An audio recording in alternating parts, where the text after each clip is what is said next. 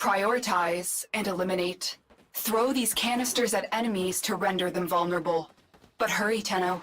Your time is limited, and the canisters will expire.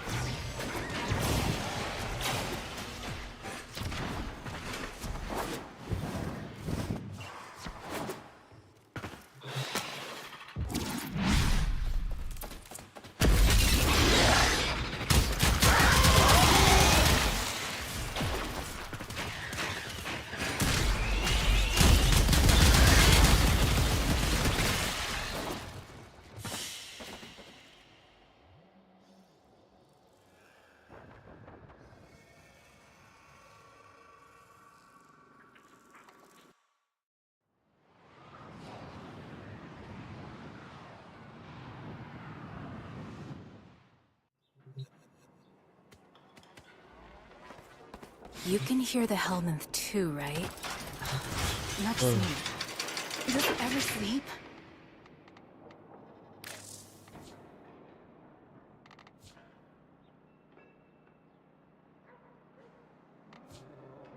Kong's movement. Solo's nuke.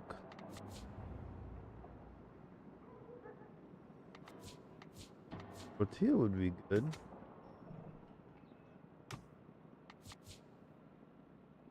I think I need the move. I need more movement.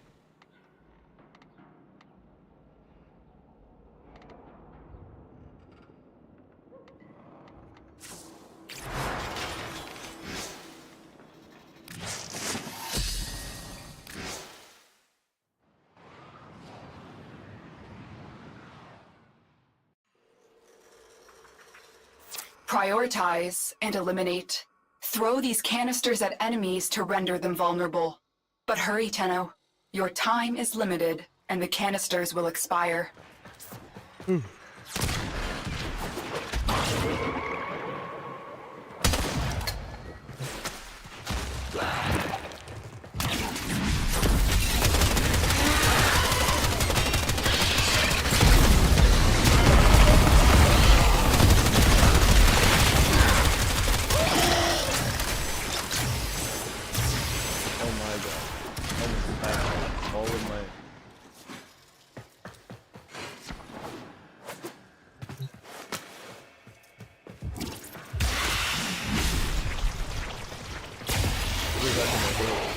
Oh no, where did it go?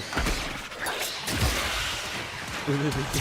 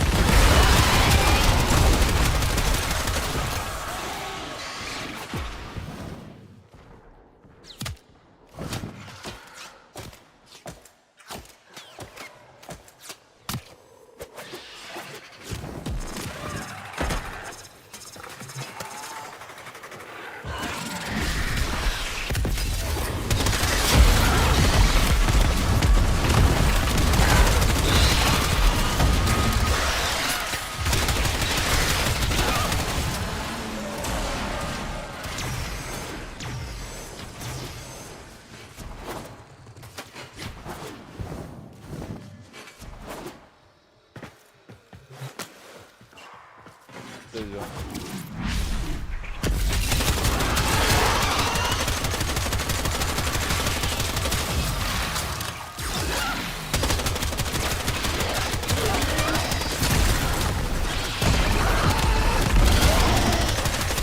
Oh my god, this is so different.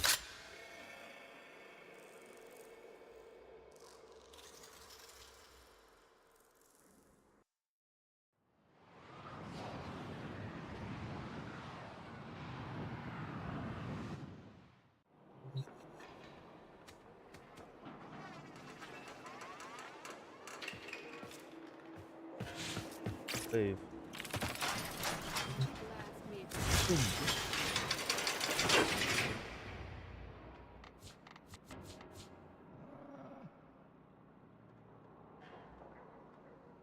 Who doesn't use that?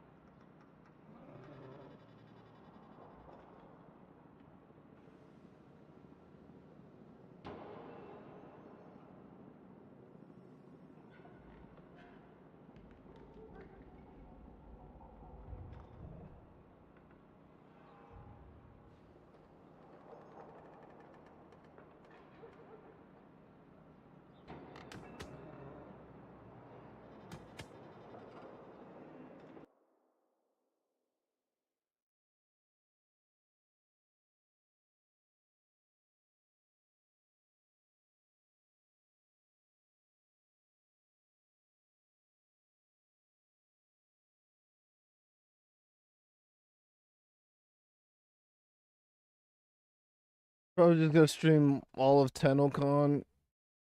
Feel me?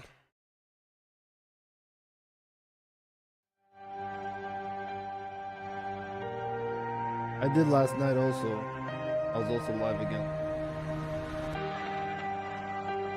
But it starts at 11. I'm gonna, of course, get the drop. I want a Valkyrie Prime drop. I'm also streaming this on YouTube.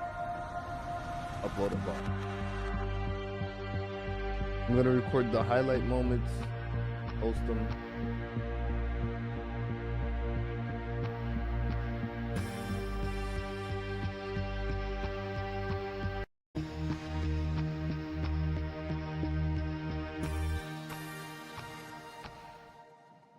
I'll be right back. My timer ring.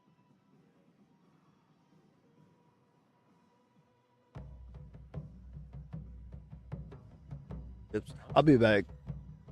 So it's into the void, now me girls and me boys, from mother's hands we go. We'll be sailing to the sun till the voyage is done, then we'll be sleeping in the cold below. Sisters below, below, we're going where the winds don't blow.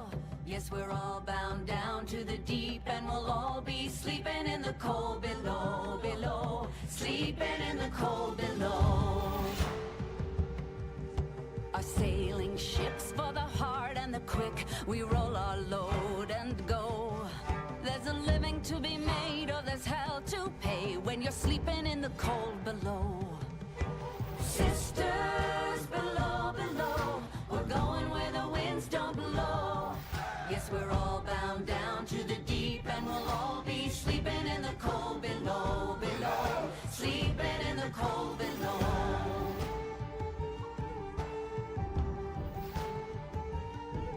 There's a man on high with the devil in his eye and a golden hand, I'm told. It can hurt you, it can hold you, he can kick you or console you when you're sleeping in the cold below. Sisters below, below, we're going where the winds don't blow. Yes, we're all bound down to the deep, and we'll all be sleeping in the cold below, below, sleeping in the cold below.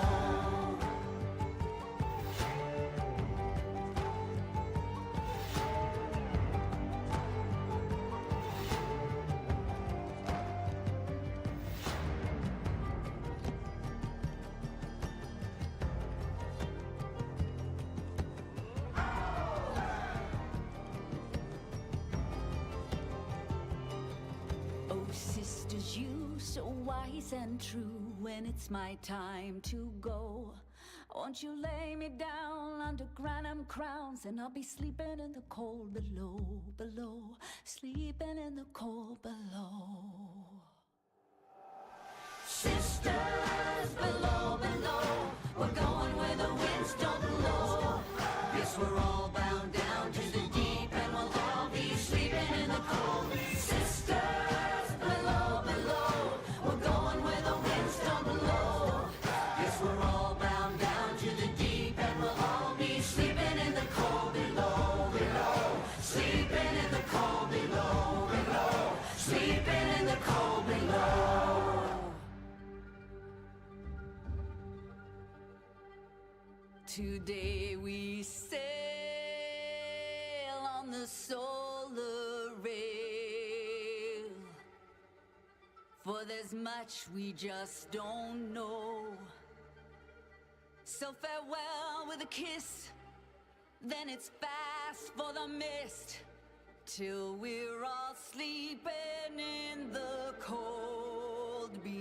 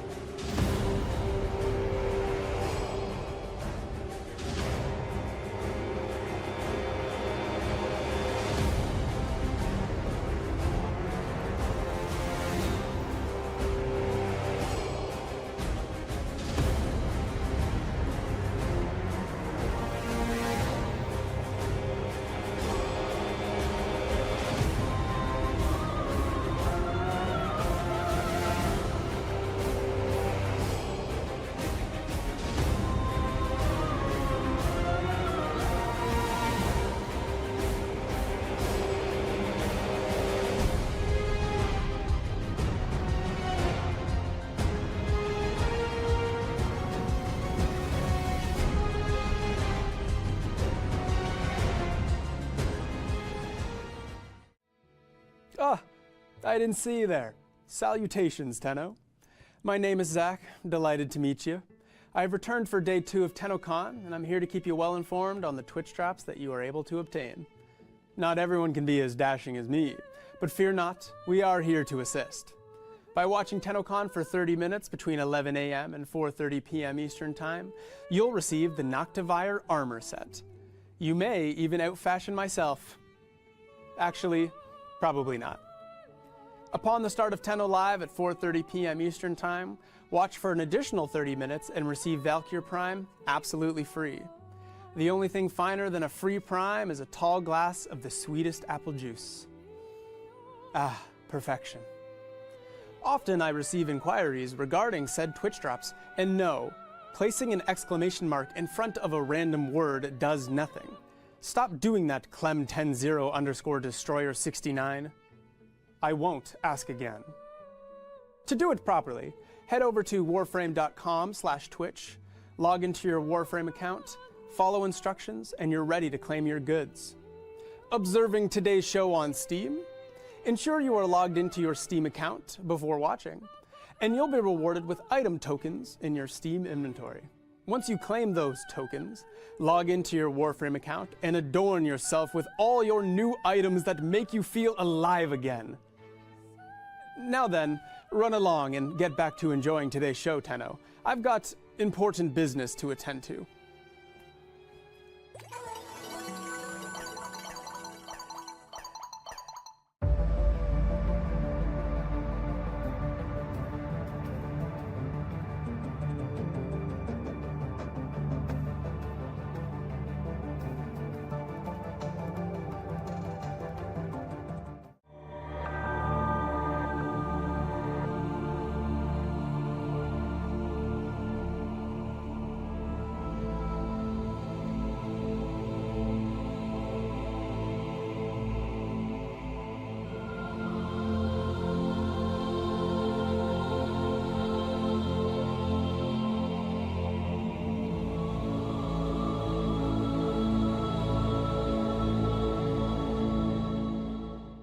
Isn't it time for a new story?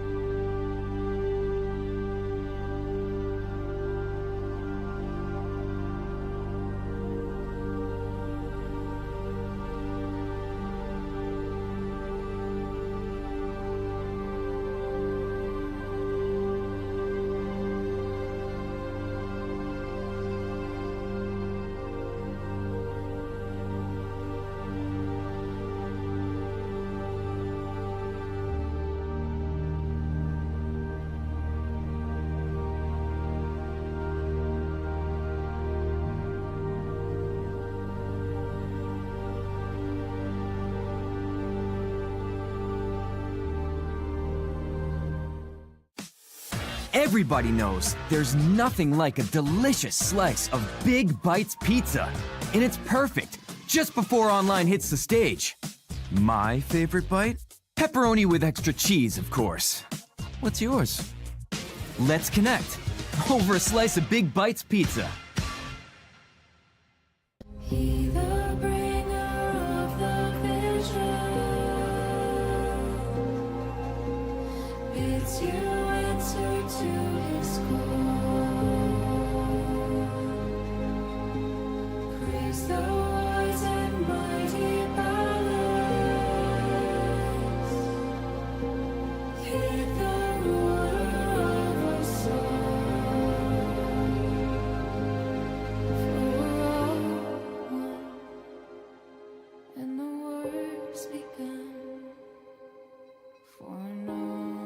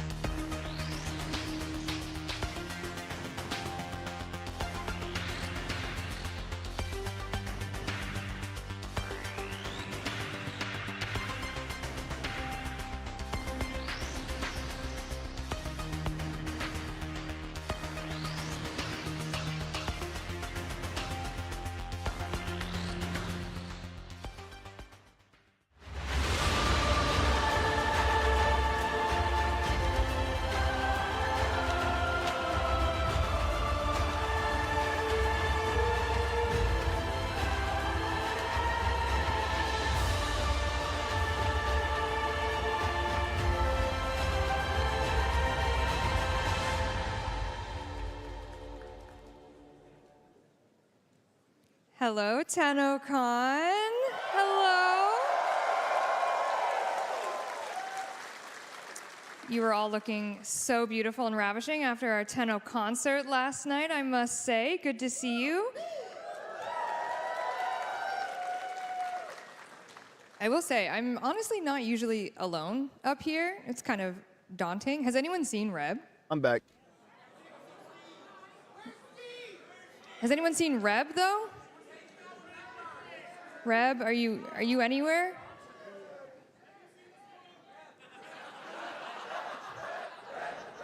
Is that a fridge? Hello, TennoCon.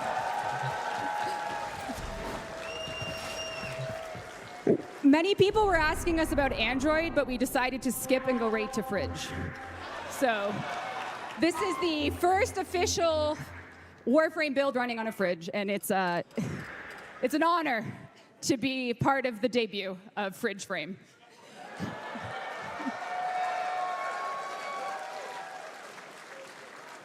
Hi, Rev. Hey, Meg. Just making your way up here. All right. It's 10 years of TennoCon. We did the math yesterday, and it's not a baby. And again, it's crazy to think that 2016, we were here. We only had that tiny space over there, like maybe a third of this ballroom to do Tenno Live 2016. Opened it up a little more for Plains of Eidolon in 2017, which was big for us. And was anyone here for the 2017 one? Okay, who is this your first TennoCon? Wow. Wow. And it's not your last, right? Yeah, there we go. There we go. Honestly, to have grown this event with you, we could not do this event without you. You support us, and hopefully you feel that we support you because you are just an incredible community. Everyone that I've talked to that this is their first TennoCon experience, that's kind of the number one thing they say, is that this community, the online community who I know are watching, the physical community here, you guys are incredible and you truly are the best, so thank you. So, not to do a history lesson at TennoCon, but I do think it's important because it is our 10th event, and like Megan said, we used to have just enough chairs for that side of the room, and that's it. But I wanted to do a brief history of all things TennoCon because it has been 10 years of this event, which is quite insane to many members of the team and the community. And I think just giving a little bit of context on how far we've come is important. The first build we ever had for Warframe was in March of 2012, which, if you're doing a calendar check, that is when the Xbox 360 and the PlayStation 3 were the leading console. So we have been trying to do this since that day, 13 years ago. Wait, maybe 12, 13? 13. Oh, shit, okay. And not a baby, not a baby. Yeah, okay. No, is a baby? I Yeah, don't know, I don't know. It's not a baby. What is it? I don't know. But that's outrageous in the minds of everyone that's either been at DE in the past, that's here now. This has been the reason that we specialize our crafts and put these events together so that we can continue doing all things Warframe. And when we started, Discord did not exist to continue the history lesson. Ooh. Like, it just didn't exist. So if you're watching on Discord, hello. Hey, you are a baby. I actually don't even think there were Twitch ads when we started. There were no What a ads. time. Yeah, like I don't know if they had ad revenue then. I don't remember. It's been literally 12 years. So I don't know. And then, just at a time when we were I think the foul word is like live service, game as service. We are that, but like out of desperation and keeping our lights on, honestly. Yeah, truly. So it's a very different world now. We're still alive in it, and everything that you see tonight is because there are people around the world that work on these games, Soulframe, Warframe, and you play them, and you care, and you show up. And it will never make sense to us that we can continue doing this, but we appreciate it so much, and we just want to make your day awesome. Whether you're at home, we want you to have an awesome day here at our 10th TennoCon, and we have worked very hard. The team has worked very hard, everyone, to make this a very special day for everyone. So we hope that you enjoy, everything we're going to tell you today, because there's a lot. And the history, We love you. I think that's the end of the history lesson. Yeah. Okay. All right. History lesson over. Pop quiz. How many years ago? First play? No. When did we start the game, making it? 12. Close enough. Clyde, we'll take it. You passed. You passed. All right. See me after class. I'm joking. I'll be in the fridge. Find her in the fridge. All right, let's get into a little bit of housekeeping, shall we?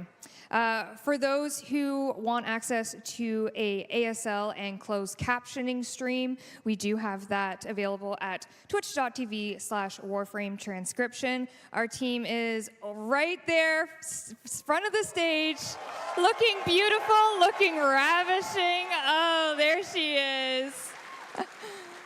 They were also doing the Tenno concert last night, and I got to watch them jam out to that. So they are a talented bunch over there. And as well, 10 years of TennoCon, every single year, because of you all, we are able to do charity organizations and give back to many, many organizations. This year, we are partnering with 2 of them. We're going to tell you about the first right now. The first is the Canadian Mental Health Association, and we actually have a very special video that was provided by CMHA, and I'd love to take a look at that now. In a world that measures worth by income, we measure it by humanity. Supportive housing means a future for people left behind. This is more than just a construction site. It is hope, potential, safety, warmth, and a place to call home. It is here that the Canadian Mental Health Association of Thames Valley Addiction and Mental Health Services has committed to building the first of 2 supportive housing buildings in London, Ontario. The goal is to safely house 115 people. Digital Extreme's donation of $100,000 literally will turn the lights on 2 permanent supportive housing units, 2 homes. At CMHA Thames Valley Addiction and Mental Health Services, every move we make is guided by our vision to provide critical mental health and addiction services, education, and advocacy to ignite hope and support change for all. By working together to provide the right tools and support, Londoners can reach their potential and thrive.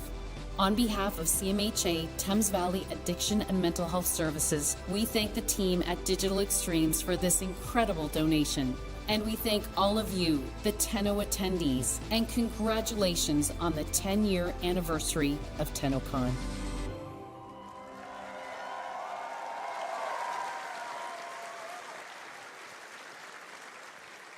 And we actually have Mandy from CMHA sitting over there. Mandy, I don't know if you want to stand up. I can barely see you.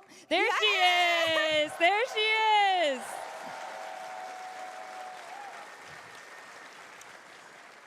So Mandy said it perfectly in the video, but thanks to you here in London, Ontario, from the $100,000 donation that we're able to do because of you, we are going to build 2 homes for 2 families and support them through all of their, issues that they may have and just help them have a better life. So thank you for coming to our city and making our city better just by supporting us. So thank you for that.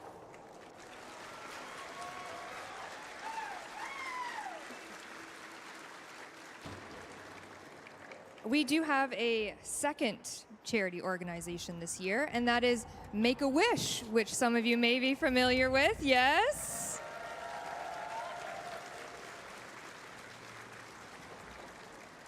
So last year we connected with James Conlon through Make-A-Wish, and he made his voice acting debut.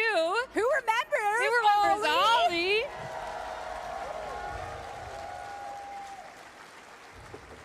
Voice acting Ollie in 1999, and we have something special this year with Make-A-Wish. So please welcome to the stage our special guest, Shauna from Make-A-Wish Canada, as well as the voice of Ollie, James Conlon, and his parents, Marianne and Paul. Let's hear it.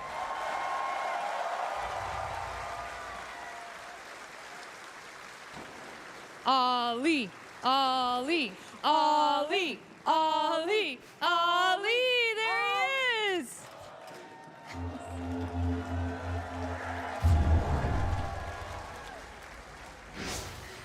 Come on up, my Front friends. stage man. Front and center, there we go.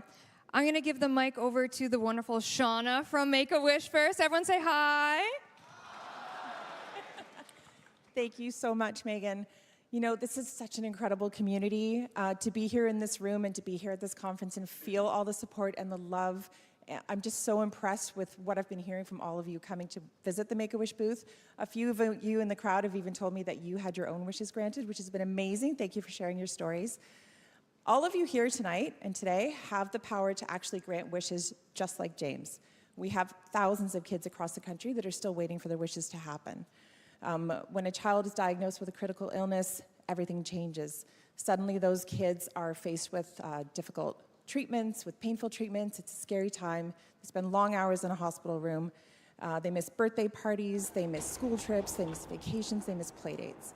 So wishes are an incredible turning point in a treatment journey where it gives hope and joy and strength when they need it the most.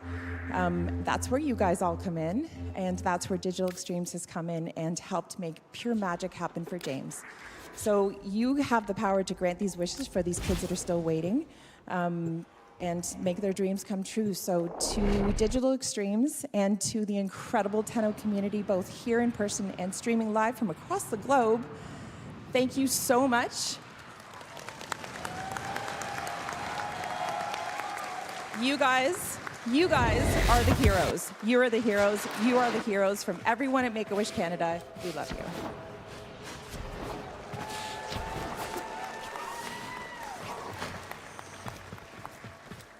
Did you see how she did that with no notes?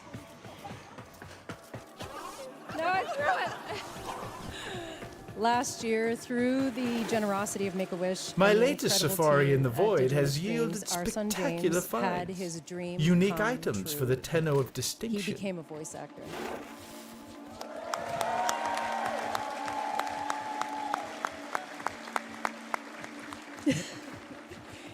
He was welcomed with open arms, toured the DE office, met amazing voice talent, stepped into the recording booth, and voiced Ollie, a character created just for him by Ronnie and Corey.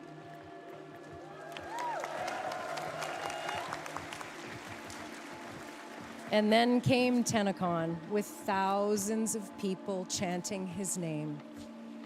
You included him, encouraged him, celebrated him, and that kind of support leaves a lasting mark.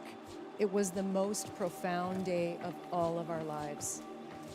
That experience gave James more than a wish. It gave him a purpose and belonging and the belief that voice acting could be his future.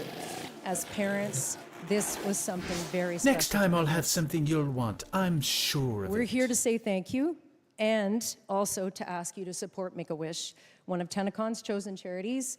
Your support can help create another story like his. One wish truly goes a long way. Come and say hi to us. We're at the Make-A-Wish booth signing autographs, one of his most favorite things to do.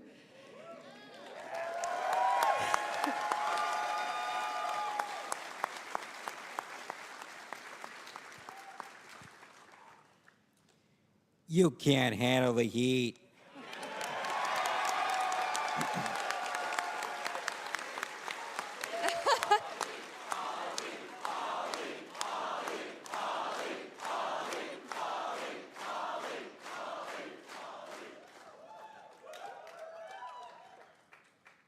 Thank you, Make-A-Wish, Kevin Lim, everyone at D, especially Corey and Ronnie, for making my life.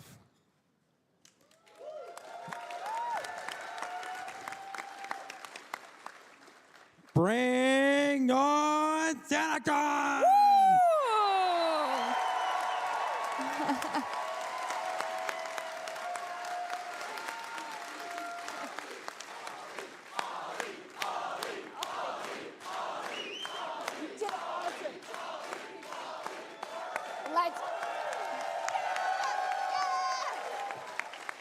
Great job. Oh, thank that was- you.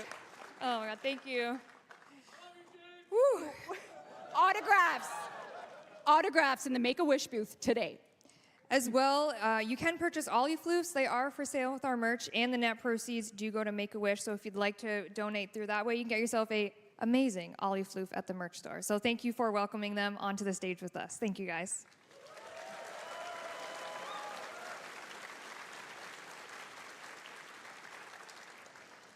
All right, some more housekeeping, shall we? Let's get into a little bit more here.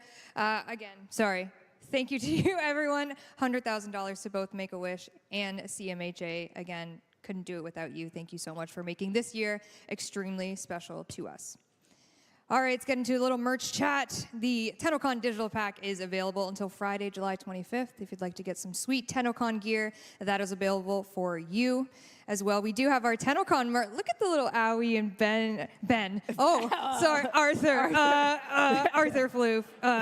And the Arthur Floof is caked up. It does have It's caked up. We had to pay extra for the padding there, for We sure. did. Yeah, it's worth it. Ben's request, not us. Yeah, Yes. that diva, am I right? So you can pick up these things as well at the merch store. Ooh. In your heart. Or in your, no, she's in your back room. Yeah. She's in your back. Come on. Whoa! I said what I said. To be honest, many of your favorite hacks are here today. That's right. So Eleanor is here. The talent of Eleanor. The talent, of course. Yes. She's not in your back room. No. As well, the TennoCon digital pack is still available. It's available until Friday, July 25th at 11 a.m. Eastern Time. So if you want to get into the Barrow Relay, the special VIP one, he is live now in-game for all of our digital ticket holders. He has everything he's ever sold. He is here until Saturday, July 26th at 11 a.m. And yes, you can get a kick at the can at Void Surplus in this special barrel. So if you haven't gotten that Signa yet, I haven't. Oh, you did. Brandon. You that was a dev tricked me. As well, the Twitch drops for today for watching TennoCon, which you currently are online. Hello, welcome. The Natavire armor set for 30 minutes for while watching TennoCon, and then Valkyr Prime for watching Tenno Live. And I know I mentioned this yesterday, but everyone who is physically here will be receiving an email with the code for all of the Twitch drops. And if you want to double dip, I don't know, get Warframe on your phone. Or your fridge. Or your fridge, if you brought your fridge with you. Fridge Frame 1. Oh, that's the next one. We will have Gift of the Lotus alerts after the stream. Classic ones, we have your potatoes. We also have your Umbra Forma blueprint. I think these are also included in the email, so if you want to double dip, I'm not going to yell at you. You can do what you need. You would, because you're Valkyr. That's right. Yeah. And we do have an in-game relay experience that will be going live at 4 p.m. Eastern Time. This is going to find a sentient ship in your star chart, perhaps? I don't know anything about that, but if just be in game. That's it. Or if you're here, be here. Either one. You can do it. Yeah, you're gonna want to be in game for this and in this relay while Tenno Live is happening, and that's all I'll say about that. Very special show. Very special show. Speaking of very special. Oh. Yeah, I know. Valkyrie Heirloom, she is coming this Monday, July 21st on all platforms. And again, a shout out to community artist Purdy for this concept. Incredible. You've fed the people with this design of Valkyrie Heirloom. Do we love Valkyrie Heirloom? Woo! Yes.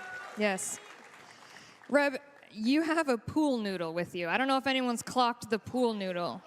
Could there be a reason? For years, the players have demanded dog days get expanded with pool noodles.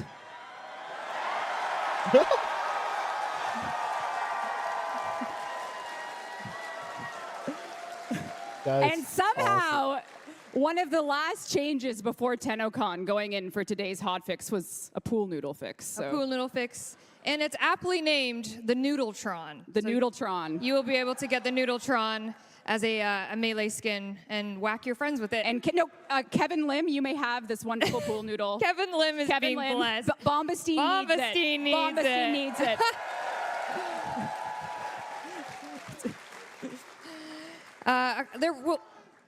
There will be some other new things in Dog Days as well. It starts August 6th, so you have a little bit of time. But we do have amazing new glyphs going in by Chicken Draws Dogs, a very familiar community artist. Yes. Featuring the Lobs from last year. We didn't know about the Noodletron yet. We could have had it in there, but that was our bad. So August 6th, you will be getting Dog Days and the Noodletron. You can whack your friends. It'll be great. That is outrageous. Come on. And that's it. That's all. That's our reveal. Thanks for coming. That's Tenno Live. That's it. No, it's not it. Nice and short. Wait, you got more later. Don't worry. I just want to remind you of some amazing giveaways with some amazing partners we have. These are all online giveaways through Gleam, but we do have some amazing Omen Gaming Hub and HyperX giveaways here if you would like to participate in that online. As well, the Secret Lab chair, which I gotta say. Is that a one of a kind? Reb, you want to crank me back? What am I doing? Crank me back. Crank it? Yeah, crank me back. This button here. Ready? 3, 2, 1, go. Oh, yep, there it is. Okay. There it is. Look at that. Look at that. You could be so chill. You could be so chill. It's so comfortable. Anyways, that's also a digital giveaway. Incredible. Wait, are we giving this one away? I don't think you want it after I've been sitting on it. All right. That's for Omega Gaming. Guys, I run hot, okay? That's it. That's all that meant. And then as well, the most comfortable footwear in the game, Crocs. We are doing a Crocs. No way. I'm not wearing them. I'm not wearing them Don't either. look at my feet. Don't look at my feet, cameraman. Don't look at my. Don't look at my feet. Don't do it. We do have some gibbets, as you can see, TennoCon 2025 gibbets and very orange Crocs. I think these are actually Ruse Crocs in this image. Rue, so confirm, thumbs Rue, up. thumbs Yeah, up. We yeah. got those are Ruse Crocs, and they weren't clean. Let's hear it for Rue, everybody. Broadcast specialist. Yes. Yes. Woo! All right, we're going to wrap up here shortly. A reminder of what today is going to entail. You're currently in the Welcome to TennoCon 2025 panel. And then at 12, Soulframe Devstream really kicks off this main stage. We are going to show you, kind of go through Soulframe's history, what we've accomplished over the past year, and where Preludes is at, some exciting news about Preludes. And they have a 30-minute live gameplay demo for you. Ooh. It's outrageous.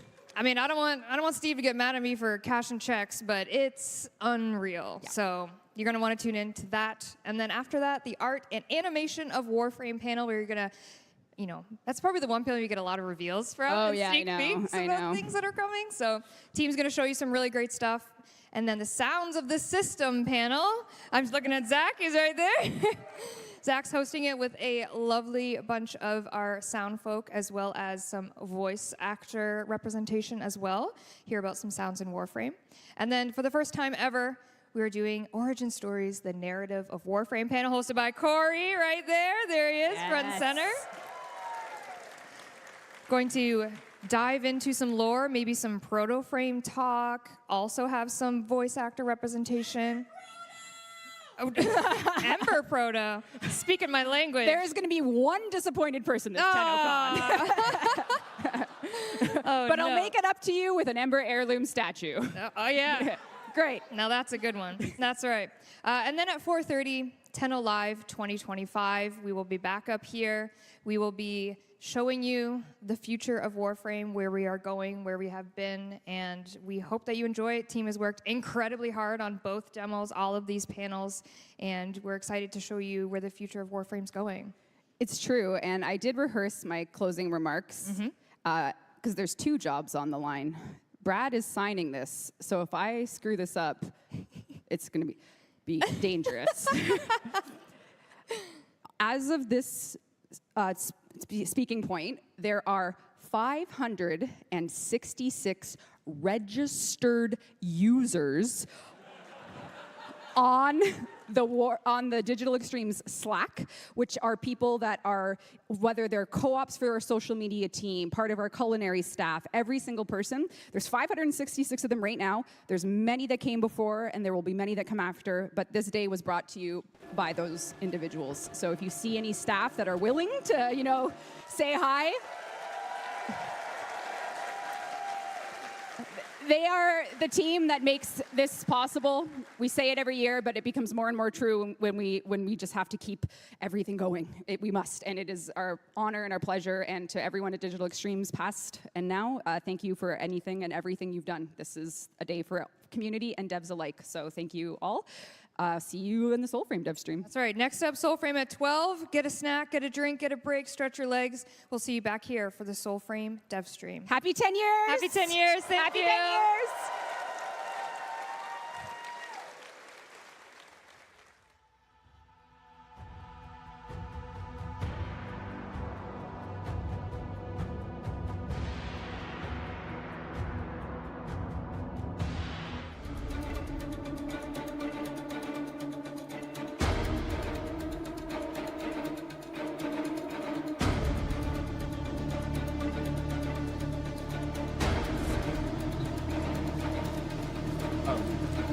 There was not as many distance. One was empty.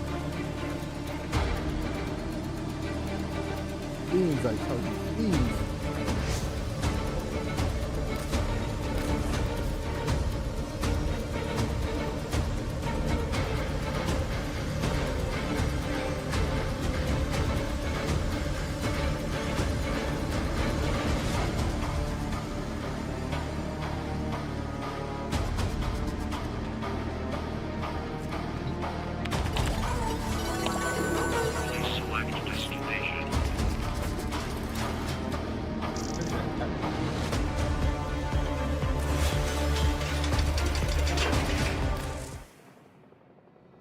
Ah, I didn't see you there.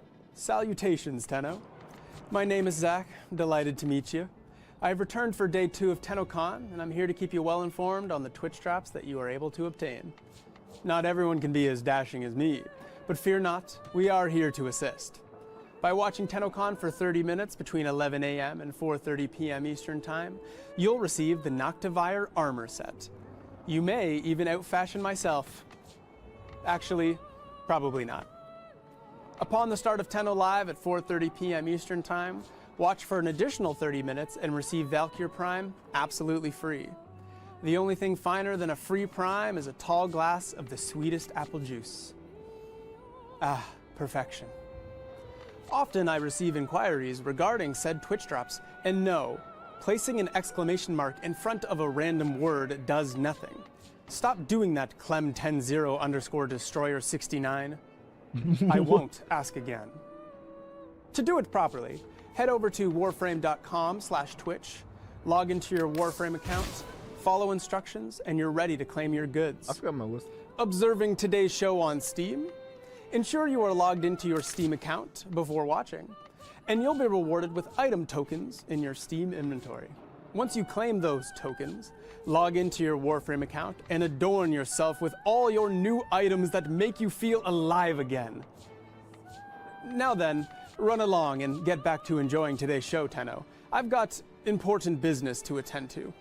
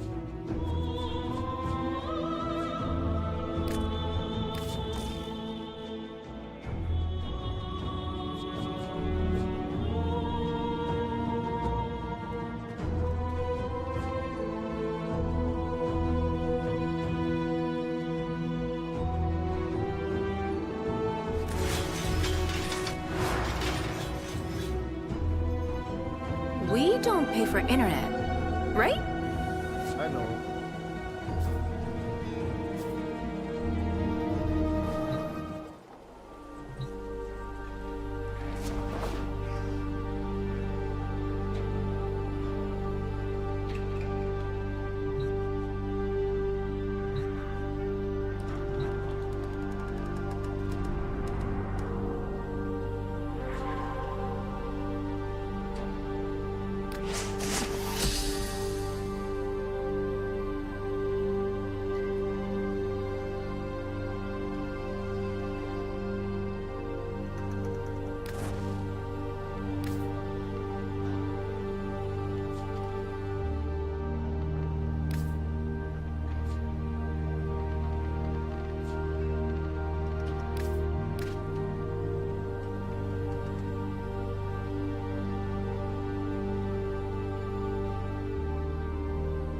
Like those.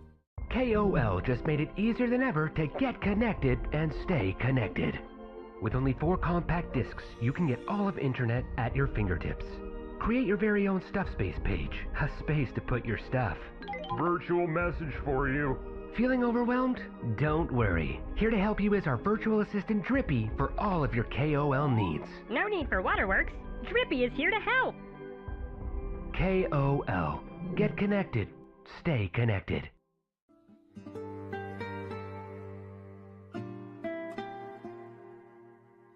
Dominus, oh Dominus, ira cacateneo,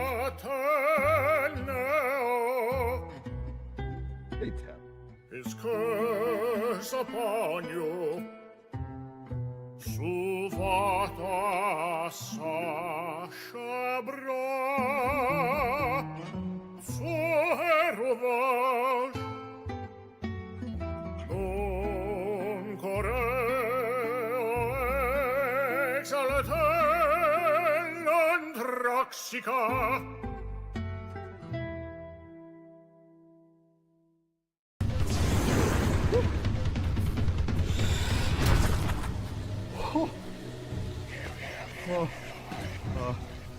Huh? Haha. The end.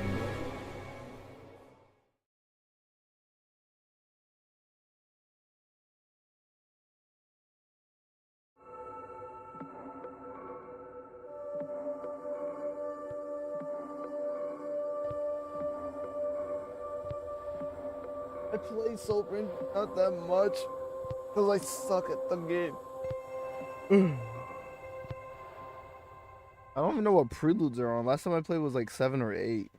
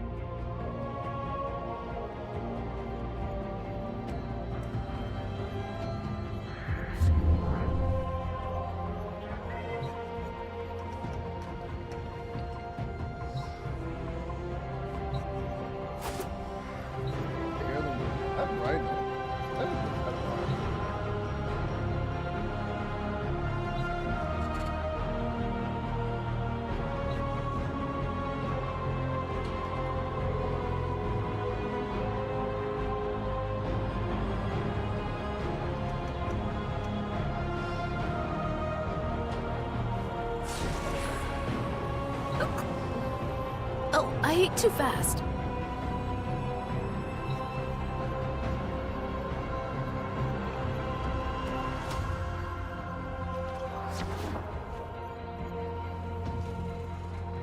I wonder if Eleanor and Letty would be up for a movie night. A chick flick would be so fun! Amir can come too.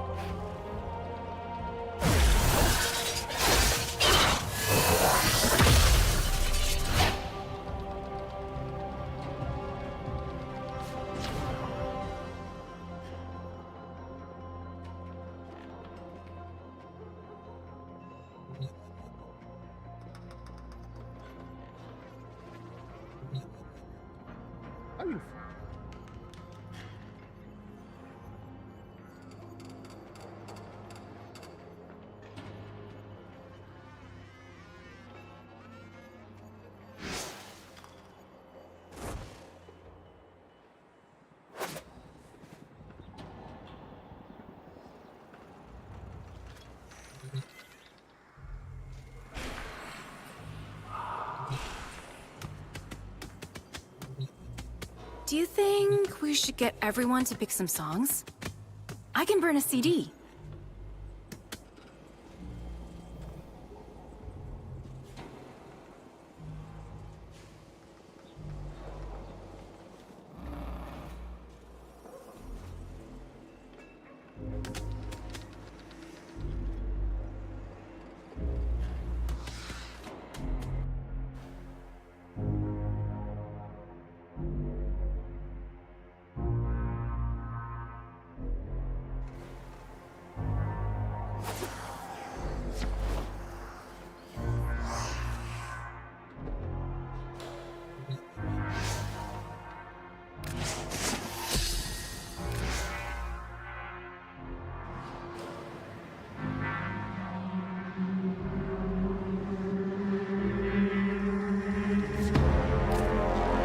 Prioritize and eliminate.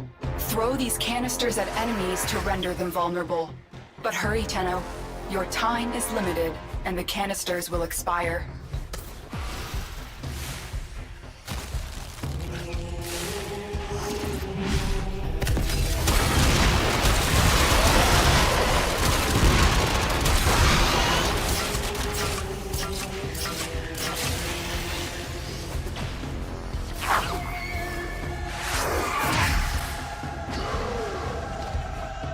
Ain't no way I just...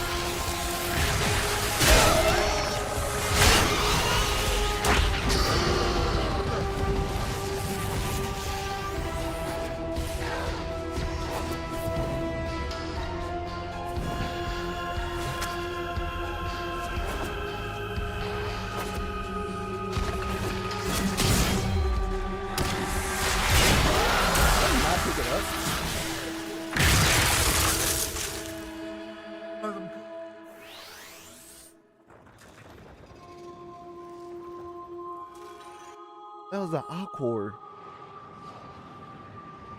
This is why you always double check your loadout.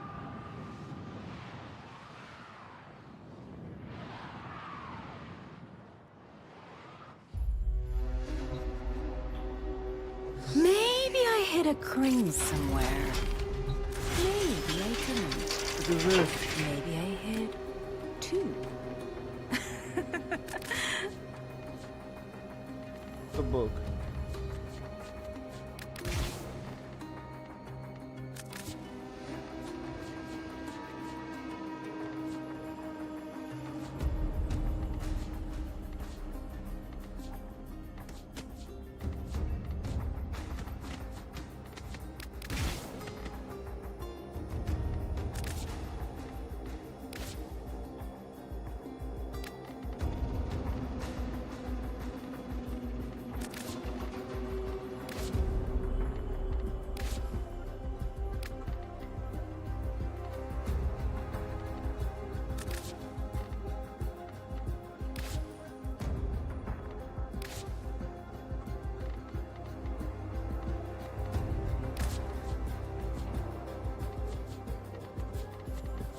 This one.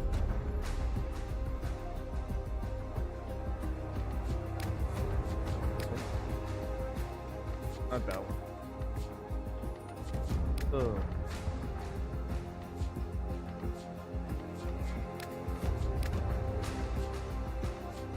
I like that the blade looks like.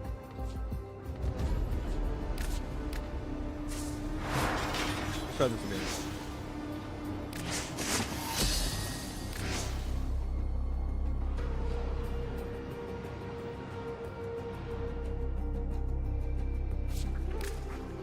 Prioritize and eliminate. Throw these canisters at enemies to render them vulnerable. But hurry, Tenno. Your time is limited, and the canisters will expire.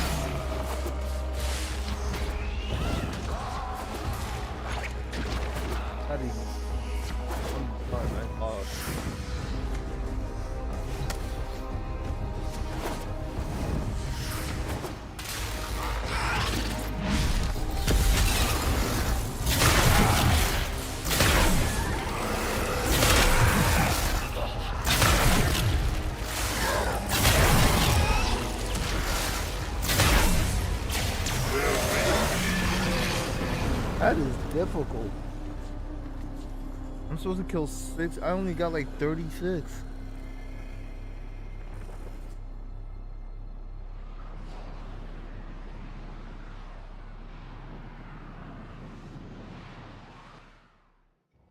Get them all bundled up together, like a lot more. Good for them. Other than bobbing. I don't use bobbing like I just could with his ability.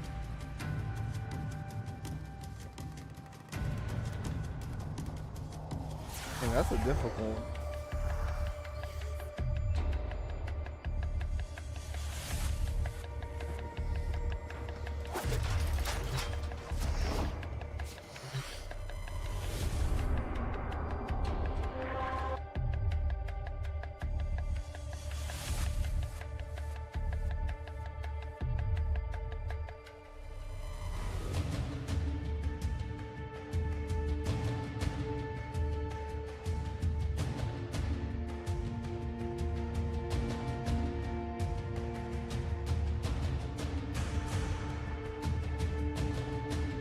Starting.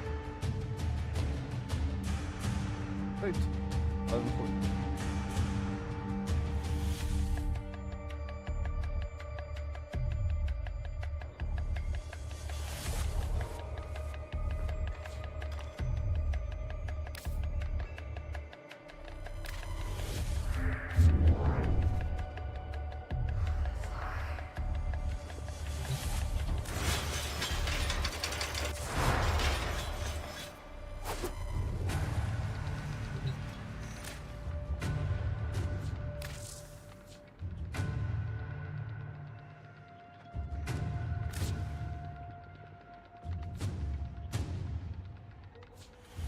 Oh, bye.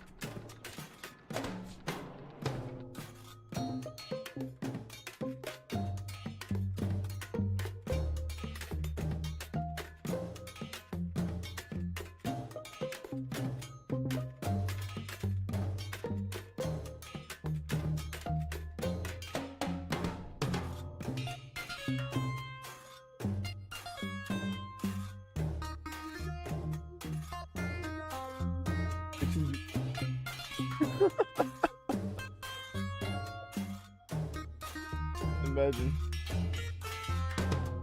It was like listening to Stomp.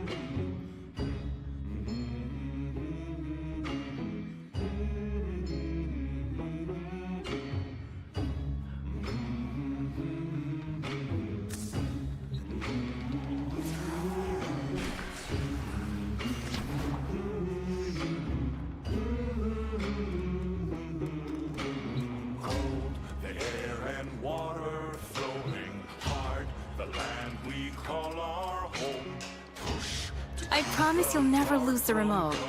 I can isolate it and just... yoink. This, the song of sons and daughters, hide the heart of who we are, making peace to build a future, strong, united, working till we fall. The air and water flowing hard, the land we call our home. Push to keep the dark from coming, feel the weight of what we owe. I wonder if Eleanor and Letty would be up for a movie night. A chick flick would be so fun! Amir can come too. Peace to build a future, strong, united, working till we fall. And we all lift, and we're all adrift together, together. Through the cold mist, That'll be fine. Next after her is. Oh, not.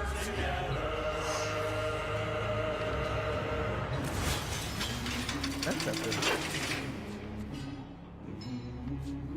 Not primed yet.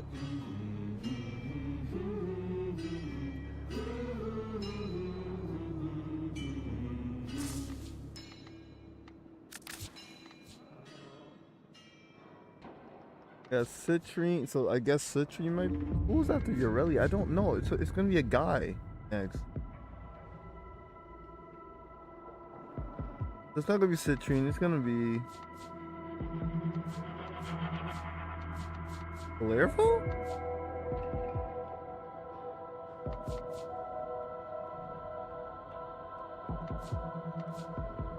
Right, because Calervo Corvex.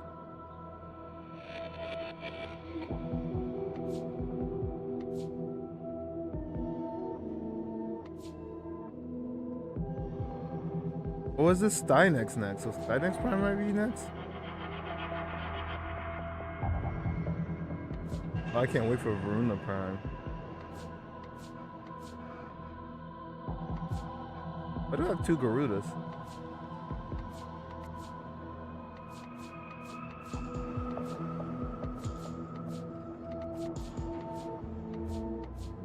Either Stynex or Vex.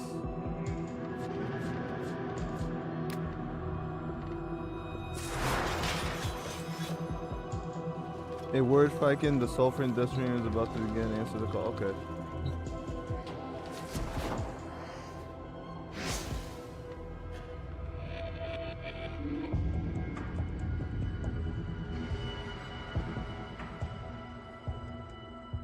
Sulfur in Devstream.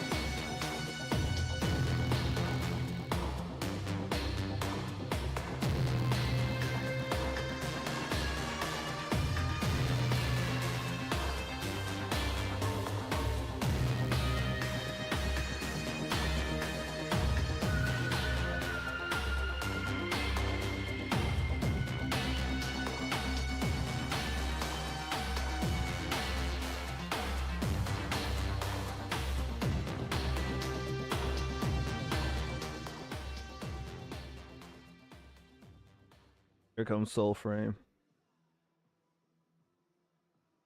I wonder what they're gonna show.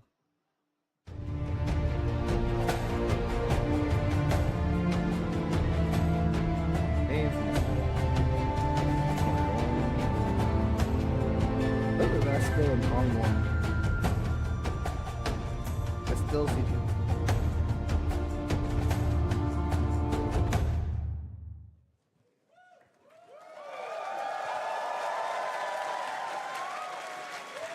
Hello, hello. Hi, hello. Hey, hey. Welcome to Soulframe Devstream 8. Woo! We are live from the TennoCon main stage, and we are so excited to spend the next 50-ish minutes with all of you. We are here to flap, and we are here to flop it, and you will know what that means by the end of this stream, I promise. We're going to be walking you through what the heck we've been up to since this time last year and where we're headed next. We've got a live demo to show you. Woohoo! And it's, what, 2 minutes long? It's a 30-minute demo. Yeah, what are you guys thinking over there doing? 32-minute demo? So, 30 minutes so of please, we got to speed it up. gameplay. Gameplay. Live gameplay. But first, But we're going to stall until we But first- show that. let us introduce ourselves. And I'm going to start with that fine gentleman down there. Hey, I'm George. I'm the audio director. Woo! I'm Scott, and I'm the lead designer. Yeah. I'm Sydney, and I'm the narrative designer. Woo! And dressed as Verminia from the enchanté, game. Dressed as Verminia. enchanté. Oh, Verminia. Allons-y. I don't know. I'm Sarah. I am your community manager. And next to me, Hi, I'm Megan. I'm your community director. Hi. I'm just here for Bromius, that's all. I'm just here for the big bear. Aren't we all? Hi, everyone. Thank you for coming. I'm Jeff, the creative director.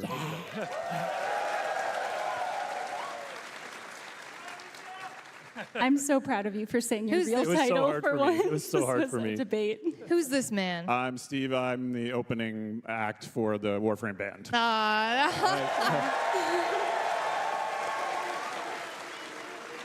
Can't win them all. Where's this man? Have you He seen has this man? been found. I'm in heaven. I'm in heaven. Aww. Okay, guys. We are kicking this stream off with some very big news. And this is regarding access to Soulframe. We're announcing this publicly for the first time today, and that is until the end of this TennoCon weekend, we are opening the Soulframe doors open to everyone who signs up on soulframe.com.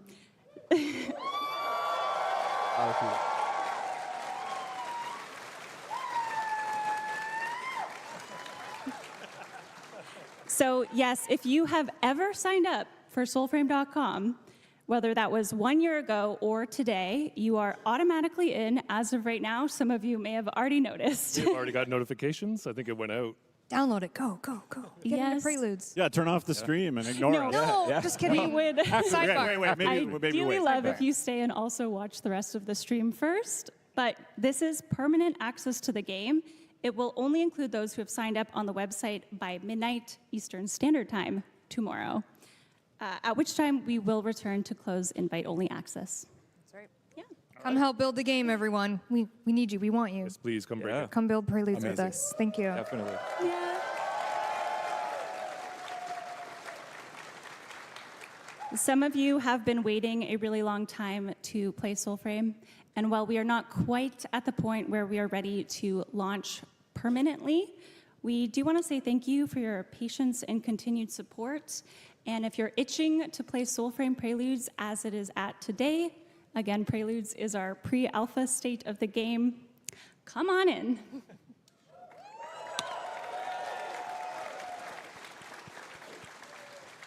How many years will it be in pre-alpha? You tell us. You tell us. Yeah. Is Warframe still say open beta? Yeah, I think technically. it is. Yeah. One big happy family. Yep. Yeah. Maybe we'll go from, instead of pre-alpha, just be pre. Nice. I like that. Pre. Maybe we're just in pre-alpha. Ooh. No more pre. You're gonna make Steve sweat. I think we've gotten rid of at least the couple pre's. Regardless, we are still early days, and there is a ways to go with some core game design and systems, which we're going to be talking about today. But this is still a really exciting time to join our journey. Our aspiration is we have no more account resets or wipes, so everyone joining in gets to keep their progress, and yeah, just help shape the game as it grows. Keep your puppy, yeah. Join us, won't you? Join us. Oh, very nice. Okay, so for those that haven't tuned in since last year and are still paying attention and not downloading Soulframe right now at home, we have progressed quite a bit. We've built upon our gameplay, combat, and some of our core game design. So we are going to quickly walk through what has progressed. Here you go. Thank you, that's why you're here. Before we get into our live, never-before-seen gameplay. So, since last TennoCon, we have been cooking. We've also been swimming. Isn't that right, George? Cue the video.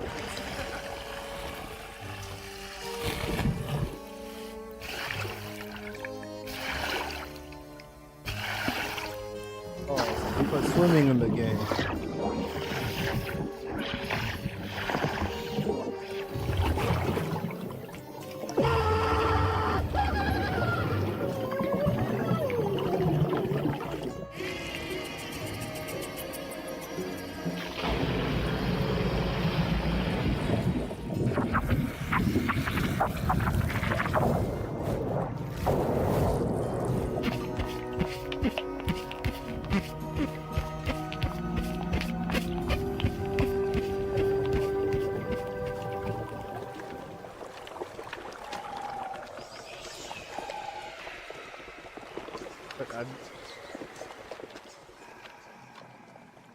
So yeah, that was our sound team in a pool. Yeah, that was. Yeah, two of our principal sound designers. Are they okay? They're okay. They survived it. They survived it. I love that Jeff is working while wrapped in a towel for some reason. Yeah. Yeah. It cracks He me couldn't up. put pants back on. You're just like, no, I'm good. It was a hot day. Yeah, so that's fair. Jeff and Willem, and they're two of our principal sound designers on the team. And, you know, we needed some water sounds for the corrupted areas in the game. And why not, you know, go out and record in a pool and get the real thing. You know, we always like to customize our sounds, record unique stuff instead of using library. It's kind of like, you know, it's kind of like cooking instead of, you know, pre-cooked meal. It's like you get to add all of the individual ingredients that make it truly unique, and so we always try to do that. So, and who doesn't want to go swimming, right? I love that. I mean, the sound of Warframe, right? It's just incredible. Absolutely. Yeah, it's just such a part of the experience, and we're carrying that through into the love of making Soulframe. Totally. Yeah, dedicated audio team, and we're gonna make it sound awesome. So. Okay. Now on to slightly less silly measures. Combat. Combat has come a long way. Fights are feeling smoother, more grounded, and more reactive.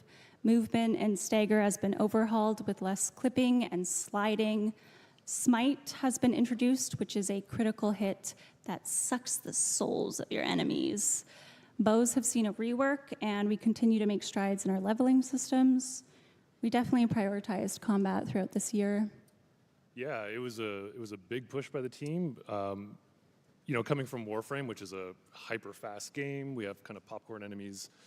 It took a lot of work on the design side to get that kind of combat feeling right, and also on the content side. You know, enemies in Warframe don't have to react to you the way they need to react to a slower paced game. So there's just a ton of new animation systems that came in to kind of enhance that acting and that reaction. And I know like the design team put a lot of... Yeah, the design team spent a lot of time really breaking it down like frame by frame, making sure the combat feels connected and grounded and solid. They went through a lot of iteration on making sure when you swing your sword that makes contact and the effects go the right way and the AI goes. Yep. Yeah, there's a lot of legacy bugs that we had that were not addressed, and when we have a slower pace of combat, those things are more evident. So, yeah. The new player experience now begins with a packed choice. Envoys can align with Spirit, Courage, or Grace, which also connects to one of our new factions. Our she-wolf Orengal has her own fable, and that is how you acquire your very own puppy, obviously a very high priority. Who here has a puppy? Yes. Yes. Puppies. Look at all the puppies. There's some puppies. Oh. Time-limited content has been added, with the most recent being the Festival of the Circade. Sydney, this was a spooky event. I was very scared. It was scary. It took place in the haunted crypt of the Jotar clan. We know the Fire King Fen Jotar. He's one of our ancestors. And this one we had to track down the Circade. There was lots of puzzles and things to find. The whole community had to work together. We expected it to take like 2 weeks. It took like 2 hours. You guys did it overnight. Wow, incredible. So next time is going to be really hard. Ooh, get luck ready. with that. Midrath has been expanded. Our map can slowly be unveiled now by world trees throughout. You can also leave messages for fellow envoys on said trees.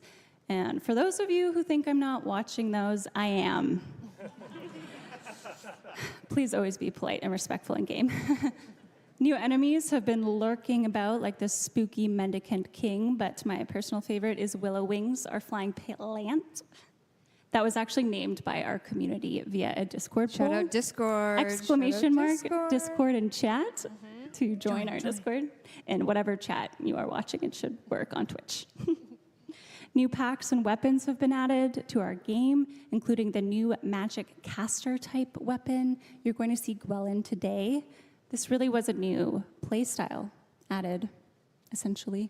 Yeah, as much work as we put into refining the combat, We're not going to show it. Yeah, we're not going to show it. We're going to show you how we expanded combat choice. And actually, in the demo that we have to get to really soon because we're running out of time, you're going to see a bit more of a mix of range and close combat with the addition of sidearms. So we get a lot of questions about, are we going to get this type of weapon, or are we going to get these other types of weapons? And the answer is yes. This is going to be a game with a huge array of weapons and play styles. So in the demo, you're going to see a kind of more of a caster-focused range style. But there is now sidearms, so you'll be able to kind of get up close and sweaty if you want to. Spicy. Yeah. Yep. We also introduced new armor sets, and armor itself grants defense stats tied to 3 types. But no transmog yet, eh? Is that in the works soon? Yeah. Soon? We'll work on it. I feel like we should call that glamour. Glamour. Glamour. Yeah. Yes. Fake glamour. I think What do you that's, guys think? Should we call it Glamour? I think that's official. Is that a good name? Yeah. Heard it here. Heard it here. Glamour. Write that down. Write that down. Maybe you have to see a certain witch. Ooh, Good idea. Enchanté. Enchanté. So yes, a lot has happened since you last tuned in. But before we jump into the demo very shortly, we're going to talk a little bit about what's next. As I said, we have a priority and a focus right now on improving and adding core game systems. One of these is the moat system, which we've been talking about a bit. It aims to offer more freedom to Envoy's gameplay and ability for weapons. Sid, these are living creatures? They are. They're hungry little sprites that live in your weapons. Yeah, this is a way for us to inject a little soul into your weapon. It's basically an earned power progression, making like a super weapon for your envoy. Early Preludes players will remember the Ode packs had an ultimate, and we didn't really like the balance of that, but we liked the punctuation very much. So this system is meant to kind of bring that back in, but give you guys more choice in how you want to equip that to your build. Another concept we have in the works is related to leveling techniques of envoys. What are we looking at here?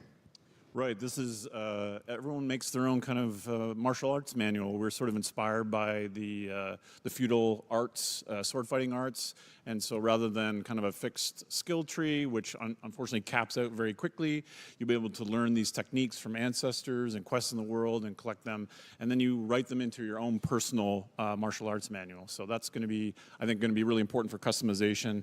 Again, the moats and all of these sorts of things. My envoy is different and fights different, and my weapons are different than yours. Just embracing customization and choice. Yes. Speaking of customization, character customization is very early in this pre-alpha state as well, which we have another asset for. Very early, but we have lots of stuff coming. Like lots of stuff in the pipeline. We have new armor, new packs that are in production. I think we have more base player customization with what's the hairstyles coming very soon. And then I think there's even more beyond that with like further customization for players. Just, yeah, cool. We have some of the spicy new weapons as well.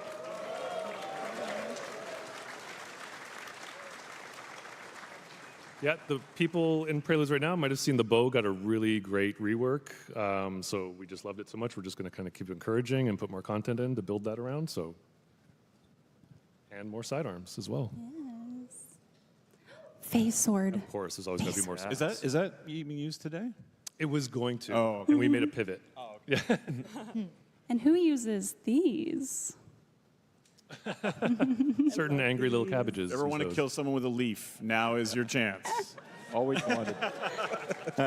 Yes, our beloved Sprout folk in game. You're going to see them very shortly, and they're not doing too well. But they also need somewhere to live. Oh, very Jeff cute. told me this one maybe it wasn't necessary. I was just going to say that reaction just proved your point. So you win. Hell yeah. So cute, but not quite as cute as... Yes. Right. Aww. This is a new Omen beast that you will one day meet, but it is not the one you will meet today. Yes. Speaking of which... Yes, Romeus. I think we should turn now to what you may be most excited to see, and that is a demo of our new Fable. Story of Bromius. Yeah, I think just we're going to jump in real quick because we're out of time, but just a huge thanks to the team. The team killed it on this. We have a lot of very creative, passionate people. Please let them know you appreciate it. I think the only boss I just on Warframe is fantastic. I want to restart. And yeah, if you are in Preludes and you don't want spoilers, you actually might want to just download it instead, because this is a very condensed version of the Tale of Bromius. Landon and Joey from our team are going to be playing this on our live dev build right now. Over to you guys. Let's go. Thank you, everyone. Good luck Thank you. with it. Thank you. Hope you enjoy. Thank you all. Please enjoy. Thank you.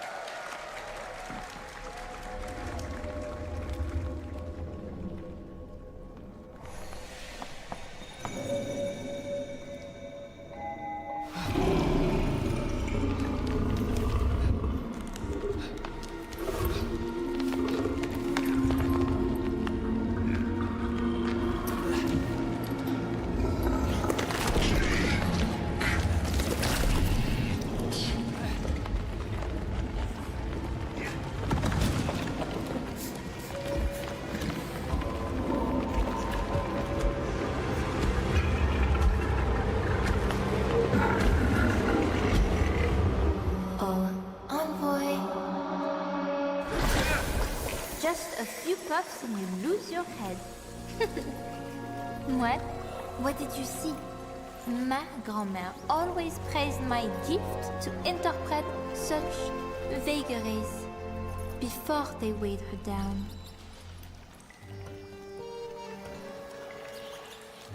Yes, you fear the beast within. Unknown, untamed, ugly. What?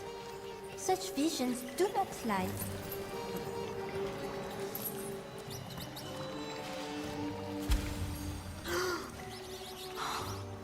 It is worse than I thought.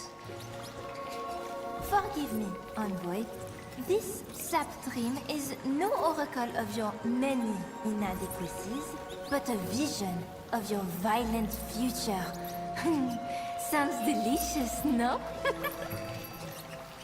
Allons-y. To Weavenwood.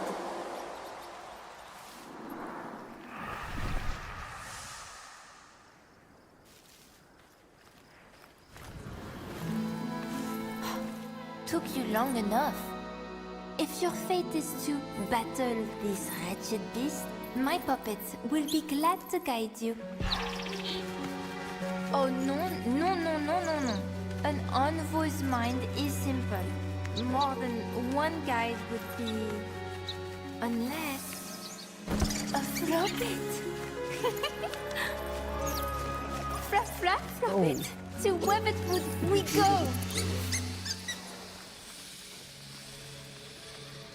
Just turn the sparrow into a flying rest. That's one thing, the waypoint with like the flying bird, it breaks a lot in the game.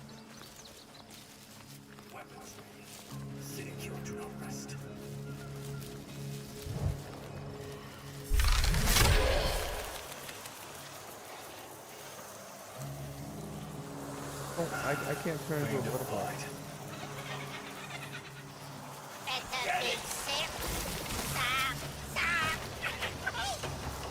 Sproutsfolk, they are cursed. Even more than usual.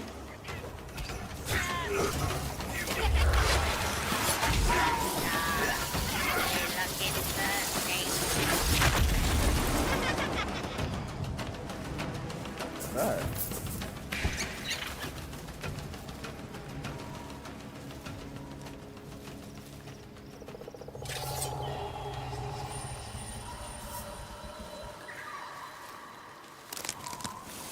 Wish, stoke, silent now, but for the wind. Battery glowing.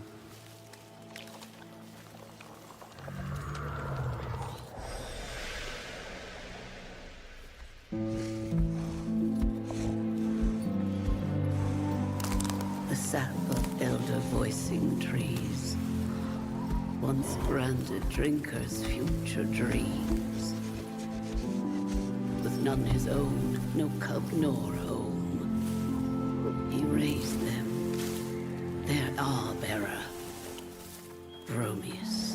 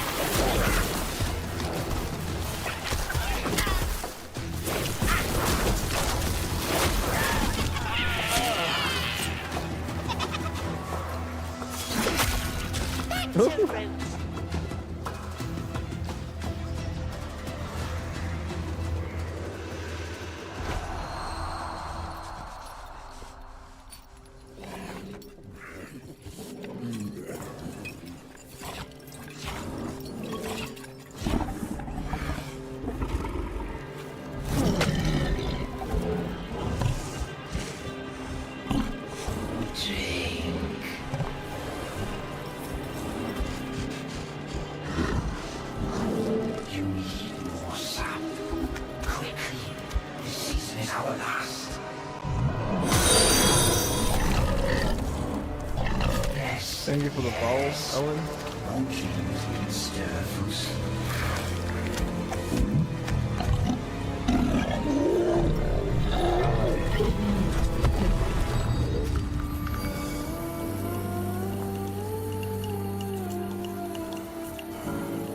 Watching this Warframe Devstream right now. Mine.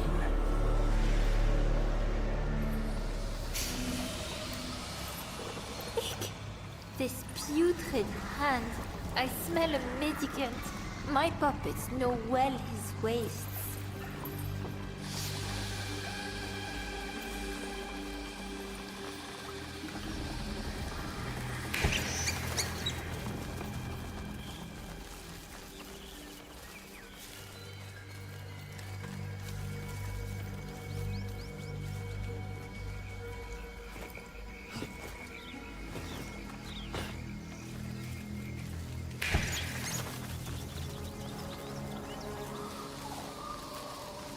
Such wretched odor.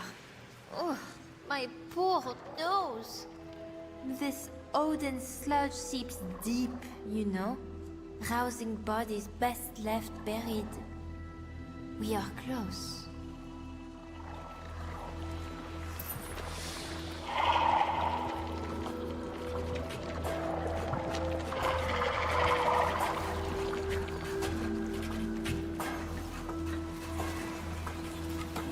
A word faking.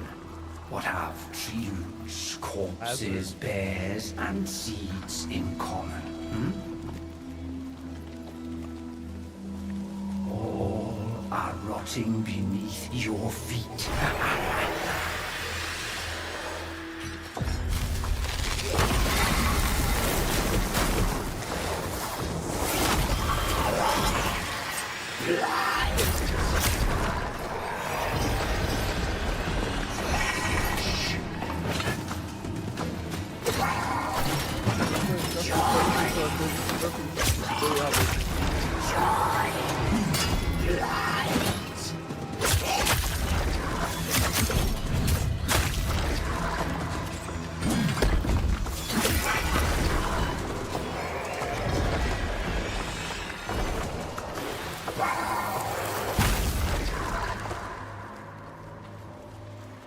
Get smacked.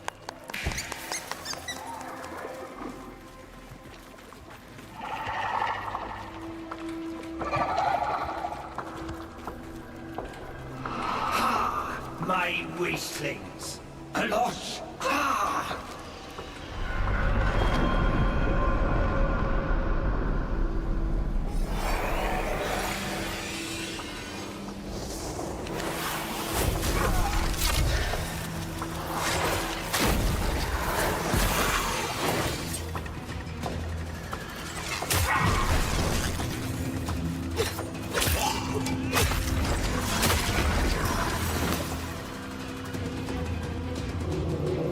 All will come mendicant in time. Mendicant Wraith. leave our seed to the living. You misspeak, witch. Words have power. He lives now, my precious seed. Reborn, mendicant.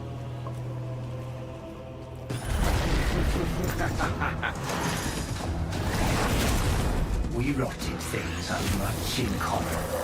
Our tongue, foosh. Our thirst, still.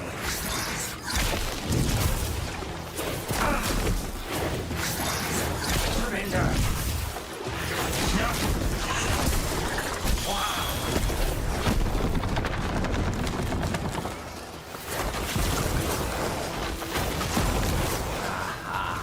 What said I of rotted things?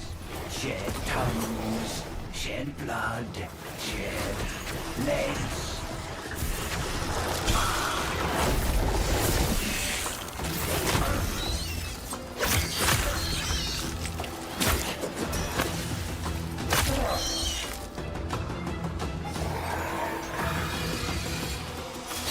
Dead, do not die.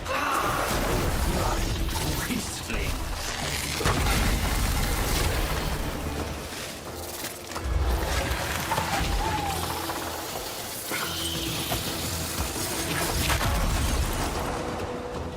Weird, man. It looks like a giant bobblehead.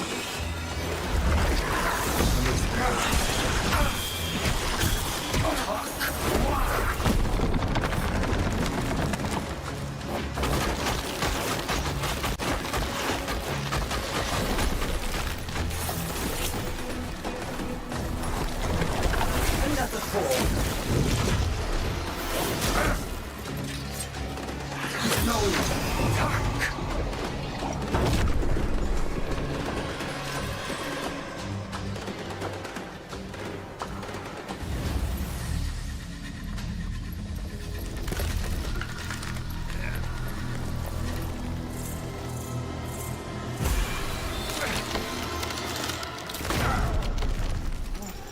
Ancient roots from which you've grown. Voicing seed. Take us home.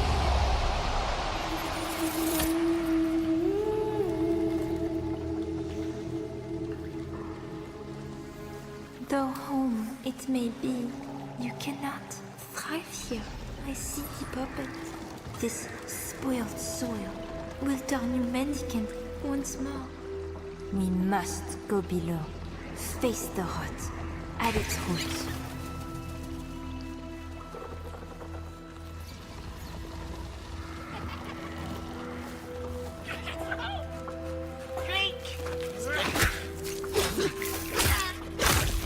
Oh, better.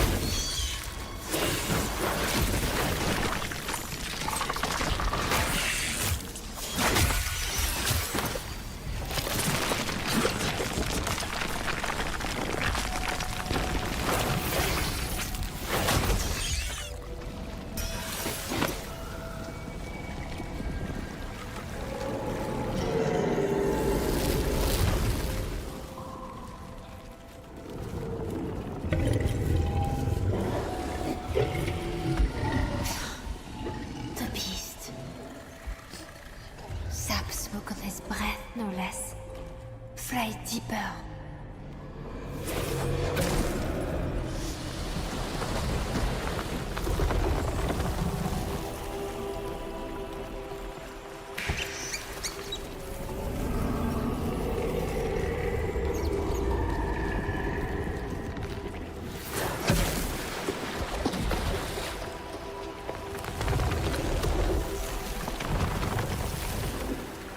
This underground area looks so dope.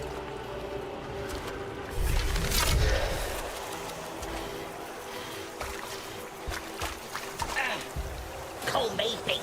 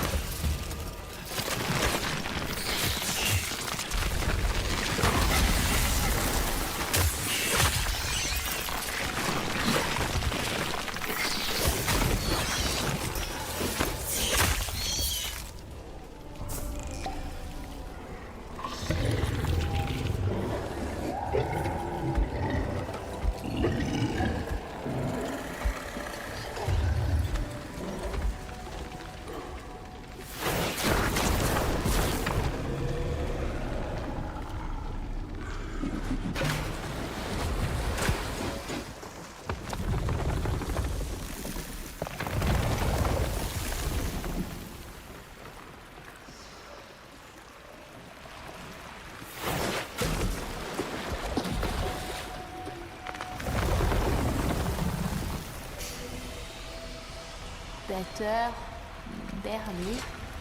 But our little seed needs the finest of soil. Allez, allez!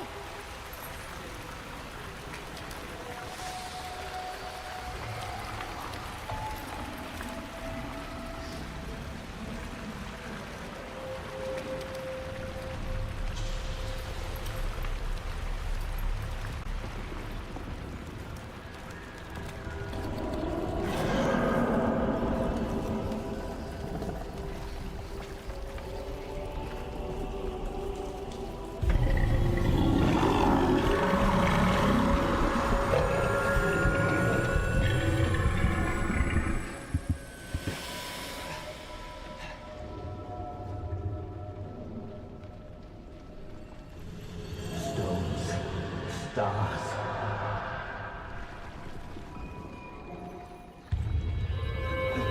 Have all the frost between them. They bite like ship's birds, bore like worms.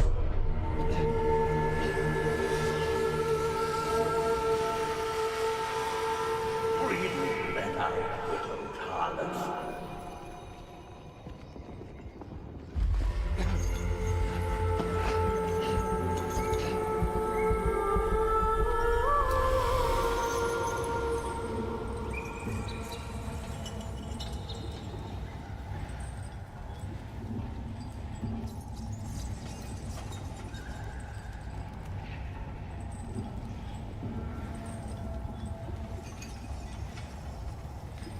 Wanting more than I have, every inch of land that I bleed, that I feed for them, that is mine.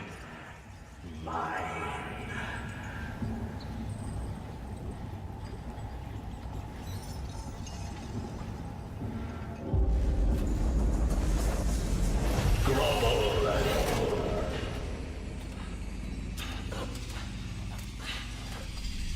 You gruel, too feckless to kiss your lord's feet when he brings you peace, bloody sanity to your knotted woods and piss-washed rocks. When he stands in your presence.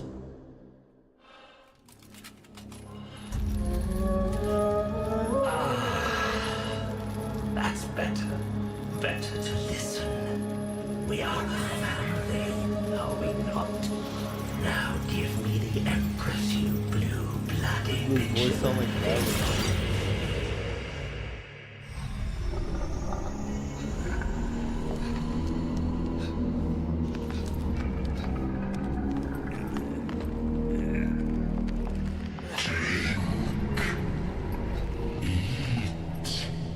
It will all go away.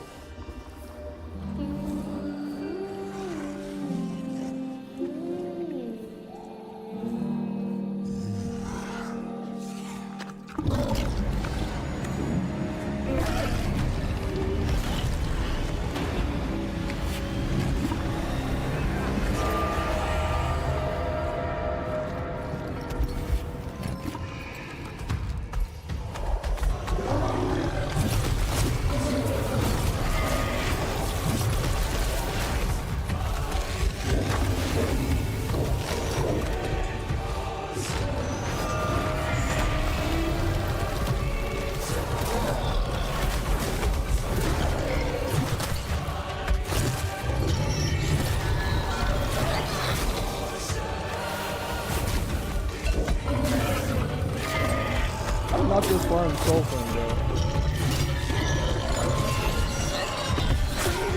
I just beat the gearbox. That was a difficult fight alone. I died like 8 times. Oh my god. You just put your hand in his mouth.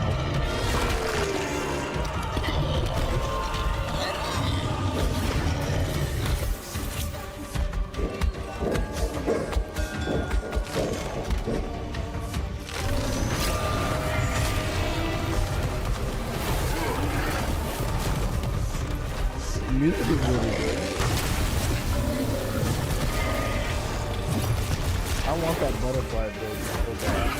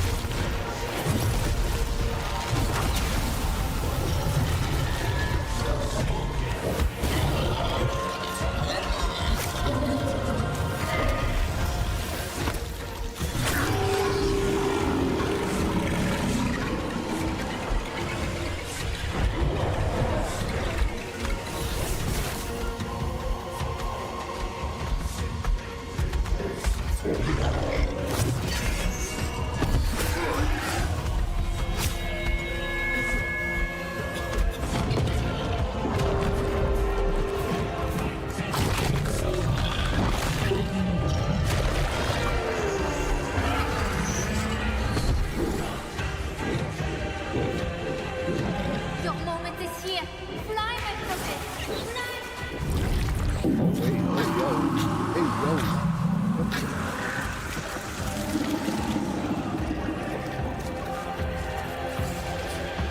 No way. Go inside the bears.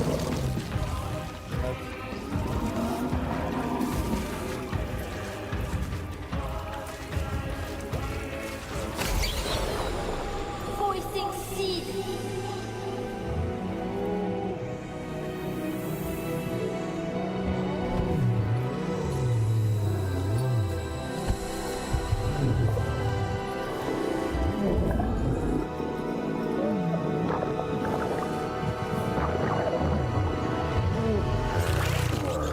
Oh, he got farted out.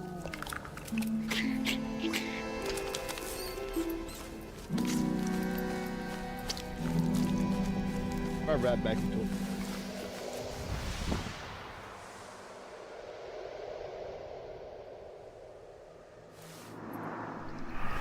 Like that. Outside.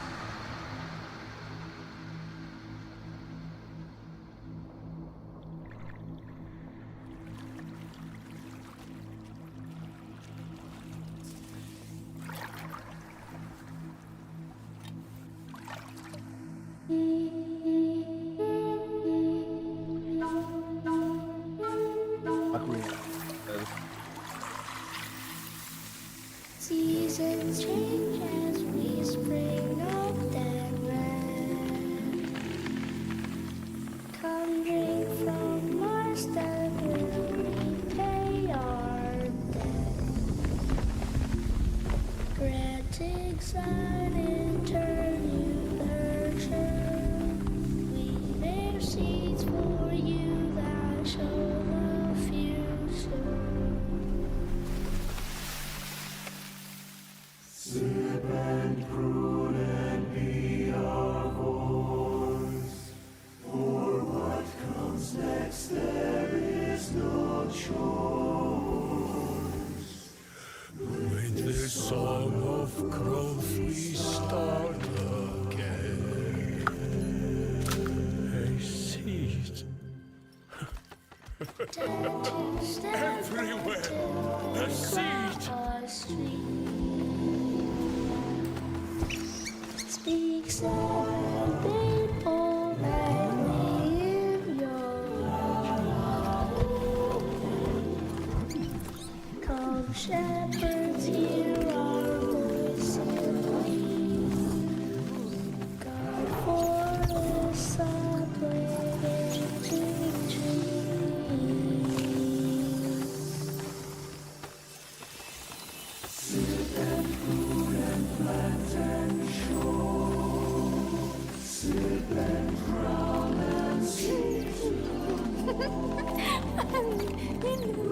Encore, Echo, encore.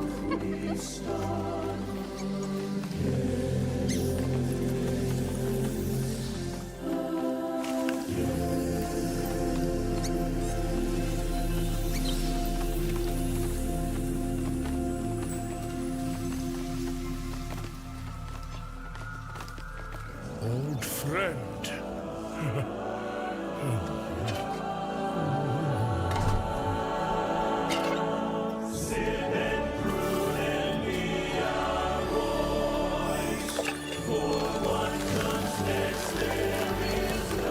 I've plenty new lives to tend. This wise elf be yours to fend. By the pact, Harbearer.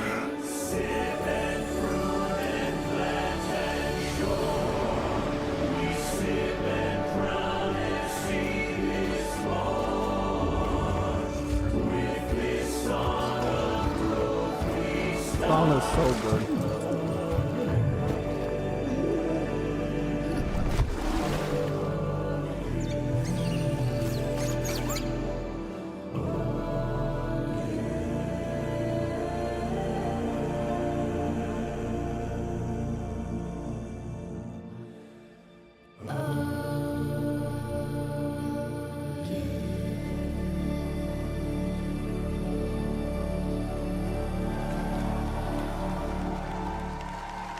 Echo?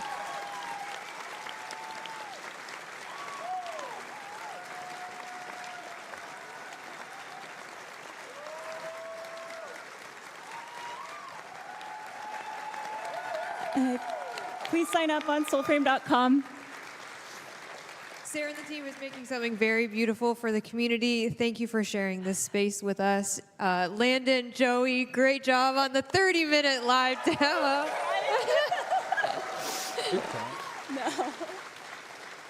Steve, guys, any parting words for our players? You promised no tears. You did that. That's my guy. It's my bromius. Like, I gotta Not a save my dry makeup. eye. Sorry.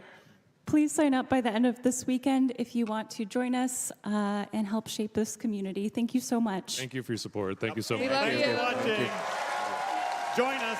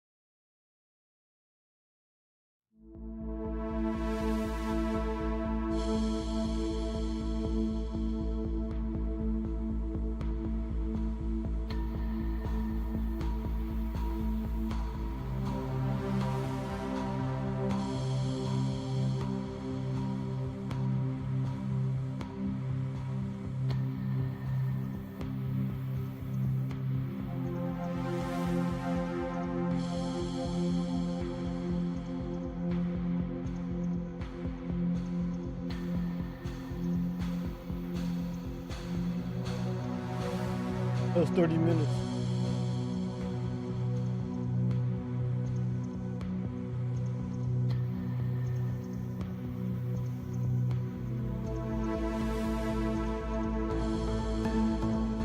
I don't think they ever.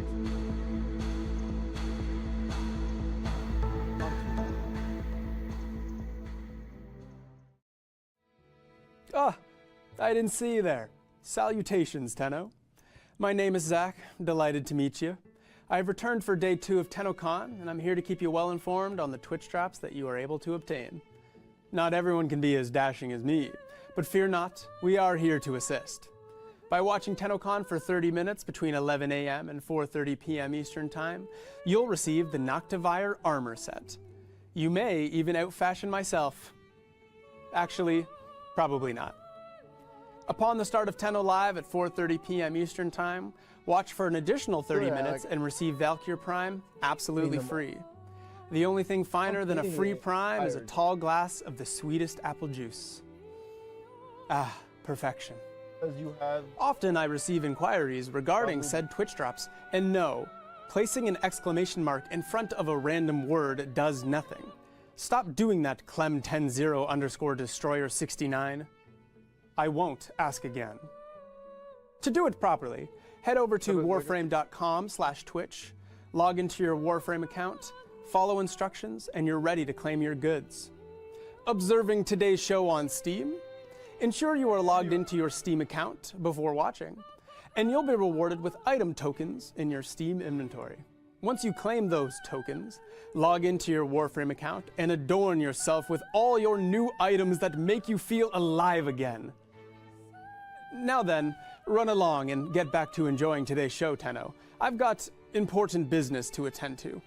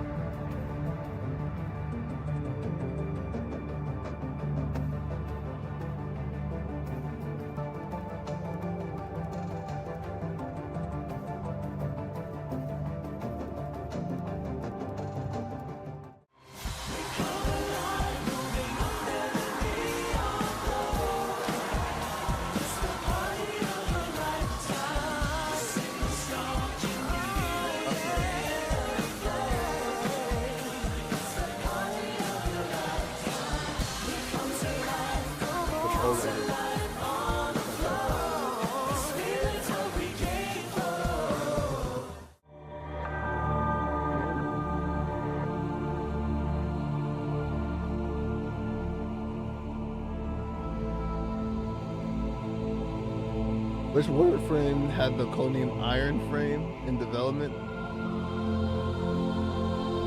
it Rhino or Supreme? It's Rhino then. Ain't no way it was Soldier.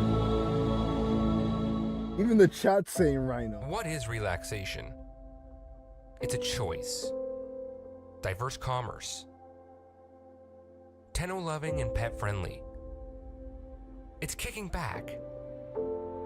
It's sun-kissed meat slabs. Drums of unnerving milky fruit. Unusually big doors. Large mutant birds. Friendly faces. And plenty of rugs. It's sitting in the fresh air on the beachfront. So what is relaxation? Well, come see us in Cetus. Call 1-800-555-CETUS for your free vacation planning DVD. That's 1-800-555-CETUS. Call today.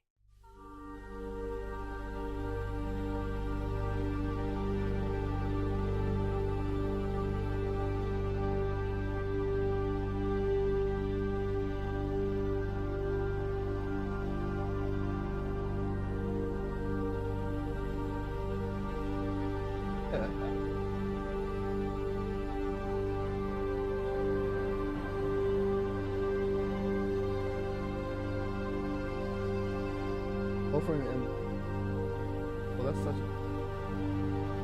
that's crazy. That's another Cora. Warframe's good.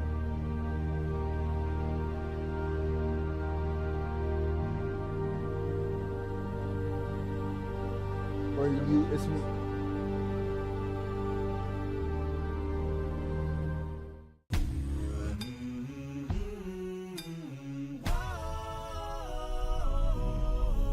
cold, the air and water flowing hard, the land we call our home. Push to keep the dark from coming. Feel the weight of what we owe. This, the song of sons and daughters, hide the heart of who we are.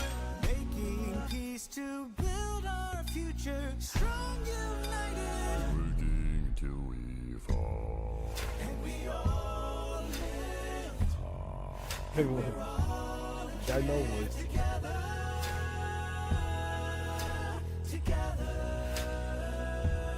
Whoa. Through the cold mist, till we're lifeless together.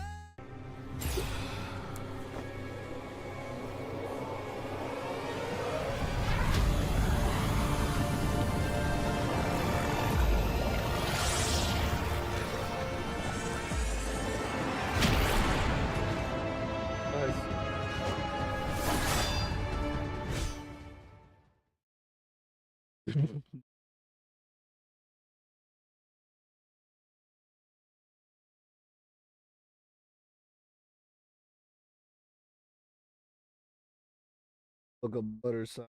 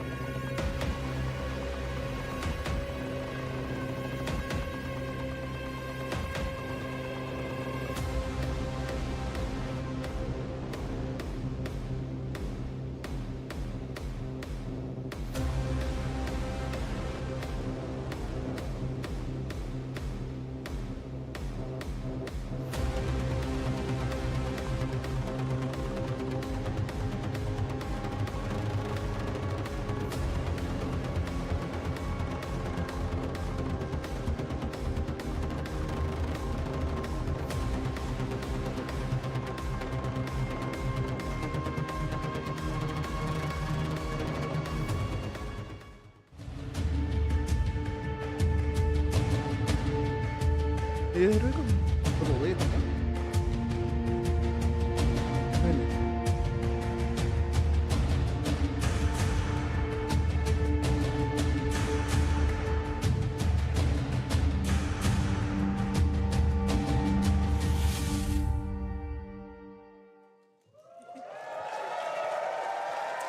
Hello, hello.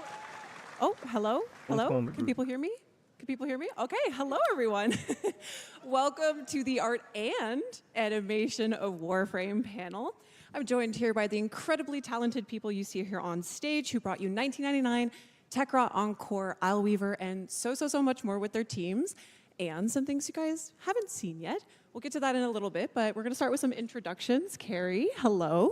Hi, I'm Kerry Black. I'm the art director on Warframe, and I think it's really, really hard to follow a panel that had a mouse run through a bear all the way. Yes, yes. And we have a special guest. Hello, Flair. Hello there. Hi, Kaz. Hi, Kaz. Hello. Hello. And we have Marco. Hi, I'm Marco, Associate Art Director with Warframe. And next to Marco, yes, yeah, Marco, next to Tim, or next to Marco. Hi, Tim. I'm beside myself. I'm Tim. I'm a principal animator on Warframe and mocap performer for Soulframe, so I get to just play pretend for a living. Woohoo! And we have the lovely Sedona. Hi there, I'm Sedona, and I'm a senior animator on Warframe. Woohoo! And we have the lovely Adele. Hello, I'm Adele. I'm a senior character artist on Warframe. Woohoo! All right. Now, what if I told you we were starting this panel by announcing the next Prime Warframe? And now, what if I told you that that next Prime Warframe is Caliban Prime? Rise up, Caliban gamers, let's go.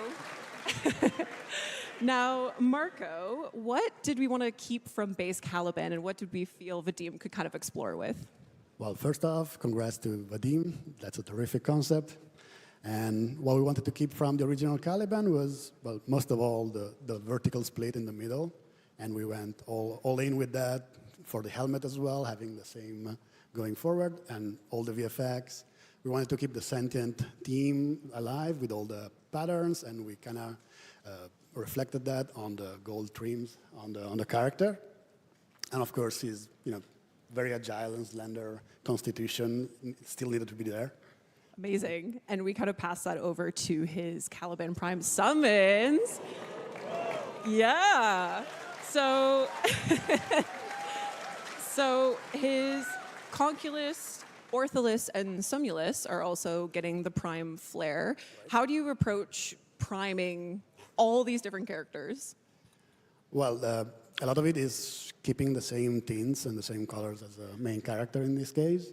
And as always, we add those little prime bits and gold bits to the characters. In this case, to save a bit on resources and on time, we have some of the pieces that are reusable among all the characters. In particular, their head is all the same. They're triplets. Yeah. They're besties. All right, we also can't have Caliban Prime wandering around without his signature melee weapon. So the Venato Prime is also coming with his Prime access. And Kaz, the Venato already has a really fairly extreme look to it. How do you push that design even further? Well, we obviously wanted to keep that weird elbow in there. And it also rotates at the end, so we chose to emphasize that little rotating function at the end. And then the blade as well, that cool vertical blade, so unique for a scythe. Absolutely. And now we haven't had a Prime sniper rifle come out in a while. And so guess what? You're getting one. The Vidaria Prime sniper rifle. And I know, Kaz, that Vadim was particularly excited about this. So how did Vadim, marry Caliban Prime into this rifle? Well, first of all, he's been pitching a sentient sniper rifle to me for quite a while now. So we finally found a cool place to put it in. And I mean, it just so happened that he was also concepting the character. So he brought some of those elements in, like you've got the golden rib cage kind of area on it. And if you look closely, there's a cute little sentient eye. Aw, look at that little guy. Yay, Vadim, you got your Prime sniper rifle. All right, now that we've gotten a little glimpse into our future, we're gonna go to the past, to 1999, and more specifically to the Hex Quest. And Tim, a lot of mocap went into this quest, actually quite a bit. I'm curious how many hours and sessions. Yeah, so every time we do a mocap session, all the data gets recorded into a folder with that date on it. So we went and counted up the folders we had, and we had 14 folders. So that means 14 mocap shoots. Probably an average of about 2 hours per shoot, but we do mix in Soulframe and Warframe in the same shoot. So it's very rough estimate, probably about 20 hours of working in the mocap studio on this. Incredible. Well, we've got a video here that shows you just a fraction of those 20 hours. Let's take a look. Not again!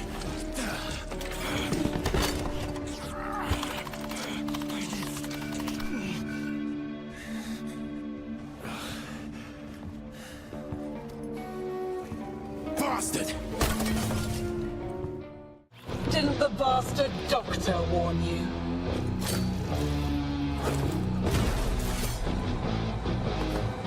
I've an order.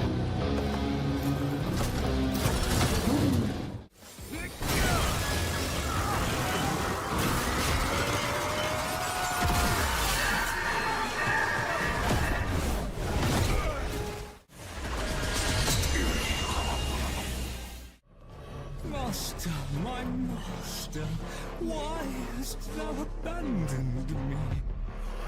All that matters is I'm here now.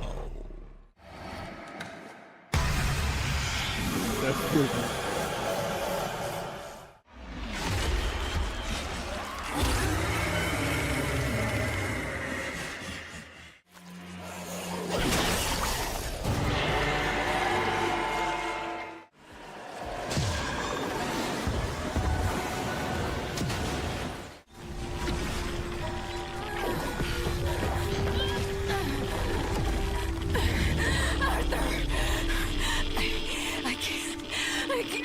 I can't!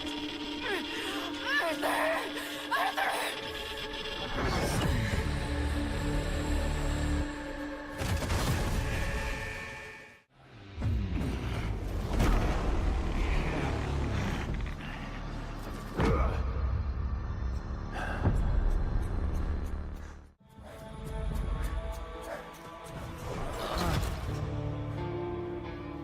I was too slow.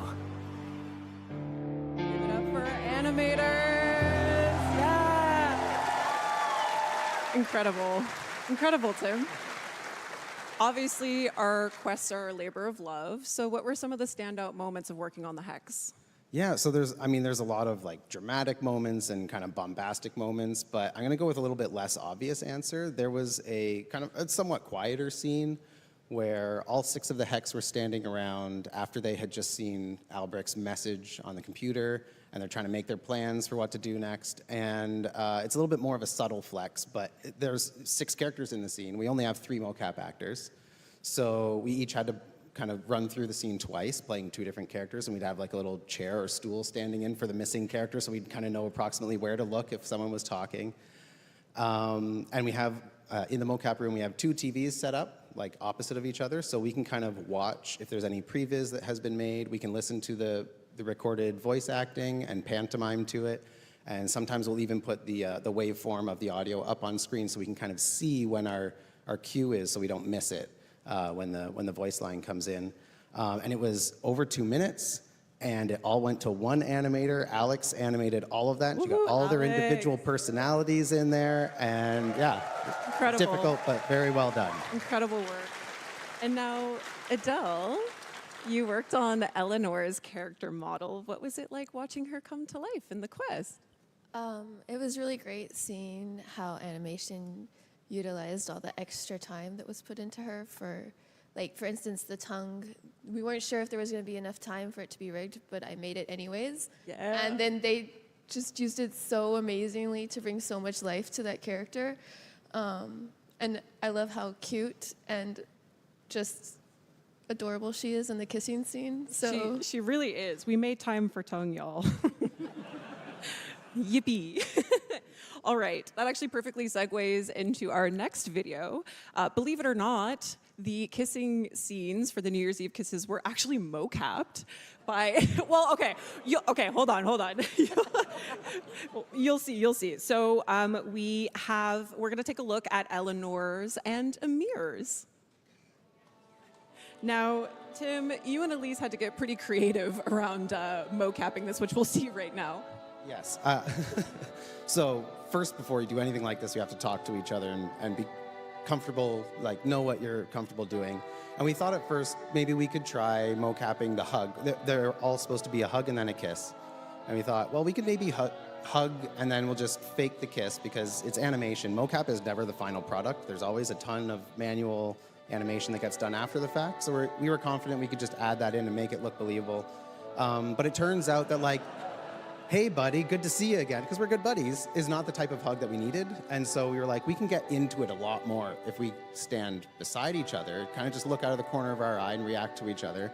And so that's what we did. And we just kind of, afterwards in animation, merged it together, got the physical contacts working and stuff like that. And you did share a really lovely story about Amir's smooch scene. Yeah, so Amir, he's so he has to psych himself up a little bit. And then when he does, finally, he's like, okay, I'm gonna do it. He maybe overdoes it a little bit, and so he very dramatically whips off his glasses and does a little twirl and everything. He's a bit extra. And so we thought, well, that one's not too steamy. We can actually mocap that one. And then it turned out, oh no, we still couldn't because we don't know how to dance.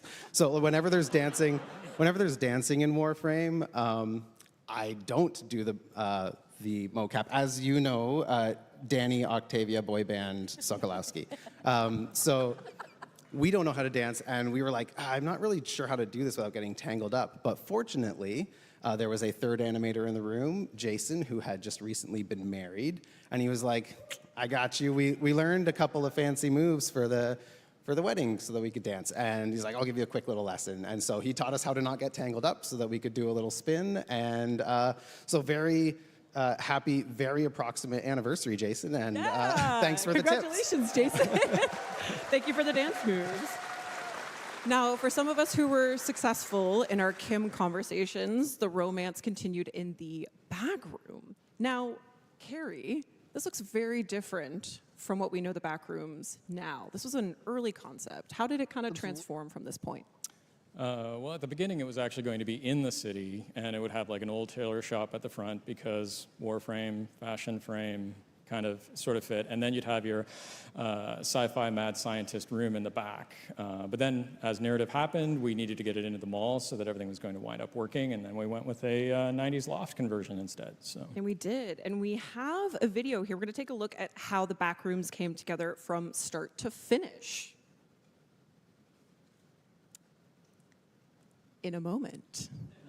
Believe me, it's very cool. We shall see the building blocks. Actually, we should start talking about it. So when the pieces started coming together, Carrie, what were some of the kind of energies that you wanted to bring into the space, or kind of the player considerations that you had in mind? Well, I think one of the big ones we were looking for this was actually to do a space that is really cool. Everybody could, know what story we were telling, but then actually be able to strip it back so that somebody wanted to really be able to put their own thumbprint on it. Not all the way back to a simple box, but, as close as you could, and still have the other version be able to tell the story. So it was kind of like consciously making sure that with all the decisions, there was the ability to pull them back and still have the, floors, walls, and ceilings stay up. Absolutely. And I learned something really interesting about the helmet room, where actually when I was doing research, Carrie, I'm quoting you here, I'm sorry, but it was inspired, the chair that you sit in the helmet room was inspired by, and I quote, a creepy dentist chair, which feels appropriate for the room with lips on the wall. Absolutely. Marco really drove a lot of that with I think it was Corey and a couple of other people, And if you've ever had traumatic dental surgery when you're in your teens, you can all sit in that moment, right? So. Thank you, Carrie. I'm here for it, yep. And let's give a round of applause to our environment artists, programmers, level designers, lighting, material, and textures. These guys bring these worlds together. All right, now outside of the back room, roam the Skuldra. And we see here some of Minky's work, which was foundational to that faction. So, Carrie, can you tell us from Minky's work here what was kind of pulled in to create that faction. Well, I think it's amazing how many foundational things actually are. So, the Ephron, which was a big, like, how is it going to work? How are they going to be able to take on Infested when they're mere humans from 1999 and similar? So there's that. And then the playfulness that Minky had in his work was kind of key. So here you have bubble-wrapped enemies, and we're a third-person shooter. And, it's not quite as on the nose as we are right at that moment, but that came through the whole way. And I think that playfulness was a nice way to get this thing started. Absolutely. And then we see Michael brought it all together here with the final concepts. And Marco, when building up the Skaldra faction, what was the most important kind of features to help distinguish between one another? Well, leaning in a bit on the different silhouette changes. So you have one character that has a huge head or a huge top, and one with a big skirt, and try to help it with some of the emissive elements. That helps as well with the harsh sliding condition, try to make them more readable in every condition. And then you have game design and behavior as well going into that. So if you have a character running at you with two glowing sides, you can know what's going on. Yeah, you can kind of expect what's coming next. But speaking of, so the Skaldra move and attack in some really dynamic ways, which we're going to see here in this video. And Sedona, what were some of the kind of goals the team had for the Skaldra in relation to other enemy animations in Warframe? Yeah, so just to preface, I have been working on enemies since the Murmur alongside Scott Johnson, and the Murmur were like crazy hard, and because we didn't have anything to work off of. And so when we got over to the Skaldra, one of the things we said is we need to not go that crazy again. We should use some of the 10 years of existing gameplay animation to try and make our lives a little easier. So working with that, we started making just like focusing on the idols and maybe a couple locomotion changes, but then the personalities of them got like crazier and crazier. And so we did end up making more work for ourselves in the end, but like I think they ended up coming out super charming. Absolutely. And speaking of charming, I know, speaking to Scott as well, obviously very talented animator, and he carried so much of that over into the H09 Fervon tank animations, and we're going to take a look at those as well. And Sedona, I know you have a particular affinity for the tank. Yes. Watching Scott work with like vehicles in general, like he's usually the vehicle guy, and we have a term that we use when we're giving notes, and one of the things is like give it a little Scott wiggle or Scott shake, because he adds it to everything. And so he of course added it to like the Skaldra, and he added it to the tank. And when we were having anim reviews, like everyone was sitting there going, "This is so cute," and I still agree with that. Like it's a very charming boss. And but yeah, talking to Scott, he said one of the things is like, he's like, I'm not working on a battle sim. I'm working on a weird sci-fi game. I'm going to have fun with this, and I'm so glad he did, because I think he came out great. Absolutely. I never thought I'd call a tank endearing and charming, but here we are. We also can't talk about the Skaldra without talking about Miss Major Nessie Rusalka. And yeah, yep. Now, Carrie, how does one begin to even ideate such a bold, standout character? I'm going to be completely honest. This one you largely leave to Rebecca and Liger, because, me asking for a V-neck that is quite that V is a very difficult thing for me to ask for. So they drove a lot on that one. And then, of course, the iconic performance and the great sculpt by Scars and everybody else. It really came together. Absolutely. I heard the word bravado was thrown around a lot in her design, and I think the V-neck speaks to that especially. And her big claw arm, which was inspired by, as I understand it. It would be the Orkin, yeah. It would be the Orkin. Bit of a nod that this is, at the base of that. Absolutely. And again, shout out again to Michael Skyers for the incredible character model, Rusalka here, as we know and love her. Yeah, absolutely.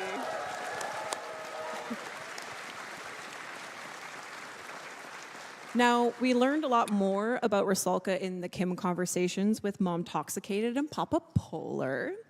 And two, of course, are proto frames that came out with Techrot Encore. And we're going to start to take a look at Minerva. And Adele, how did you start, looking at the potential stylings for Miss Minerva? Well, it wasn't really determined what her age was going to be yet, just that she was going to be older and possibly part of the Skaldra. And so that's what you see in this slide here is 2 different age ranges and a more Scaldra-looking version of Sauron. And then we ended up going a little bit different. We have a video here showing Minerva's directional shift, which is kind of more similar to what we know Sauron as. So in this video, you can see how once it took a different direction, it was more that she's 40s. And so I was like, well, what was cool in the 40s what was cool in the late 90s for someone in their 40s? And I kind of referenced like the aunt that I had that I thought was the coolest and my grandmother. And there's this movie Barbed Wire that I thought was awesome when I was younger. So it's a lot of influences from that to make her like Really a appreciate really it. fierce, badass lady. I just You forgot my nailed alerts it. were on those, so that kind of. It's only right to talk about, yeah, of course. We love Minerva. We love Minerva. Thank you, Adele. Now, it's only right to talk about Velimir next, our big, lovable polar bear that drives Minerva insane.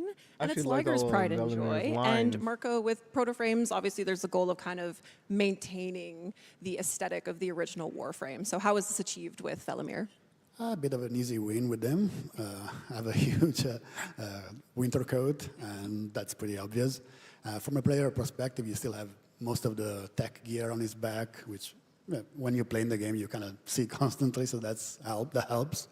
And the pretty straightforward palette with him. It's Absolutely. blue and white. And I understand that Velimir's relationship with Minerva also affected some of his jewelry. Yeah, we had a pendant on the concept that Liger did that had a cross. So we wanted to, not force any religious connection there, and we were trying to find something else to go with it. And Adele had the good idea to have a reference to one of Minerva's pieces to go in there instead, and we went with that. That was great. So sweet. Now, our headlining Warframe and Protoframe in Techrot Encore was Temple. And this glam rock sentient guitar wielding superstar was actually your creation, Kaz, back in 2018. Yep. What was it like to have the opportunity to revisit this and actually have Temple come into the game? Yeah, so I think all of the artists have some little ideas for what kind of Warframe they want to make in the back of their heads, right? Right, guys? Everyone thinks about that stuff when you work on this game. So I was just thinking, what are my favorite themes? What have we not done yet before? Like, what would be the coolest thing that I could possibly do with all of my tastes? And I couldn't get like a rock star out of my head. Started out with like 80s rock and stuff. I've got like Slash from Guns N' Roses in there. I've got like the fringes and stuff. The one thing that didn't change from this concept would probably be the shoes. But this was the original concept. And then we have where it kind of transformed from there. So we're seeing obviously Temple and also Flair's, like Temple's Protoframe, Flair, and big shout out to Nathan who worked on the hair and the makeup as well. Really bringing the glam rock together there. And now, last but not least of our Techrot Encore crew is our temporal teenager and Nova Protoframe, Kaya. And Kaya is so interesting because she has the most visible infestation out of the other Protoframes, particularly on her arm. So, Adele, how was this achieved? Well, the character team had been wanting like an update on the skin shader since the earliest Hex, and the programmers worked really hard and made it happen. And Nathan did a lot of fielding and testing on getting that to look right with the programmers, and you see the amazing results in just how awesome Kaya looks. Absolutely. So. And it set the foundation down for Yeah. character artists to kind of work from that point. Yeah, now we can use emissives and have metalness, and it's so much easier to blend between skin and Warframe, and it opens up so many possibilities to the types of skins and coloring we can do in the future. Fantastic. Shout out to our programmers and Nathan for that. Thank you so much. All right, there we have it, our Techrot Encore Protoframes. And we're gonna give a little round of applause for our character artists here as well who made them come to life. Now, a core part of Gemini skins, of course, is our Gemini emotes or transformation emotes. And we have a video here that we're gonna show you a little bit of that process. And Tim, you had worked on Kaya's Gemini emote. And you mentioned that there was, her Kim story, narration worked on that. It actually inspired her emote. Yeah, so kind of at first glance, it looks like she's just kind of having like a fun, playful, cute interaction almost with the camera, where she's kind of like, you know, striking a cute pose, pretending to take a picture, and then kind of like tossing it away like, yeah, let's keep it real. But like, for those of you who have taken the time to get to know her a little bit more, you might know her backstory, and what you might see is someone who's like taking their power back, and she's kind of giving you a warning. She's like, I'm keeping my eye on you, and if you try anything funny, I will kick you to the curb so fast your head will spin. And she's not having any of it, and she's just very cool, and I'm glad that she's feeling that way now. I agree. And I know, Sedona, you had also worked not only on the Hex emotes, but also the Tekrot Encore emotes. And what was the kind of process of creating the Encore emotes? So when emotes were first announced, like the Gemini emotes, seeing the one at like TennoCon at the beginning, we were like super excited to like get started with them. And Elise always did something like extremely extra with hers, and that just sort of paved the way for us to kind of go, oh, well, maybe we'll do that too. And so we end up having like a lot of fun on them thanks to that. So with the Encore emotes, it was nice that we had like, we already knew we could push it. So for instance, like when I was working on Minerva, Elise had already been working on Velimir for a while, and I decided because they're a couple, I should make their Gemini emotes kind of like couple-coded. So you'll actually see like their poses at the beginning are mirrored, and the kiss of death that I made Minerva do was also like an allusion to Frost using his breath to make the snowball. And so that was like kind of our fun little thing that we added. It's like they're pretending that they like each other again. That's so sweet. Now, the proto-frames were, of course, fairly prominent features in Tekrot Encore, but so were the Technosite coda. And Marco, obviously we see here some of Minky's sketches for this, you know, Tekrot boy band. So what kind of set the tones here from Minky's concept to what we know now? Well, he had those neat idea to have facial features be the prominent thing there, and we kept some of that, mixing it with the behavior and the characters of the original human boy band, and mix some of the 90s gadgets in there as well. So you have the frontman, which you know, has a big mouth in the chest, kind of a big mouth in the head as well. Has a microphone stuck on the back of his head if you get close enough to look at it. Dangerous. Yeah, and the Packet, being the more nerdy guy, has the video game console stuck in the chest, and swapped his four eyeglasses, the 4 eyes, for a big one.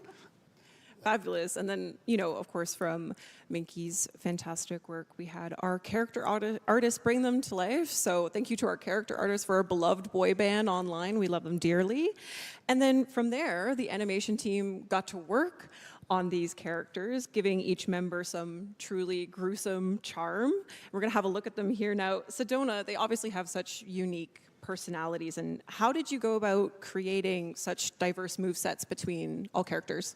So I'm assuming like everyone's started to realize that like we're pretty 50-50 split in regards to when we're using keyframe and when we're using motion capture, and we try to find the path of least resistance in every case. With the boy band, because their setups were so diverse and there were things that just didn't seem really feasible to do, the whole boy band is completely keyframe animated.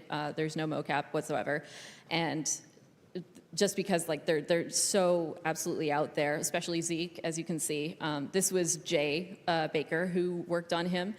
Zeke was initially supposed to float, and he wasn't supposed to have so many arms, and Elise requested a few more before being pulled off to go work on cinematics, and so Jay took over and did an absolutely fantastic job. I don't know how he does it. I need to ask him.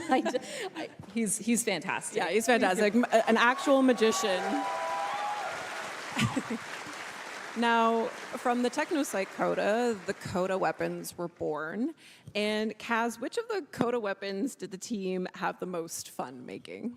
Well, that's easy. All of them are fun. It's always fun to work on infested stuff because they're their own little creatures. They're kind of characters in their own right. Absolutely, and I know you in particular worked on the Coda Motivire, which was kind of this amalgamation of vehicles and different parts. You want to speak a little bit more on that? Yeah, that one's based on a scooter. I had like 2 particular models in mind for it, and I approximated it here and there. And yeah, we wanted to get 3 different damage types visible on it. So we did 3 different heads, and there was a bunch of different ideas about like how we would do that. Like, is it going to be a scooter? Is it going to be a blender? Is it going to be a wild washing machine motor, like in the videos where they throw the rock in it and it just goes crazy? I ended up with scooter because I guess I had motorcycles on the mind. Yeah. And then we ended up calling it the pizza cutter eventually. Yes. I like Bloodborne. Ooh. Hey, yeah, there you go. Shout out. Yep. And then, of course, our weapons artist took it all the way and created our fantastic set of our fantastic Coda weapons. Now, we had a little interim moment between Techrot Encore and Isle Weaver, and that was our magical water girl, Ureli Prime. And we have a little behind the scenes of the Ureli Prime trailer that we're going to take a look at now. And now, okay, Tim, tell us how you guys made this happen. Yeah, so we knew with Ureli we would have to have K driving. So that meant it was going to have to be outdoors. And we knew she had an affiliation with Event Kids, so it was going to have to be the Orb Valis, and the Corpus were going to need to be the enemies. And we knew that she was kawaii, so we had to make it a little bit anime opening style. We got magical girl transformation, a little bit of like limited 2D animation and like lower frame rates, which was a fun challenge. It's more work to do less frames, believe it or not. Our engine wants to smooth everything out to like 60 frames a second or higher, and we had to kind of like force it to obey our faked lower frame rate. And thank you to the tech anim department who had to re-rig all the cloth for us to be able to hand animate just for specific shots in the cinematic, because in game it's all run with cloth simulation that runs at real time, and so it wouldn't obey our fake lower frame rate, so we had to keyframe it. So of course this happened on the character with the most skirts, fins, little bows and tassels and a bell, and like so many little cloth bits to move around. But they nailed it, and thank you for doing all the extra work so that we could do the trailer that we wanted to make. And yeah, so our direction for this one was kind of like, if you guys remember Grendel and Goss, it was like, go big, but go completely different, which was challenging. But with Grendel and Goss, we did something we'd never done before, which was kind of combine 2 into 1. And so my sort of counterpart in the video marketing side, other Tim Nanasi, he had the pitch of basically, what if every Prime trailer from now on was completely unique and different from all the Prime trailers that preceded it? We kind of already did that with Grendel and Goss. I think Ureli worked based on the comments I've seen. It was pretty different and out there. And I've heard Tim's 10-second elevator pitch for the next one, and I think it's going to be totally different and amazing, so. Ooh, all right. All right, so after Ureli Prime, we jumped into Isle Weaver, and just a quick note, the next few slides will be showing images and videos of spider-like creatures, but we're going to talk about Araxia. And this spider-themed Warframe had been floating around in the community for a while. And how did we come about, finally making it a reality, Carrie? Well, this is one where, again, like another artist wanted to grab the theme and kind of really ran with it, actually. So Nikita did fabulous work here. Very interesting one to see how it started off with a lot of very, very disturbing reference. And then, the final character is kind of out of the park, really. So. Yeah, that whole thread was a little bit of a jump scare. It was, yeah, absolutely. That was fun to look back on. Yes. And we, of course, have to include the Araxia scuttlers, which we see here. Nikita did a little bit of exploration there on how those could look. And then Nikita brought it all the way home and made her come to life as the Warframe that we know and love today. And a really standout characteristic of Araxia is her Silken Stride ability, where she literally walks on spider legs. And Sedona, I'm just so curious. How? I don't know.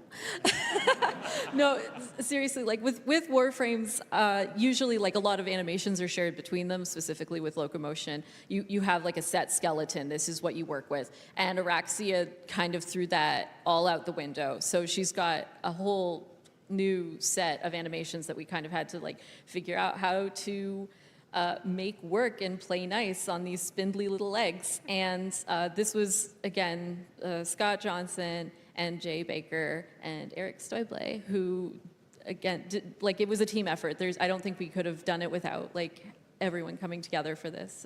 Also, yeah, kudos to Eric on the Scuttlers. He did such a good job. They're so cute. Wow, incredible.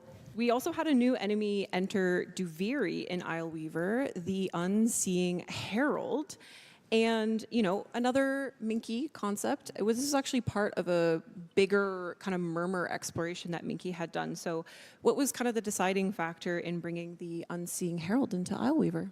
Well, I was actually like talking with Pablo, and you know, he had an idea for an interesting character to try, which, you know, maybe someday we see, maybe we don't. But trying to get something that was ranged into the mix was kind of the gist of that. And then in the back corner that we hadn't used yet was, you know, this guy, which is, all right, well, we can do something with a mouth, and then it kind of kept going. Yeah, and it kept going into this. And Marco, how did we get from Minky sketches to what we see here? We wanted to keep the same idea of the big anatomical parts that it's pretty common in the wall elements, and kind of go home with it and try to make it stand out from the other enemies in the Murmur faction. Definitely stands out, Marco. So give it a good different silhouette. Behavior again works well there. But yeah. Absolutely. And then Sedona, you had the honors of bringing this Murmur mouth into action. And how do you even begin to animate something like this? Well, I was lucky enough to have a lot of experience working with the Murmur already. Any floating Murmur enemy was animated by me, essentially. And so... Woohoo! Yeah! Sedona! But yeah, I love people asking me to animate a weird little guy, and I believe he falls into this category. So my goal every time with the Murmur was try to upset the animation department with it. And so I think he's charming, but others might not agree. I understand. Do you guys think he's charming? Yeah. Absolutely. All right, so something we haven't shown yet is a deluxe skin. And Yeah, a lot of people have been annoyed at me for this for apparently about 10 years now. So. yeah, this one in particular is very special because not only was it shown on Devstream number 79 in 2016, it is also another Minky project, and also, Carrie, you had worked on it as well. Can you take us back to that time and what the experience was like working on it? Well, that's a bit of a lifetime ago, but yeah, I can. We were looking at Zephyr, who was at the time a rather relatively noisy Warframe. So, you know, standards have changed with time, and we were seeing so with a deluxe, let's do something that's maybe a little bit more clean and see what some influences might be. So there was, you know, some 5-star stories, and then how can you have that be with a tribal theme, and then some kind of classic Warframe in the mix and everything. And yeah, it was a little crazy because I did actually have her walking around in the engine 10 years ago, and it's taken a while to get to next steps, But we've arrived, and she will be walking in the engine. We're really excited to share that the skin has been revisited, and in memory of Minky, it will be part of the rewards for this year's Quest to Conquer Cancer campaign in October. And there she is.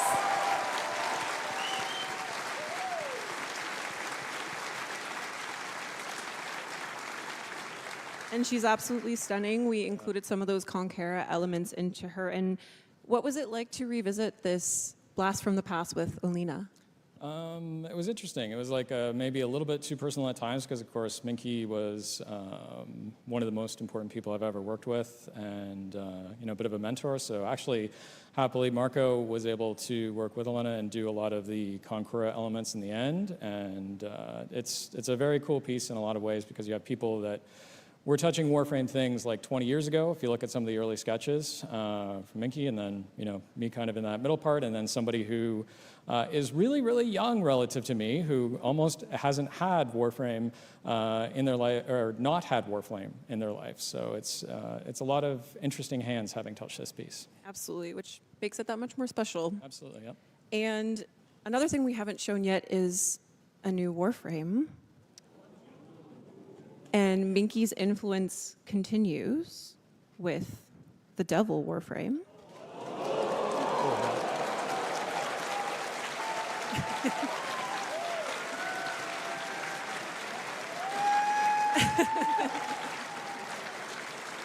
Yeah, this is obviously a layout of Minky's exploration into this theme.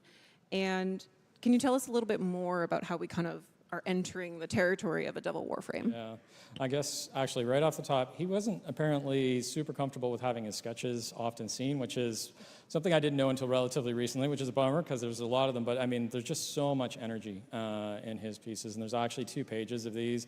And yeah, Rebecca and I got to have conversations with him, several times a year sort of thing, and have him do really big, impactful pitches. Like a Warframe was a part of it, but a lot of the kickoff to get us towards 1999 as well. So can't really say enough there. But yeah, I mean, it's just a great, exciting theme. A little ironic for like the nicest person that you could ever hope to meet to have this be their last Warframe. But it's really cool, and it's turned out super, super well. Yeah, and from that yeah, absolutely.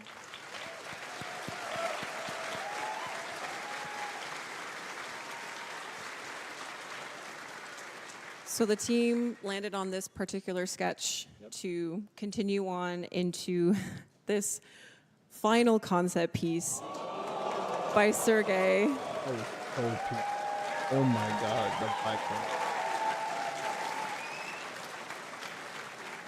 And Marco, I know that the team wanted to maintain as much as Minky's original design as much as possible. And tell us a little bit more about the process of working with Sergey on this. Yeah, well, keeping the original sketch in mind was absolutely the priority there. And Sergey did a terrific job completing and the design, working around it, giving the back view. And the only little touches that we added was little Tenotech elements to it, some metallic trims, but the original soul of the concept is still there. And yeah. Absolutely. And we see the cool flames coming off of the heels. Yeah, maybe try to distance a bit from amber and chroma with the color of the flames or where the flames were coming from. And in general, the Constitution tried to keep that nimble devil look that was crucial to the original sketch. Absolutely. So for clarification, this isn't our next Warframe. It is a new Warframe to come. I know. Don't worry, that means that there's another one. It'll be worth it, guys. All right, so we've arrived. I'm speaking for the community when I thank you all, and obviously everyone on the art and animation team and Warframe team for the magic that you create. But that magic comes with hard work and dedication to your crafts and a love for Warframe. And it should be celebrated. And we're so lucky that we are able to do it here on the TennoCon stage with all the Tenno here and everyone watching from home. And yeah, thank you so much for sharing your talents with us.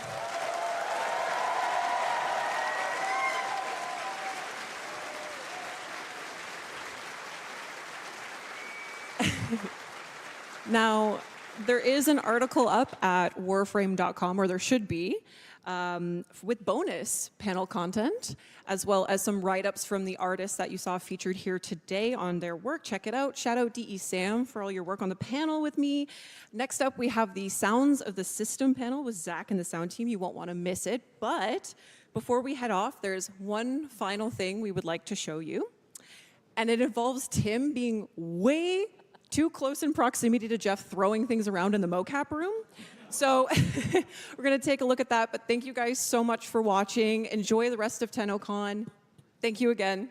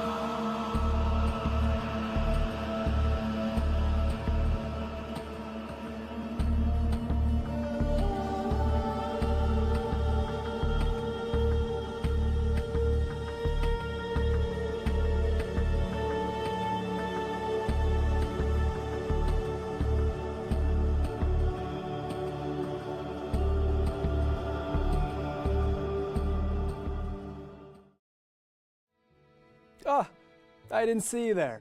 Salutations, Tenno. My name is Zach. Delighted to meet you. I've returned for day 2 of TennoCon, and I'm here to keep you well informed on the Twitch traps that you are able to obtain. Not everyone can be as dashing as me, but fear not, we are here to assist. By watching TennoCon for 30 minutes between 11 a.m. and 4:30 p.m. Eastern Time, you'll receive the Noctivire armor set. You may even outfashion myself. Actually, probably not. Upon the start of Tenno Live at 4:30 p.m. Eastern Time, watch for an additional 30 minutes and receive Valkyr Prime absolutely free. The only thing finer than a free Prime is a tall glass of the sweetest apple juice. Ah, perfection. Often I receive inquiries regarding said Twitch drops, and no, placing an exclamation mark in front of a random word does nothing. Stop doing that, Clem100_Destroyer69. I won't ask again. To do it properly, head over to warframe.com/Twitch, log into your Warframe account, follow instructions, and you're ready to claim your goods. Observing today's show on Steam? Ensure you are logged into your Steam account before watching, and you'll be rewarded with item tokens in your Steam inventory. Once you claim those tokens, log into your Warframe account and adorn yourself with all your new items that make you feel alive again. Now then, run along and get back to enjoying today's show, Tenno. I've got important business to attend to.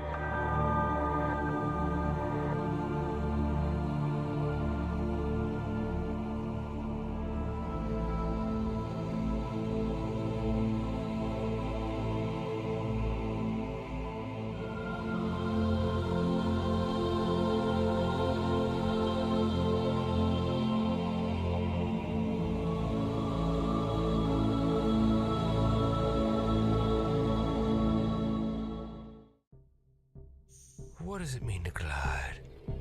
That's what To be weightless. Yeah, because they're doing all the alpha. When all effort is gone, what's left? There's no When the thrusters kick in, you feel it down to your operator. K-drive. Check, check. Oh, you Warframe.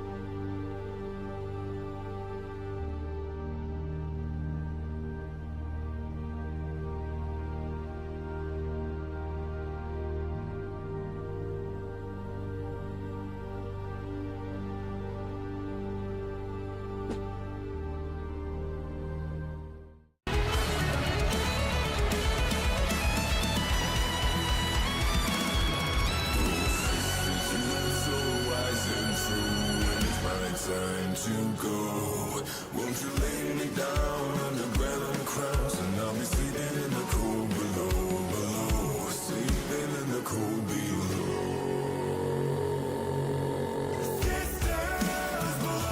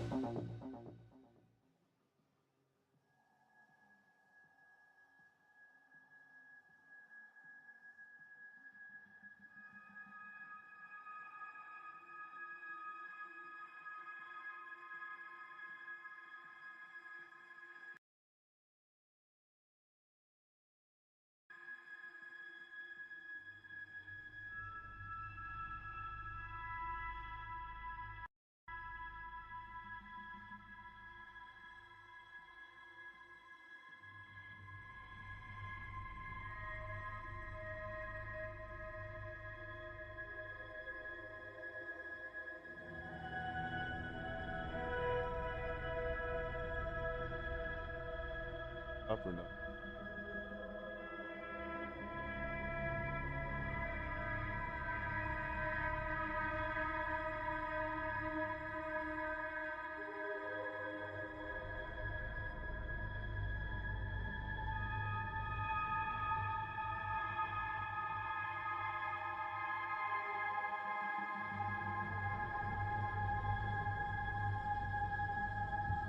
Log on.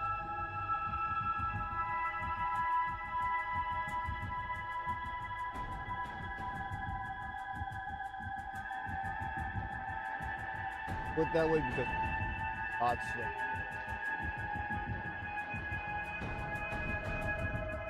Yes.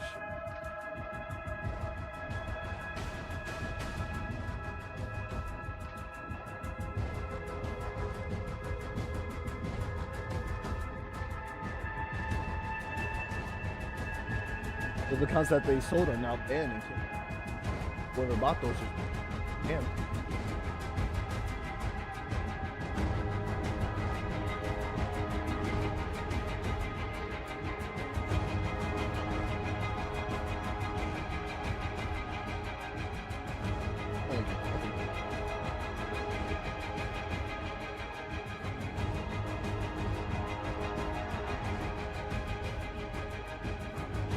Claim it, they said.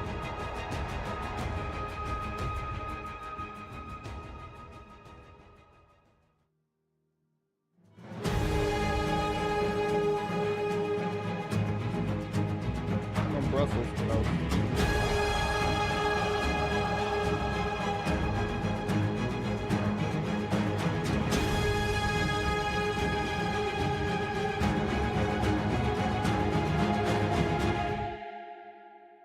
Honestly. Hello, everyone. Hello, everyone. Welcome back to TennoCon 2025, and welcome to this year's Sounds of the System panel. We've got an amazing showcase of all the amazing work that these panelists have been working on in the past year, but before I get started, it's my pleasure to introduce these amazing faces on the couch today. Starting at the end with a face and voice you know and love, please give a warm welcome back to Matt Chalmers. Hey, how's it going? Next up, also a member of our returning cast, a big hello to audio lead for Warframe, Eric Preston. Hey everybody, how's everyone doing? What's up? Can I get a Clem in chat? Can I get a Clem in chat? Spam Clem. It's already there. Clem.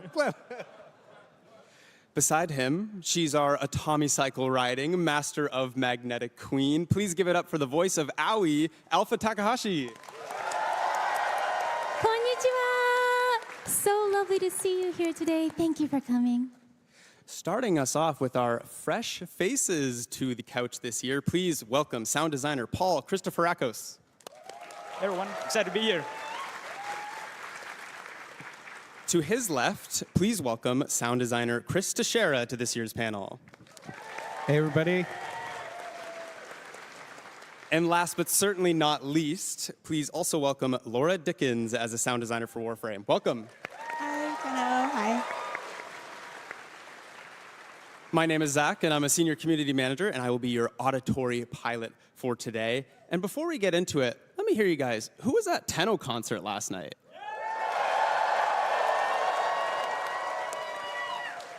I was also there, and that's why my voice is almost gone, so you'll have to bear with me here. But what a perfect segue into our first topic of today, the music of 1999. Matt, the last time we chatted, we had only teased some 1999 songs. Now we have over 20 original songs in 3 albums across 1999 and TechRot Encore, the most we've ever done for a single update. Tell us a bit about that process. Where did it all start? Well, it started a couple years ago with See Into the Flesh, where we played that in 2023 at TennoCon. And yeah, that just started with Eric being like, hey, we're getting started on this 1999 thing. And you gave me some references, and I started to figure out what that sound would be, and while still sounding like Warframe. And then, yeah, we just did basically every genre after that. Love it. I absolutely loved hearing them at the Tenno concert last night. It was a rager. What was it, your first time at an arena? Tell us about that. Yeah, first time at an arena, first time as a singer on stage. Yeah, it was weird. Yeah, usually my main instrument is drum, so I'm usually just behind, just chilling. I don't have to think about how I'm moving. So yeah, that was a lot of new stuff for me. It was absolutely spectacular. Eric, we travel across so many different vibes in each of the songs, some even lending themselves to a proto-frame. How does each personality form through the songs? Yeah, it's a really fun process, actually. We take a lot of time, like Matt and I will listen to a lot of references, like you said, and usually what it comes down to is just trying to create an interesting, like, diverse playlist of all the tracks. We don't really ever want two things to sound the same. You probably noticed that across a lot of our updates too, how we're always kind of changing the musical style up. So there's like a real conscious effort there to try and keep things fresh and to try new things. And like, as you know, Warframe, we go to so many cool places in the game that it's a real treat for us to kind of work with that and try to introduce new melodies, new textures, use new instruments just to create a lot of different flavors of ice cream. So 1999 was like a playground for us. Basically, doing our research, I listened to a lot of music through the 90s growing up, so it was a real joy to be able to go through all those tracks and just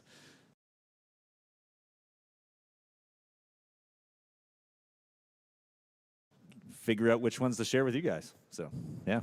As someone born in 1999, I really recognize those 90s songs. Yeah, they really resonated with me. So it took me right back to high school dance. Love it. Of course, music is just one aspect of such a huge update. The sound effects play an equally important role. Laura, how was it designing sound for 1999? Was it different than a typical Warframe update? Yeah, for sure. For sure, it's different. So I worked on the ambience for 1999, kind of creating the sounds of the environment across 4 different seasons. I also worked on the Kim system UI sound effects and various other gameplay elements for the update. And I would say that the main difference for me is that that's like a real world reference, right? So you're using the sound of a modern city as a reference. You're using the sound of technology from a specific time as a reference. So that's really helpful, but it's also kind of a challenge because you want to be able to convey that to the players. So yeah, I did a lot of field recording around the city of Toronto across 4 different seasons and in different weather. I went out to High Park really late at night once and ran into a coyote and was like, oh, I shouldn't do this. But yeah, so in that way it was different, whereas other environments are a little bit more fantastical and you have a lot of leeway. But having real world references is also the limitation is also a great source of inspiration. Yeah, of course. And one of those designs you did was actually the helicopter sounds that you hear around Holvania, and you made a behind the scenes video for us. So let's take a look. Hi, my name is Laura, and I'm a sound designer at Digital Extremes. Working on the ambience for Warframe 1999 was a big challenge. It involved a lot of field recording, studio recording, and editing to create a realistic modern soundscape. But you might be surprised to know that some of the realistic sounds you hear in 1999 were completely synthesized. For the exterior ambience, we wanted to create the impression of a large and active Skuldra military presence in Holvania. To achieve that, I designed the sound of distant helicopters using the Korg MS-20M synthesizer. To start, we're going to set the VCO1 waveform to noise. Then we'll send the LFO to the low-pass filter. Then I'm going to set the waveform to a downwards ramp shape. You can then control the cutoff of the filter by hand, or if you want a more bandpass effect, you can use the rubber band technique on the low and high pass filter together. If you wanted a bit darker and heavier sounding, you could try adding some pink noise.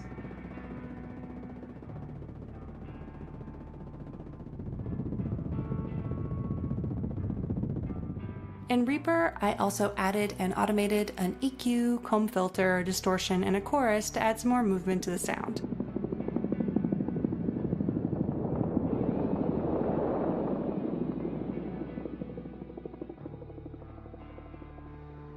To position the sound in space, I added some panning and volume automation and set it to a short-ish dark delay and a convolution reverb.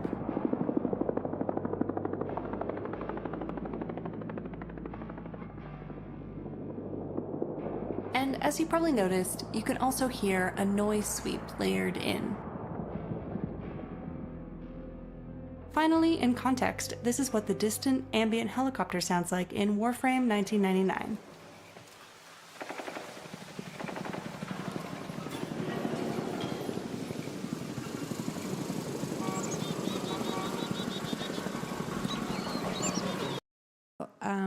In my 20s, I used to work at like a boutique synthesizer store, and one of the perks of that job is that you could take home equipment to use and learn with, just like overnight. So I learned a lot of like principles of sound design there, and I also got to meet a lot of great artists and instrument designers, and that was kind of like a formative job for me. Yeah. That's so cool. Thanks, Laura. Not only did we get great music and masterful sound effects, we also had incredible performances from our latest cast, the Hex. Alpha, you are our second proto-frame to be introduced to us back in May 2024. Time flies. How was your introduction to the Warframe community? The experience has been extraordinary. I just want to take a moment and say that Warframe and last year's TennoCon, especially in particular, has changed my life. So much of my life, I've been afraid of human communication. Meeting new people, just the idea of it terrifies me. I was frightened to come to any event, and I've never said okay to any appearances, but working with DE staff, by that time it's been almost a year, when they asked me, I was like, okay. And then I actually came here, and there was so much love from the community, the people who have attended, and also online streaming and support from the staff, and also the long-lasting friendship with our voice actors. So thank you, each and every one of you who are here today attending the TennoCon and also watching on stream.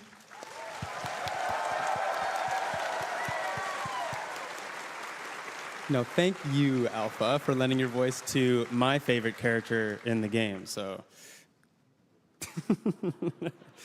You've also lent your talents to other games as well, but how was it recording for Warframe? Do you have a favorite line? Ooh. Well, I believe that the human body is also an instrument, and the text, the words that we see on screen and dialogues, those are kind of like notes to us in a score. But when we're recording, we're all alone. We're just inside our box, very separate from outside world. So we're recording our own melody. And it's not until I saw, or I played 1999 myself, the actual final gameplay, that we saw the whole entire orchestral piece. And that was eye-opening. It was a lovely experience for me too. And as far as the favorite line, I want to say that the favorite line in the entire 1999 is, in a moment, I think it goes like, "Can you give my brain a hug?" Right? Like that's it hits you. Well, to be able to go from heartbreaking lines from the quest, jokes about the others, and even romance, that's a lot of range. Do you have a routine to get yourself into the recording room? I'm very fortunate to have a studio partner work with me, and every time before going into a recording session, whether it be for Warframe or other fighting games or video games, he plays music, soundtracks, so that I get into that mode. And whenever I'd go into the booth to record Warframe 1999, he would play music from the past Warframe music. Thank you. And that would get me straight into that zone that I need to be into. And after last year's fall update, Kome was playing a lot before my sessions. I love that song. Well, just as a fun fact, Alpha recorded 581 voice lines for 1999 and Tekrad Encore. That is an incredible feat, so thank you, Alpha, for bringing Aoi to life.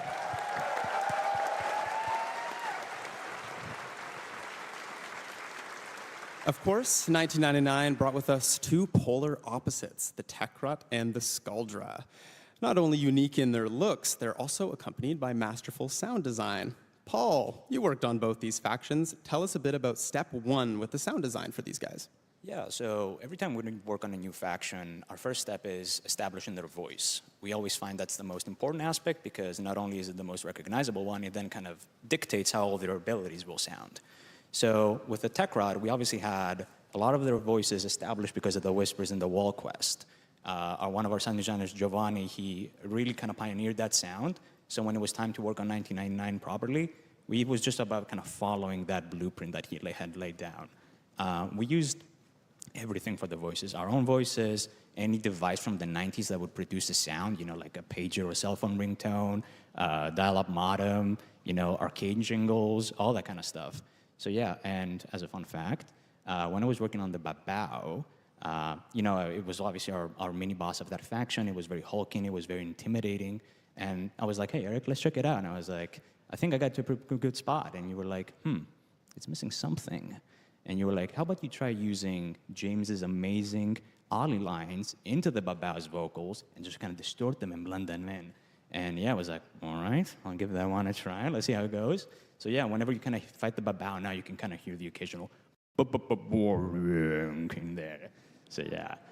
Yeah, it was really cool, yeah. That's awesome. Yeah.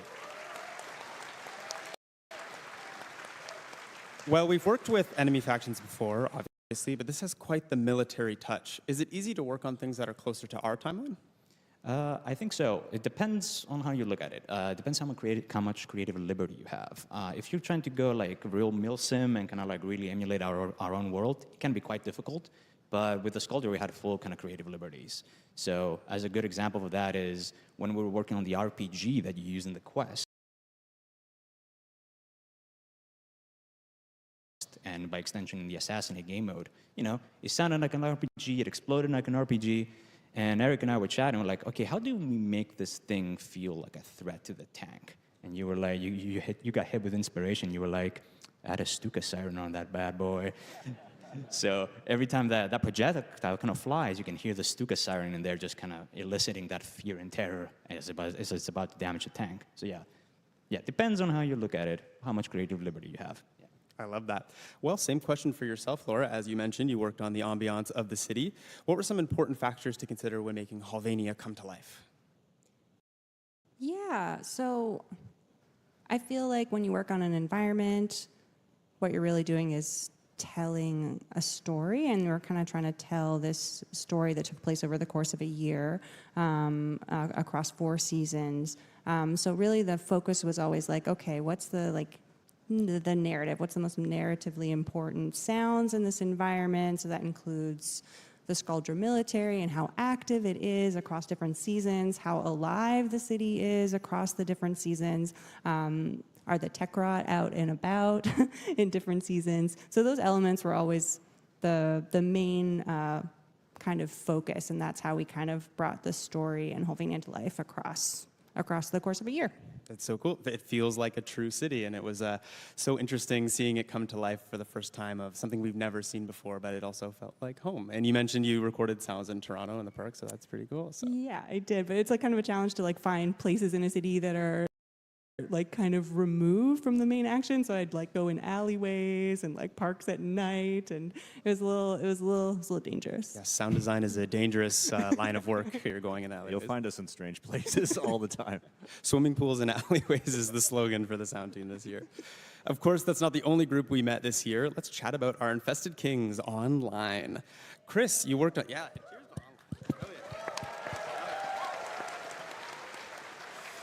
Chris, you worked on the actual technosite Coda fight with the first of its kind literal arena. What were some of the challenges you faced with bringing it together from a sound design perspective?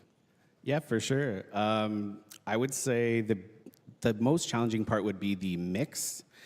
We have the amazing Party of Your Lifetime track there. That's kind of the centerpiece. And then we have the stadium hazards, the pyro, the lasers. We have explosions everywhere. Then we have the technosite Coda. There's 5 of them you're fighting. We want to make sure that all sounded good together and was all cohesive, and you could hear the amazing track in there. And I think we landed somewhere where it was sounding good, and it was a really fun fight. So I think that was the most challenging part. And then the second part of that maybe would be the crowds. We wanted to make sure that you really felt like you're at like an arena or a stadium, like you were mentioning. Like from the concession area where you walk in, you hear some like crowd walla, to when you walk onto the stadium floor, there's crowd cheering. And then, throughout the fight, the finishers, there's so much crowd in there.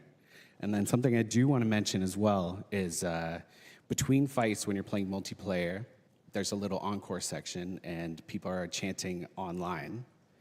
I don't know if you remember from TennoCon last year, but that was you guys saying online, and that's in the game, and that you hear your own voices. So I think that's pretty cool. I love that. I love that you guys added that in, so thank you for implementing that. And I wanted to shout out Jeff, my partner in crime, working on the Technosite Coda. Like, he did an amazing job, and I think we are really proud of our work on those enemies. Incredible job. But the real question is, do you have a favorite member? Ooh, that's tough. I'm gonna say DJ Rom, because I feel some kinship there, because he's like music producer, audio kind of thing. But then to fight, I'm gonna say Hard Drive, because he's got a big CRT monitor that he uses as a shield. So that's my choice there. I love it.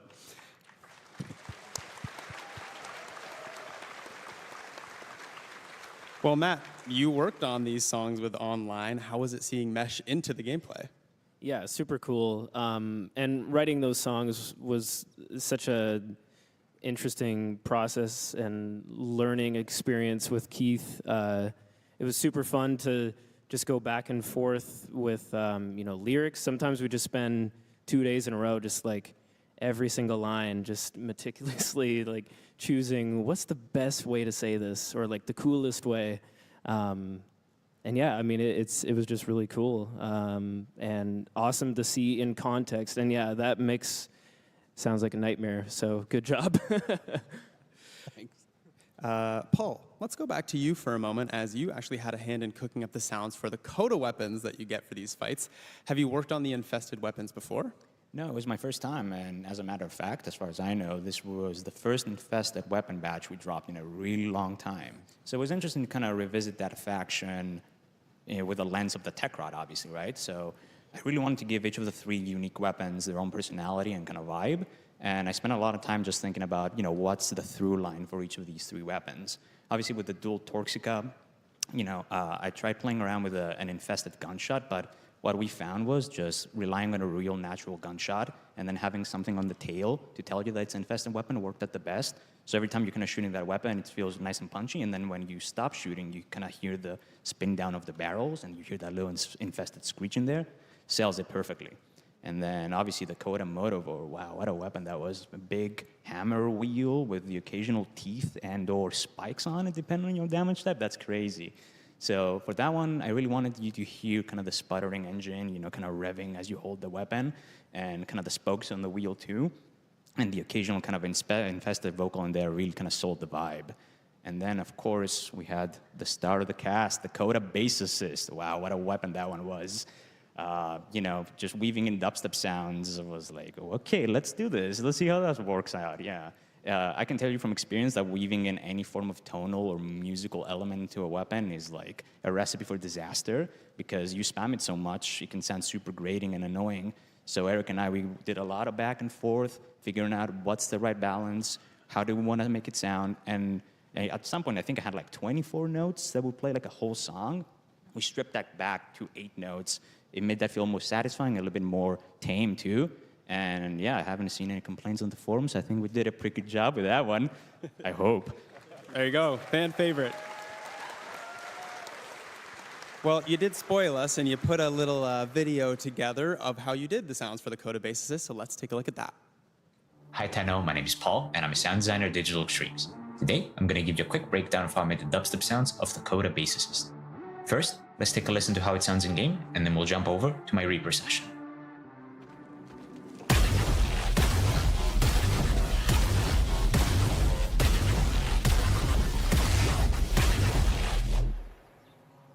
Alright, and now we are in Reaper. The dubstep sound is comprised of 3 separate layers, all of which are made with the software synthesizer that you can see on screen called Serum. Let's take a listen to how each of these layers sound on their own and then put together. Let's start with layer A.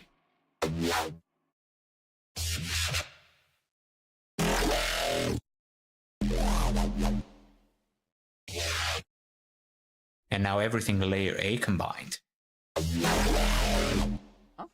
Let's move on to layer B. On all consoles.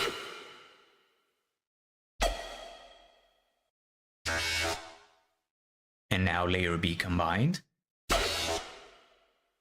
And lastly, layer C.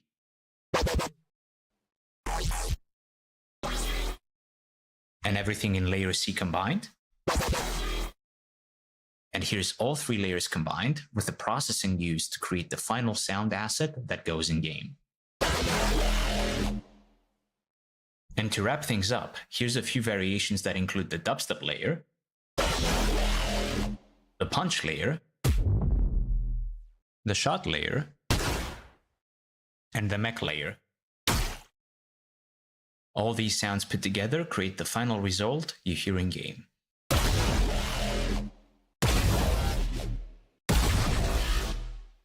And that's how the dubstep sounds of the Coda bassist were made. I hope you enjoyed this quick behind the scenes look, and I hope you enjoy the rest of the show. Bye. Amazing. This stage just made me realize that my speakers at home are not as good as the ones here. That's pretty bassy. Well, that's amazing stuff, Paul. Thank you very much. And as much as I would love to chat 1999 for the whole hour, let's take a look back at last year's post-TennoCon update, Kome and the Five Fates. Other than Prime Warframes, Warframes don't really get their own theme songs, but Kome's theme song, What Is My Fate, is such a banger. How was it working with Matt, Eric, to create something that would play as a theme song to an entire mission? This was a fun one to work on, I think. So this one kind of started off with, I remember putting together some references for Matt, sitting in my office going, okay, what are we going to do for this one? I think the first thing that I did was I like to kind of like, again, I mentioned it before, look at references, get some ideas. And I remember kind of looking at the Japanese top 10 pop chart and kind of getting a vibe for what tracks were on there and the sound that you get from it, because we wanted it to feel like authentic and kind of an homage to that. And ended up finding one cool track called Tokyo Calling. I don't know if anyone knows that track. But if you listen to that one, there's some influence that comes from that kind of gives like the drive and that kind of like poppy in your face feel to it. And then, yeah, I mean, Matt masterfully wove that in with other themes and elements, different instruments that are inspired by kind of the visuals and the vibe of the update. So yeah, that one was super fun, and I think it turned out great. So. Yeah, it's so unique. And you just mentioned the instruments as well. Do you know the names of some of the unique instruments that you guys were using for this? I had a bit of koto in there, but the main thing was the vocals, and I had an amazing vocalist, Chihiro, help out with the vocals, but also the Japanese translation, because I wanted to make sure that it made sense and I wasn't just using Google Translate. And so when I was working with Chihiro, I was like, okay, here's a line. How do I say that? And then she would give me the pronunciation, and then I'd be like, oh, okay, it's that many syllables now. And then I'd be like, well, if I shorten it, which word can I take out to have it make sense still? So yeah, I was very careful about that. And Alpha, did I do okay? Kono toki. Whoa, matita. Kono toki. Oh, matita. It goes, I think it means something like, I have been waiting for my fate. Yeah. There's a lot of like brutal lyrics. I can't remember all of them, but there's some creepy stuff in there. It's engraved in my brain at this point. I think that's my favorite song. Thank you. It was so cool. Such a banger and such a unique update for so many reasons. Chris, you had a hand in bringing the Kome Warframe to life. Tell us a bit about that. Yeah, absolutely. Kome was probably one of my favorite Warframes to work on so far. Really unique frame. There's so many special things about Kome, but it kind of all started with the gamble frame, right? So it started with the dice rolls. So I was rolling dice on different surfaces. How does this sound? How does that sound? You're going to hear it all the time, so I wanted to make sure the dice were good. And I think I hit that mark when Eric sent me a message, and he's like, I think you got it. It sounds like I want to eat them. And I was like, yeah, I think that's it. It's like M&Ms or something in your That's mouth. so Eric. And I was like, I get that sense too. So yeah, I think that was good. And then it was really cool to work with, Japanese style instruments. So I got the koto when you roll sixes, and I got Japanese Shinto bells in there. There's so much to it. Also, I found the heels looked really cool, and I was like, I think this frame needs like unique footsteps, like some clicky, kind of like when you're walking around. So I made footsteps for different surfaces. Anything you walk on kind of sounds like heels. Felt like it matched the character. So yeah, that was a really fun one to work on. It's so cool. And of course, the ability sounds of every Warframe are always super unique, but you put a little behind the scenes video for us together to show you how you did it. Yeah. Let's take a look. Hey everyone, it's Chris from the sound team. Today I'm going to show you how I made Komei's Bunraku ability sound. Komei's fourth ability, Bunraku, blasts enemies, giving them a variety of status effects. But what's most awesome is she turns enemies into marionettes. I wanted to build on this concept by envisioning enemies were physically turned into wooden puppets along with a music box tune while they danced. To do this, I picked up a wooden build-it-yourself music box kit. It played a cool little tune, but I wanted to make something custom. I started recording it note by note. Instead of sampling in the traditional sense, I used Reaper to split out the notes and put them on a grid to start constructing my song. That way I could splice in mechanical clicks and chords to make it more natural sounding.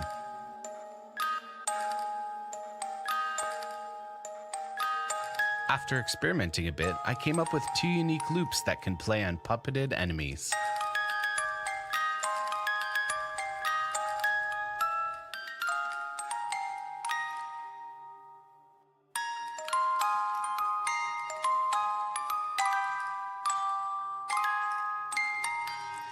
I also used some of the wood that came with the kit, as well as some dowels to make the enemy movement sounds. For the main part of Komei's Bunraku ability, I used many samples to create a unique energy buildup sound, followed by a powerful impact. There are also whispered Japanese voice lines that translate roughly to "puppets dance." And after combining everything together, here's what it sounds like.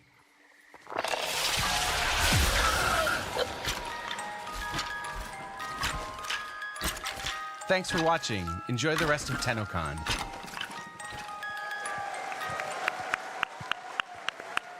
The wave is too good. Thank you for it. So good. Also wanted to mention the whispered voice is none other than Alpha. That was my voice? That was your voice, yeah. Yeah, surprise. Thank you. Thank you. Now I have to play it again. So cool. And Chris, I have to do it to you. You also worked on another fan favorite, Warframe, didn't you? Which frame is that? I did. I worked on Corvex. Any Corvex fans in here? Corvex mentioned.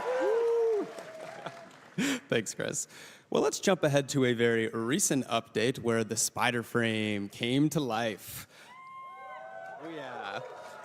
Paul, you had the pleasure on working on the sound effects for Araxia. What was your reaction when you were told we were doing a spider frame? Oh, I was so excited. You have no idea. I was so excited, in fact, that I went directly to Eric and I was like, can I work on this, please? Pretty please? And yeah, First come, first serve. Yeah, exactly. Yeah, and usually we're on rotation too. So because I did Side 09 back in December, I wouldn't have worked on a new Warframe for a few more months. But yeah, I kind of cut the line with that one. It was too cool. It was too cool. Yeah. I love it. And a lot of sounds, you use real life recordings. Did you record any spiders for this one? So, no, spiders don't really make a sound. That's the problem, right? So it was very interpretative. And what kind of happened was, because I was so excited for Araxia, I kind of had a very specific sound for her in mind. So I just went directly in my software Reaper and I just started designing. And by kind of happy accident, I had already designed the fourth ability in like the first day. So that kind of informed all the other abilities. So I didn't really get to record that much. The only thing I did record was for the Syotid, her signature secondary weapon. I really wanted a cool kind of fluid web sound for it. So I kind of just recorded like anything that was kind of a spray that I had lying around my apartment. So like deodorants, foam sprays, shampoos, and stuff like that, just giving that fluid, organic, whooshy sound. And fun fact, when that weapon was done, I was just playing with Auraxia daily, just checking in, all the abilities were done. And up until that point, whenever you would have the fourth ability active and you would dodge, you would just roll like a normal Warframe. But one day, she just started latching onto walls, and I was like, no one told me this. What's this? What? So yeah, I was like, okay, happy accident there, because I already had recorded all that stuff with the Syotid. I was able kind of to reuse the same source, and yeah, I think it turned out pretty cool. Yeah. Pretty cool. Okay, so we got pools, alleyways, and bathroom materials for sound design now. Yeah. Love that. And I also have another fun fact for you. So same like Chris, the same thing that Chris said about the footsteps of Kume. I saw the same message where someone was praising Kume's footsteps. I was like, it would be cool if you did something for Auraxia too. So I was like, what do we do? And you know, Rusalka is in this update, and she had some pretty badass sounding heels in 1999. So I was like, and I worked on those. So I was like, how about I kind of bring that stuff over and kind of give it a little bit more of an Auraxia spin? So yeah, she's kind of using Rusalka's footsteps in a sense. Interesting. Much to think about. Yeah. Speaking of Rusalka, Alpha, how would Owie react to Rusalka being in Duviri? I would run personally, but I was so happy to see her back. Like, Rusalka is one of my favorite characters. The design is spectacular. Like, won't you agree, right? I love it. And of course, to accompany such a design, we needed something with emotional music. Eric, Duviri was already complex with emotion, but now we're throwing the murmur in there. Was it like opening an old cookbook, or did you employ any new techniques for this update? Yeah, I mean, definitely looking for some new textures and kind of remixing some old textures too. The kind of headlining track, Tethra Jirak, was kind of the first thing that came to mind that we worked on. That one, as soon as I kind of saw what we were doing with the spider frame and the landscape that we were fighting in and the boss fight, I knew there had to be some organ in there again. Last time we did organ was in the Zeraman, but definitely wanted to bring that back. So that track heavily features organ. And then some amazing vocals again from Francesca, who's sung on a lot of other tracks for us. So yeah, I mean, Matt, you put those two things together and it sounded awesome. I think on the first pass that you sent me, it was pretty much there. Like it was sounding good right out of the gate. So that was a super fun way to combine a few things that we've done in the past. And then obviously bringing in the Void tongue is always so fun to combine. So yeah, a lot of that was combining like Void tongue, Void chanting with kind of those Duviri elements. And yeah, the lead violin section in the combat track was really cool too. Yeah, shout out Xiao, who played last night at Tenno concert. She had a very difficult part that I wrote for her and somehow did it. I was like, is this possible? She was like, give me 2 weeks and I'll figure it out. And then she came in and nailed it. So yeah, that was a lot of fun. Combining all the classical stuff with the creepy, you know, if Valkyrie struck already, all that kind of stuff. Yeah, very fun. Yeah, it's so fun. And whenever we can, we always try to add live elements to the music. So those little touches kind of on top really push it over the edge. So yeah, hope you enjoyed those tracks. Yeah, did a great job on the map. It's such an incredible mix of themes. And guess what? I'm going to take advantage of these big speakers again, and we're going to showcase a little bit of Isleweaver's featured track. Let's take a listen.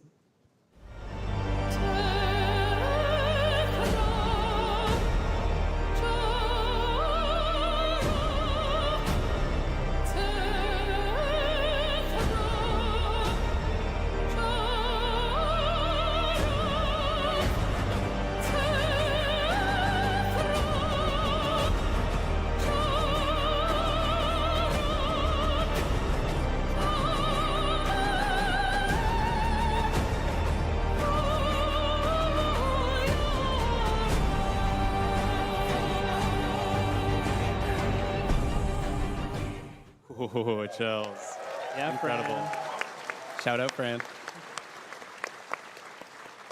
Now, as you know, we are celebrating our 10th TennoCon, so I thought, what better time to look back and reminisce? So I've got a question for everyone here. We'll start with you, Matt. How have you evolved your craft over the years? I think in the last couple years, especially, songwriting has been a more featured element in Warframe. Even when we're doing in-game music like this, I'm starting to think more verse, pre-chorus, chorus than I was before. Usually with instrumental music, I would just kind of think like section A, section B, section C, and make sure it loops nicely and all of that. But now that we're adding more vocals to everything, it feels like an opportunity to make things a little bit more catchy and listenable outside of the game. So I think I'm approaching things differently in that sense. And yeah, it's been a lot of fun. That's great. Remind me, what was your first Warframe track that you worked on? Ooh, I think it was for the new war, and I think it was a cut scene with Cal, I believe. It's just a short little thing that Keith gave me. And yeah, that was the first thing I did. That's super Rest cool. is history. Yeah. Well, same question to you, Eric. You've been around DE for a while. How have you evolved your craft? Yeah, I mean, Warframe's such a complex game with a lot of combat and a lot of things happening all the time. So I think one thing that I've been striving for and continue to strive for is simplicity and trying to distill things down to kind of only the pieces that you need. Doing that not just with how many sounds are playing and things like that, but distilling emotion down in sound effects and music, and just trying to make things as digestible and readable as possible. It's a big hill to climb, and I'll probably always be climbing it. I love that simplicity. Alpha, same question for you.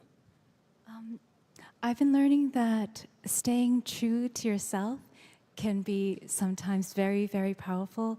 I've been with DE since 2023, and even the course of just the Always dialogues, I've seen the progression of the writing, and it's become sort of closer to what I'd actually say, even in the truck scene. I'm not going to say it right now. Very memeable. And it came as an approval to me, saying it's okay to be yourself and showing that to the outside world. And that can sometimes affect others too. So, yay! I love that. Great answer. Paul, how have you evolved your craft? I have to echo Eric's sentiment. Sometimes less is more, and that's something I found to be true all the time. I have a really good example for you. When I was working, spoilers for the Jade Shadows quest. If you haven't played it, go play it, please. So when I was working on the cinematic sequence when Stalker is about to escape and he is ambushed by Zito in the Corpus, it's a very chaotic sequence. Bullets are flying, Stalker is grunting and he's parrying, and then eventually he gets shot in the leg and he kind of just kneels and falls. Initially, that sequence was it had full sound coverage, everything kept going, but, we removed everything, and the only thing you hear as he falls is just one bass hit. Boom. And then everything just kind of muffles. And then the emotional uncertainty kicks in. And there's nothing there but the music and then the baby cry. Super powerful moment, and in my opinion, one of the kind of apex moments of that quest.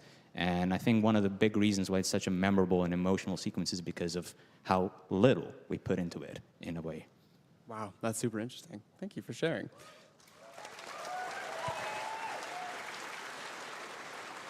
And Chris, on to you. Same question.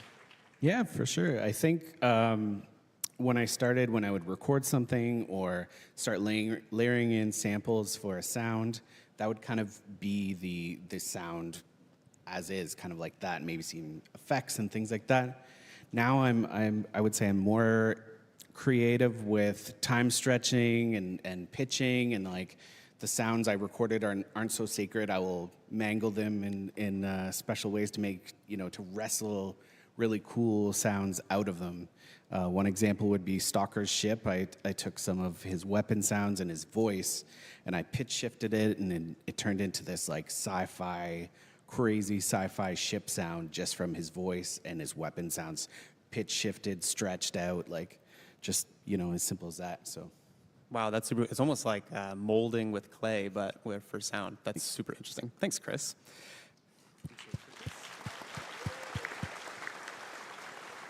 And Laura, same question for you. Yeah, so I'd say the biggest way in which my craft has improved, I also started in like 2023, would be just working with a team, with an incredible team, getting their insight, getting their feedback, getting to like experience their work and see how the sausage is made. That has been the most impactful on my craft. So working with others. I love that. And a huge shout out to Laura for making a fan favorite, the Palm 2 music that you hear for the Kim Chat. This is Laura's specialty. So.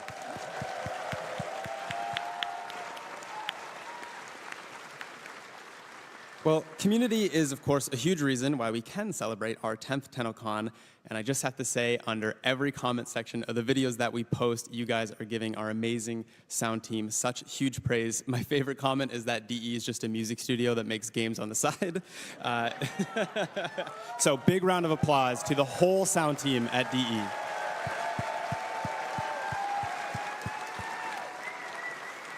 Incredible. As we near the end of our time here, I wanted to have a bit of fun. Warframe has lots of iconic lines from our wonderful cast of voice actors, but what if they were read by our wonderful cast of panelists? So there's a piece of paper that I've handed all of them that have a voice line from the game, and if they would be so kind to read it out loud, we're going to start with Matt. Up.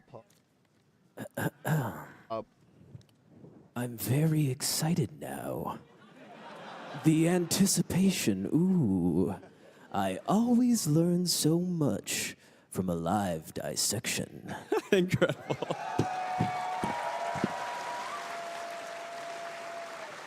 And of course, that's from the amazing Till Rigor. Okay, Eric, you're up.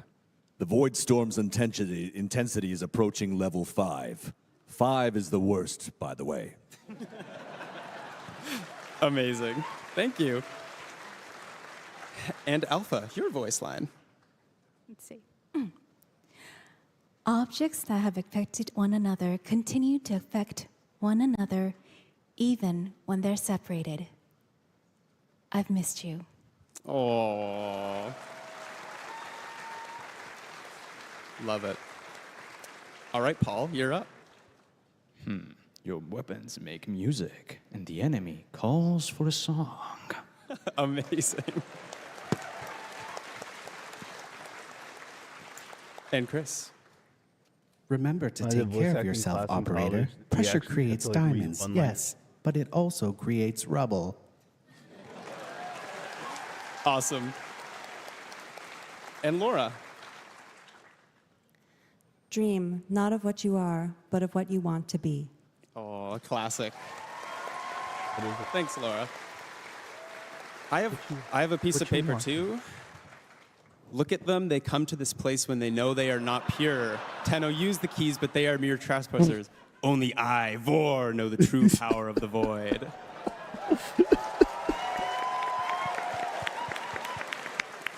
Thank you. That was fantastic. Long board monologue. Now, I can't just end the panel without one more thing. We're just 2 hours away from learning about the next chapter of Warframe, but how do you guys feel about a little bit of a tease?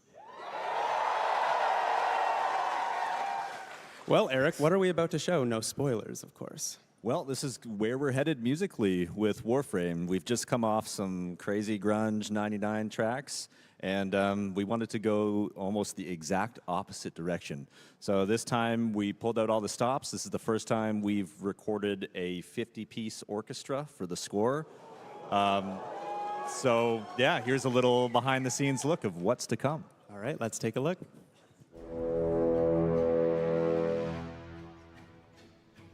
Warframe.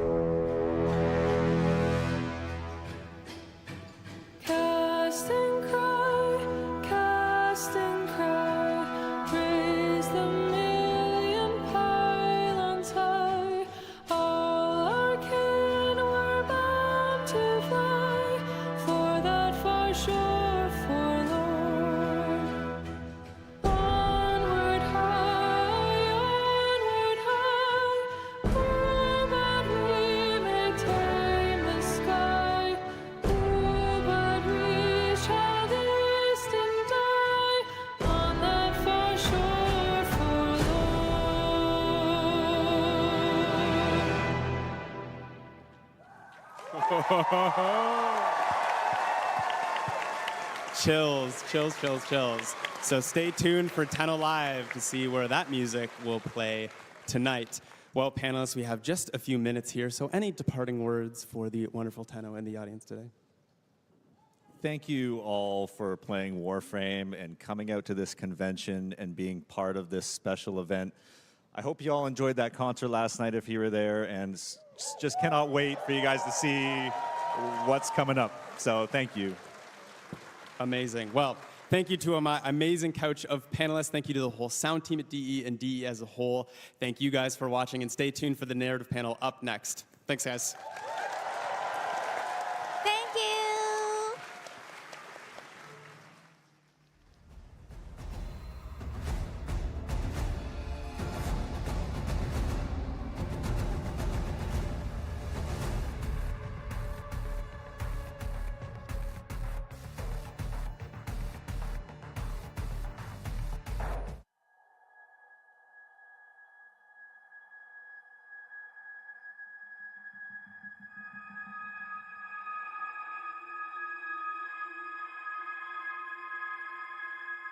you.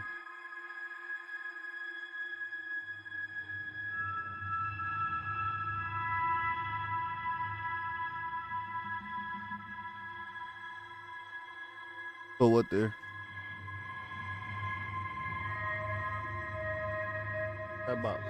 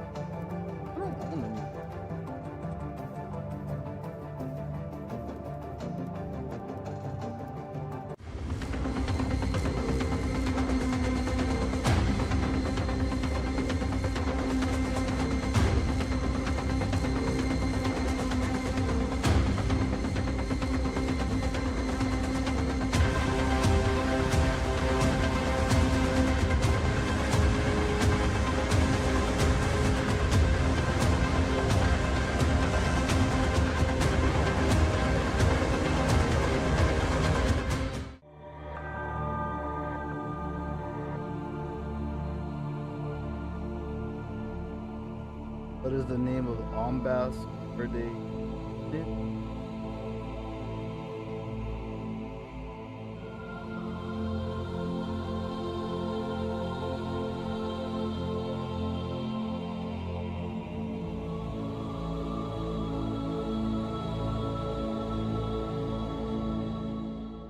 All these things, furniture liquidation with a price. But then you have to look at chat.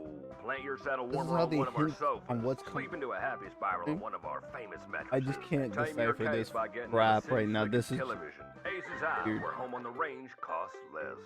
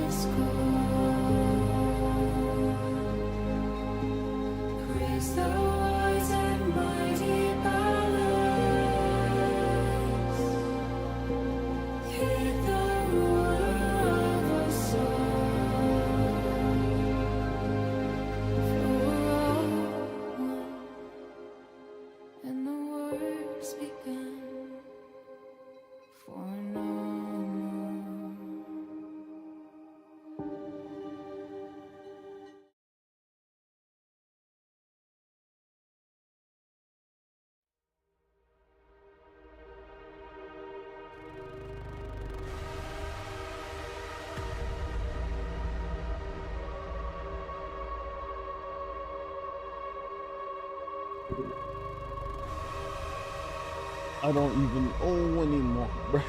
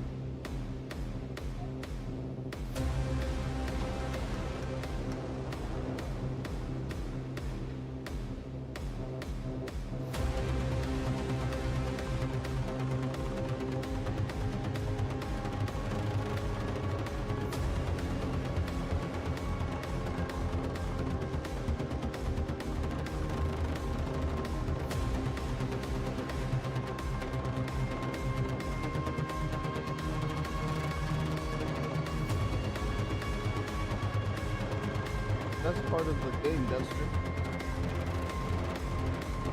Oh, Conan Brian show.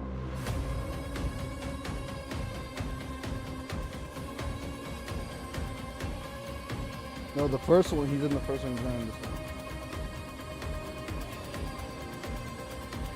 Norman Reedus.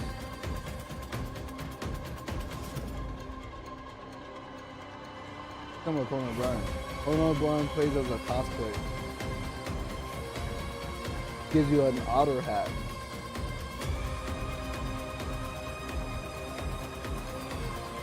No, he plays as a cosplay.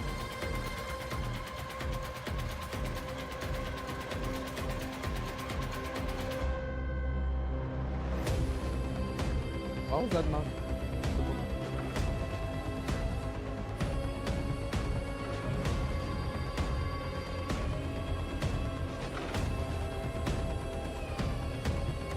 That knock was so loud, Yeah. The y'all voice don't even pick up on. It doesn't pick up, but that knock did.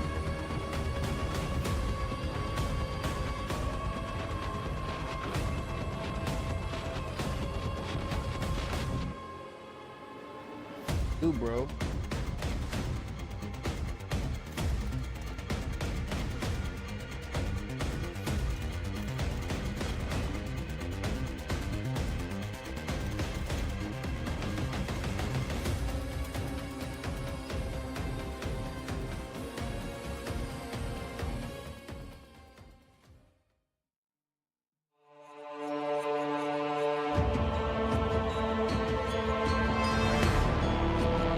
There you go, the narrative of Warframe.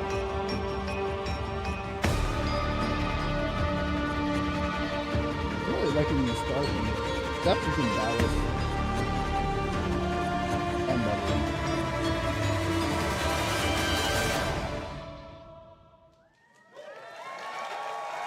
Hello, Tenno, here, there, everywhere. Those of you joining us in London, those of you watching online across the globe, welcome to the first of its kind, first main stage Warframe narrative panel. Can we pop off for that? Yeah, we can do a little pop off. My name is Corey Van Den Huggenband. I'm a community manager here at DE. Today I'm your host / moderator for a 50-ish minute presentation going over the lore of Warframe, the universe, the quests, the characters. But let's be real, you're not here for me, you're here for the panelists. This is the dream group of people. If you were going to be talking Warframe, you'd want this couch. So without further ado, let me introduce them to you.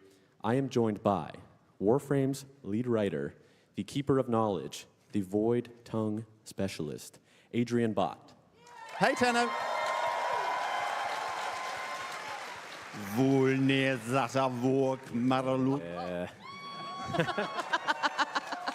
Next, our principal writer, the mad scientist behind the Kim system, Kat Kingsley. Hey, kiddo.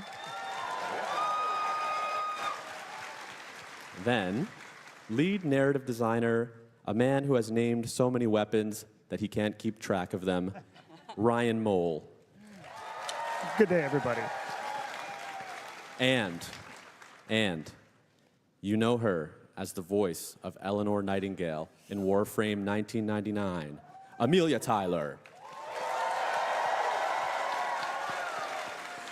Well, hello, darlings. So, the aim of the panel today is really twofold. Of course, first, it's going to be a deep dive into the universe of Warframe, the characters, the quests, but also for anyone out there who is maybe an aspiring creator or storyteller, we'd like to kind of offer an insight into the craft of writing, but also recording, acting, directing, as it's all intertwined. So that's our plan. I have a spoiler policy that I'm about to share today, and that policy is we will be spoiling the game. So we're covering everything up until Isle Weaver. We're going to be big chatting. Let's see. I'm going to start by asking you about characters. And because we have Amelia here, of course, I want to talk about Warframe 1999. We debuted the Hex at TennoCon 2024. And that update had the largest kind of cast of ensemble characters we ever brought to a Warframe update. So I just want to ask in general, what was it like delivering that cast? Frankly, amazing. But one of the things that we wanted to make sure of was that when the player arrives on the scene, the sort of status quo between the members of the Hex is very much established and intense. So we did a lot of work into setting up the relationships, the grudges, the attitudes, all of that kind of history that they had between them, so that when the player kind of turns up on the scene, there was a kind of powder keg ready to explode. But we did a lot of that kind of detailing of who the characters were by using a technique that I picked up from a guy called Andrew Ellard, who is an advisor on scripts in the UK. He worked as a Red Dwarf consultant, amongst other things. And love Red Dwarf, Smeg. Yep. But one of the things that you do, which seems kind of counterintuitive, is you don't kind of start out by detailing who is the character in themselves. You describe them from the point of view of the other characters. So it's not like necessarily who is Arthur, but what does Owie have to say about Arthur? What does Quincy have to say about Arthur? And because of that, you get away from this idea that there is any kind of a sort of single objective view, and instead you build up this kind of subjective web of relationships between the characters that is incredibly fruitful. And that really, really helped us. I mean, the design of who the Hex were going to be kind of began at the concept art level with the astounding art that we saw. We didn't initially know which Warframes are going to be proto-framed. And so we kind of learned as we went along, and their background kind of filled itself in as well.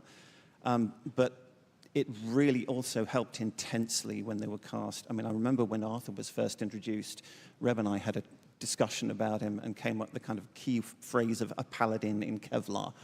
And he existed as a concept, but then when we heard Ben Starr delivering the dialogue from Whispers in the Walls, and we heard that sort of gritty warmth and exhaustion come through, I instantly knew a lot more about the guy, what he'd been through, and all of that. Well, we also have, yeah. So again, the voice behind one of those characters is here with us, Amelia. What can you tell us about your journey with Warframe and with Eleanor? Oh, God, I didn't know it was for Warframe when I first got the audition, so I got the audition sides. And when you're an actor, it's a death knell to fall in love with a character when you audition for it, because you do a lot of auditions, and more often than not, you won't get the part. So if you fall in love with it, you're doomed. That's the death of self-esteem and joy. And I read this audition brief, and I was like, oh no. Oh no, I'm doomed. Because this is going to be that one where I audition, and it'll be the one that got away, and I'll watch somebody else do it and go, oh. Because she seemed so in depth, and there was a lot of me to it. There's a lot I could identify with, and I was excited about trying to bring that to life. So I sent the audition off, and then was like, didn't hear back. Okay, I'm just going to go cry in a corner. And then I stopped crying because I got an email. It was amazing. But we fleshed the character out a huge amount after that initial audition, and Adrian did such a phenomenal job of writing for my voice. Once we'd done that first recording session, like, it's me, that's me. If anybody's met me at this event, it's not far off, is it? Like, bar the tongue and the brother, that's basically me. So it's at the point where I can sit on my couch, and I have sat on my couch just sight reading the Kim system, and it's effortless because he's captured my voice. It's, you know, I pride myself on my sight reading, but it's not that good. You know, that takes an amazing relationship with writer and director and team as a whole. I think it's very easy to make this kind of thing when you like a character just about the actor, and really, we're just the face of it, we're the voice of it. It's a team effort. It's finding that way of communicating together and building a character collaboratively. Absolutely. It is kind of wonderful because we were given that opportunity with all of the hacks. They really did become that third partner in the dance. And so much of the voice actors backfed into the Kim system with Amir and Quincy and Eleanor, and like it backfed into so much of the characters and the personas because you all brought so much life to what otherwise would have just been words on a screen. I've learned so much about Eleanor from reading the Kim system. A couple of times I've been like, oh, thank God I got that right. That changes everything. There's always a point when...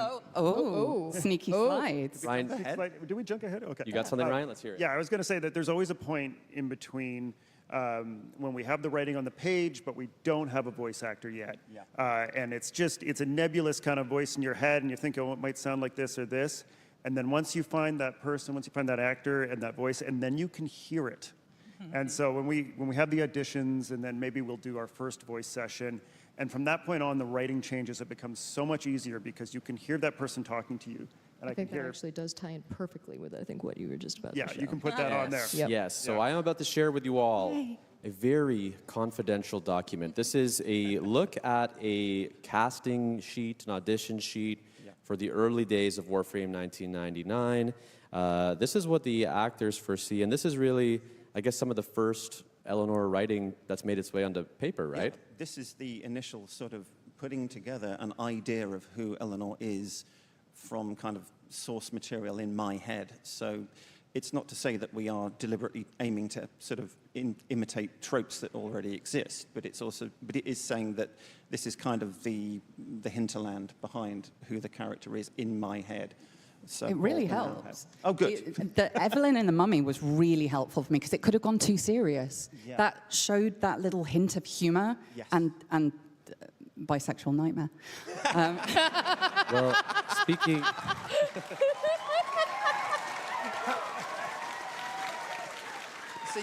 You've all watched it, I see. Speaking of humor, I'm going to need somebody to explain this next slide to me. Oops, actually, this is a sweet slide. There's one more. Oh, yeah. That's the one where this never made it into the final game because it's just a prototype. But when we're putting together what we call the casting sheet, it's the first time we ever get to write dialogue for that specific character as opposed to just thinking about what they might be like. And so we knew that the Kim system was going to be a thing, that there was going to be romance in the game. And so one of the first things I tried to tackle, which I thought we were going to have to hear from the various different candidates for Eleanor from, was how a telepath approaches becoming intimate with another person, and what that might look like, and what a sort of declaration from that person saying, yes, me too, I'm on board with this. So, anybody that wants to use this for fan fiction, Please. And if you want to do art of it, feel free. This was a phenomenal piece of writing, though, because it told me so much in so little. And there was that lust that, she does not shy away from her sexuality or joy. But there's a vulnerability to this of, yes, I want this, I want you, but I have seen this go wrong before. I can see all the ways that you could say you're fine with this and then not be fine with this, so I need to know. It's not just a consent thing, although that is very important to her throughout. It's also a vulnerability thing of somebody who desperately wants to be able to confide in somebody and be vulnerable. Yeah. But... Oh, save that for the next one. Yeah. Let me ask you... Yeah, let me ask you about this line. Oh, God. Someone please I got explain. you, fam. Kat, are you taking this? No, I'm said wait for the next one. They were saying read it. You want me to read it? Oh, they did, yeah. Do you? Amazing. This is my life now. Okay. So this is mid-battle, right? This is like a kind of trying to get one up on somebody? Kind of. This is me, again. This is what our process was in the booth, actually. It is, yeah. Tell me. This is what would an incredibly potent telepath who is used to thinking outside the box and thinking in unconventional ways, and who absolutely, has this tendency to say exactly what she is thinking. How would she get out of a situation where she was completely unarmed and somebody had a gun on her and the team and was threatening them? What lateral thinking strategy would she use to get out of it? What telepathic sort of suggestion would she plant in someone's head? Because you're not going to just necessarily say, shoot yourself.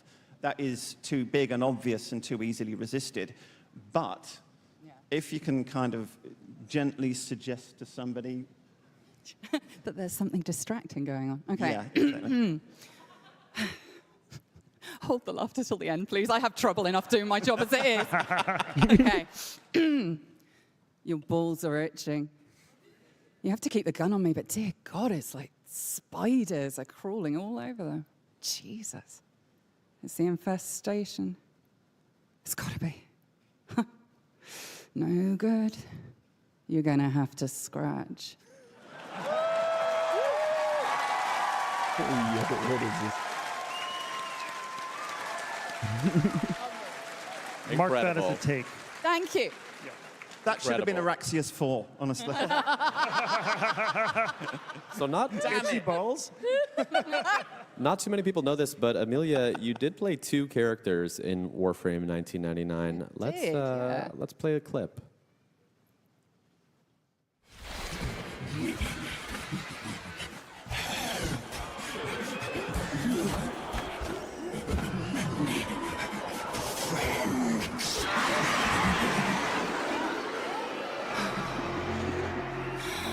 Many friends.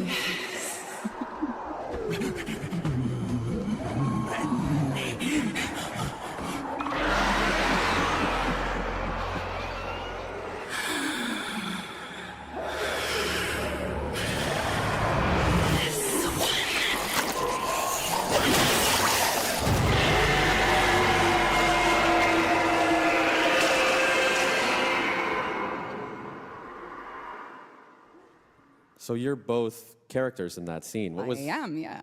What was the story there? Well, I started the recording session. We recorded all of Eleanor's stuff for that batch. And then Adrian went, so, we've got another character in this scene. And we just thought it would be cool if you could do it. We don't know if you can, but we thought we might try it. Would you be up for trying it? Can you do this sort of thing? And I was like, I have never. What, so you're Death Metal Planet of the Apes? Okay, I don't know. Let's see. And if it's crap, don't use it. All right, okay. Yeah, I think I can do it. I think it'll be fine.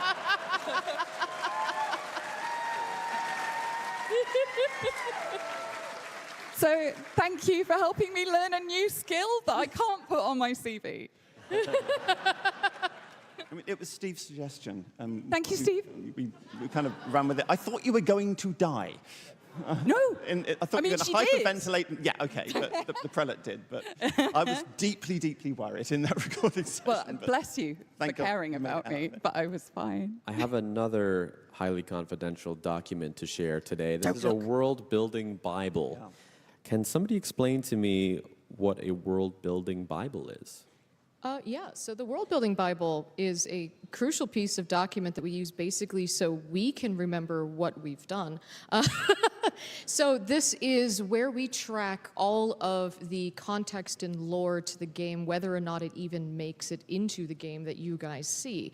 It is everything from legally distinct corporate names to when and how people show up to 1999, to the different seasons and how they work, to people's backstories. Like this is Eleanor's backstory. It's all of her information and how we built her character. And so how she was sort of like built, and it's a living document. So as things are made and edited and changed, because things develop as you're writing a character, we're constantly going in and adding and changing and rewriting and going, oops, well, this fact about how Intrati showed up was, whoop, we're gonna redact that and change it.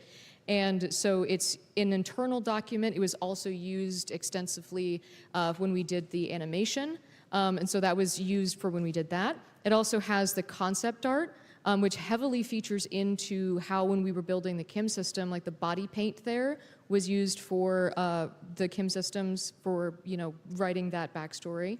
And so all of that is kept in one place so that people don't have to pore over all of that Kim dialogue or all of these scripts to try and figure out and piece together from some other dialogue or series of fan YouTube videos of what is actually going on, for better or worse.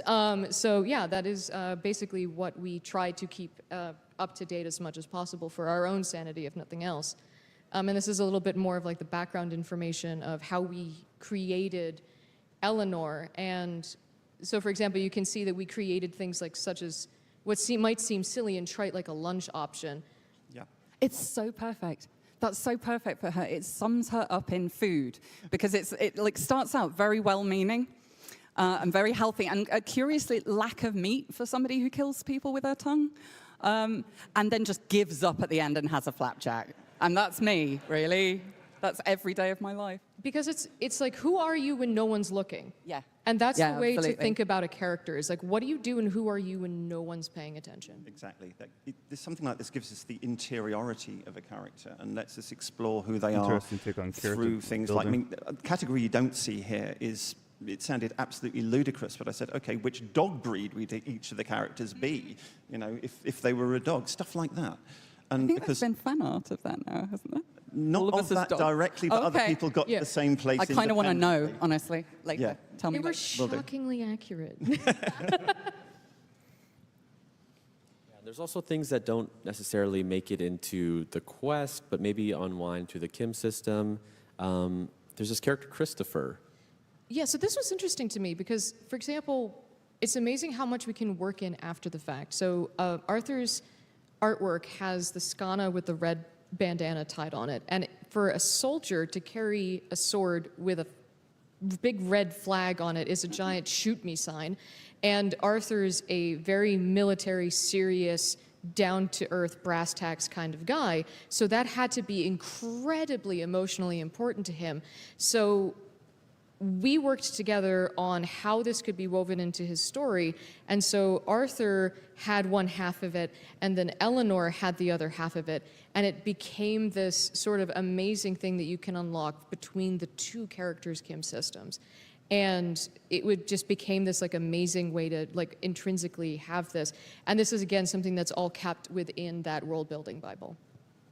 Right on. I think it's time to talk romance and more about the Kim system. So we've talked about, oh, here we go, yeah. We can chat over this clip. We've talked about on Devstreams the book's worth of dialogue that went into 1999. How on earth did y'all handle this? Well, okay, so the stats that we've recently, well, is it, yeah, no, not yet. Yeah, we'll come back to the stats. How did we handle it? One spaghetti noodle at a time. So branching dialogue is a lot. It is a exponential curve, and it is so much fun though. And I think about it as sort of unwrapping an onion. People are like an onion. You know them in layers. And it was interesting because Warframe's syndicate system was very easy to sort of piggyback off of and automatically think about it as, okay, so every time you rank up with these characters, you're getting a little bit deeper into their personality, and you're getting deeper into the groove with them, and you're sort of going further into their stories. But the characters are just so deep and rich and interesting. And as we got to work more with the voice actors, and they brought so much life to it, they were just so rich and interesting and amazing to work with. And I'm just so honored to be able to have like brought so much life to them. Well, I think it was also, Kat, you were new to the team when you started. Like, you were brought on to do the Kim system, and you hadn't played Warframe up until that point. So you were going through Warframe, learning how to do it, and I remember having all these questions about the lore and all the history of the game, and you really took that into the Kim system. You put yourself in the sometimes in the shoes of the Hex characters, wondering what the Drifter did, and tell me about this origin system and what it's like in the future, and then vice versa for the Drifter in 1999. And you had those characters interrogate each other so that you could learn about Warframe. There was a lot of self-teaching. But it ended up bringing out so much new information about our game and about our world and our lore, and I think it clarified a lot of stuff for people that we couldn't do in the kind of storytelling we do normally in our quests and with our vendors and things like that. Yeah, So it really brought a new dimension to Warframe. I think it's fair to say that Warframe has a lot of unreliable narrators of one kind or another. But one of the glorious things about how Kat handled the Kim system was that the Drifter has no need to be an unreliable narrator. The Drifter is trying to explain to the Hex, who are from a completely different time and background, what they have been through. And so in that extremely kind of distilled and human exposition of all this outlandish stuff that Warframe has to offer, it essentially functioned as a way for players who might have been a little bit more alienated from the lore and the backstory than we would wish to catch up with that. I mean, I was seeing people come out of the Kim system knowing a lot more about the system and their particular role in it and what was going on than they had hitherto done. And that was just an amazing and unexpected kind of secondary consequence of this. The whole thing was just phenomenal and such beautiful levels of detail that as actors we don't tend to get very often. And that really helps flesh out my understanding of who Elena is and why she does what she does, even if we never address it. Yeah. Even if it's never in the script. I want to show a visualization that we put together to give you a sense of just how much dialogue was there. We have a short clip. Yeah. And Kat, do you remember the stats? I do. And it's the reason why this video is glitchy is because this is a manual zoom out in Illustrator because every other software crashed. This is 240,000 words of dialogue. This is all Eleanor. 280 conversations. There's Letty on the right. Yep. Oh, yeah. Yeah. And 16,000 strings. That's right. So this is everything that is currently in the game. That is the Kim system visually represented. And yes, it crashed every single thing. Wait, why is it moving? Did you... Did we check with Reb? Is this cool? Are we... Spoiler policy, spoiler policy. Spoiler policy. Kat, explain. That is right. There are going to be 3 new proto-frames.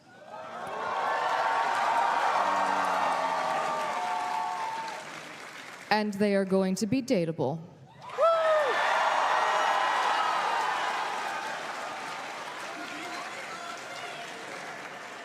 And you're going to meet 2 of them tonight.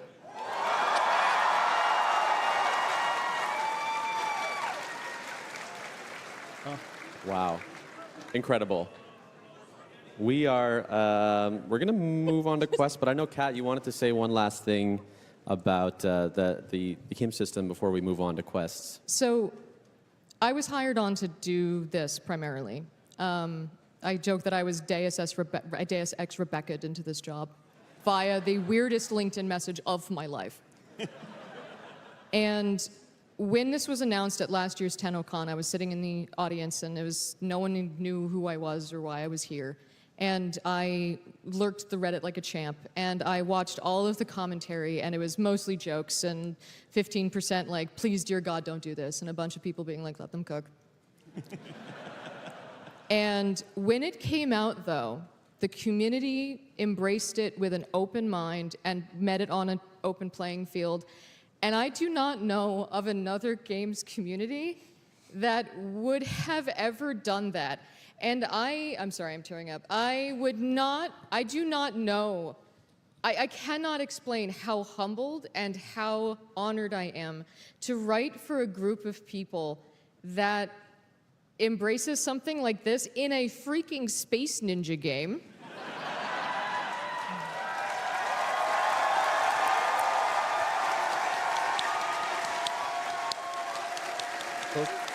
You rock.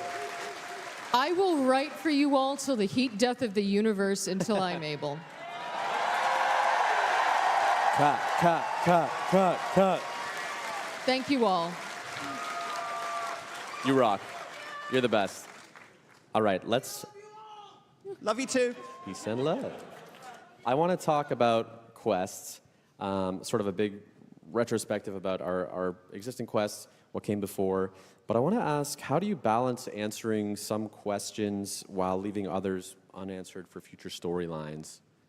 Well, a lot of what we do in a given quest is very much a Rebecca-level decision because we get to tell the story, but we do not steer the ship.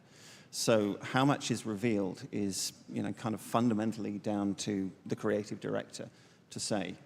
That said, I think it's fair to say that we always need to leave the players, certainly on something like a main quest chunk, knowing more when they come out than they did when they went in. We've always got to keep incrementally kind of pushing the knowledge boat up the river. Yeah. But if we're going to keep on writing to the heat death of the universe, which we are, we're going to need to leave some stuff unanswered for a while. And it's so much more interesting playing a character like that, where there are still questions, where you don't get to the end and go, and that's the thing about me.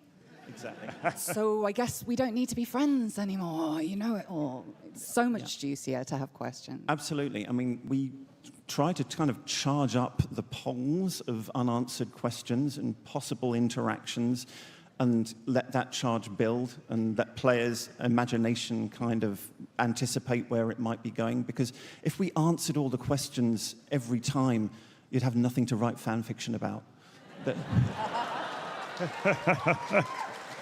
You know? It's your imagination, your creativity, your response to what we're putting out there that is what vivifies the game and makes it live. So we need that to happen. Yeah. Well, on that note, to what extent does the community influence future storylines, the direction of the game? I know people loved Call 175, and then came Veilbreaker. Yep. People loved Rusalka, and then came Isleweaver. Is that, again, more of a Rebecca creative director? Yeah, I think so. But I mean, in terms of responding to community sort of ideas and reactions, I mean, going back temporarily to the Kim system, if I may, I wanted to have the Eleanor conversation about am I a minefield? Because a lot of people had felt, not everybody by any stretch, but some people were feeling like they were being not given a fair hearing by Eleanor when they were in the middle of a conversation. They said something that caused her to react in a given way and maybe end the conversation there, which is how it was originally written, but a lot of what we do is about emotional connection and about emotional reaction. And you can't say that what you want is to make the players care, to make them feel something, and then ignore it when you get the reaction that you didn't expect or want or plan for. And I just thought in my head, look, if the players are feeling this way, or some of them, then drifters must logically be feeling this way too. What would Eleanor want me to do? She'd want me to incorporate that, to give her a chance to say a piece and to own it. And so that's what we did with the am I a minefield conversation. And if she hasn't been in your experience, you can say so. You do have the option of not going down that particular path. But that was very important to me, and I was very, very heartened to see that that particular thing got a positive response in the main. And to go back to your original question, Corey, it's definitely something that's great about working on a live service game that updates as frequently as Warframe does, is that we get to, have that feedback from the community, we get to see what people are excited about, and then we get to improvise and go and do a new thing and build on it.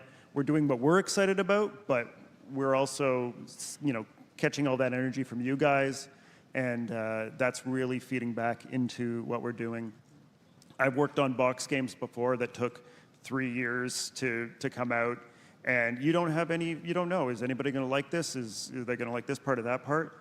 And it's so awesome to be able to kind of, ship something every couple of months and get that feedback and then iterate and improve on it every time. So I thank you all for that.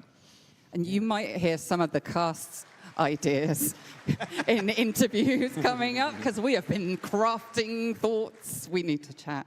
We do. So this is not a confidential doc. This has been on our website. But Warframe is in its 4th saga. Yeah. We have the Awakening, which covers Vor's Prize to the Arcwing. War Within Saga is Nata through the Sacrifice. The New War Saga, Prelude to War through Duviri, Paradox. And now we're in the Void War Saga, which started with Whispers in the Walls and is going onwards, question mark? Yes. I mean, the indifference is still out there, so. Very much so. Don't look directly. Isleweaver is not the end of the saga. We're still, God, no. Yeah. No, not by a remarkably long chalk.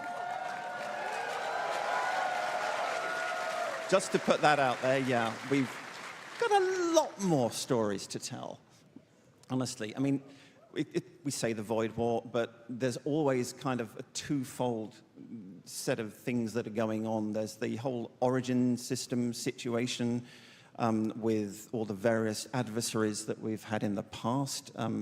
Classic ones like Alad V is presumably out there still. Worm Queen is still doing her thing. There's Pazul, of course, and the Archons. Yeah, it's nice to see that Pazul has his fans. Freaky guy. Antonio's here somewhere. But there's also everything on the voidy side as well. So, what is going on with the indifference? And it was brilliant in Isleweaver to be able to show something which is pretty darned unique, which is the indifference working through a living human agent. Because it can imitate, it can mimic. I'm not going to give away too much detail about exactly what the indifference is and does, God forbid, but Nessie's situation is kind of unlike others. We've seen the indifference mimic other people, as I say, including our own operator, including Entrati, including Lloyd. But Nessie still exists as an individual.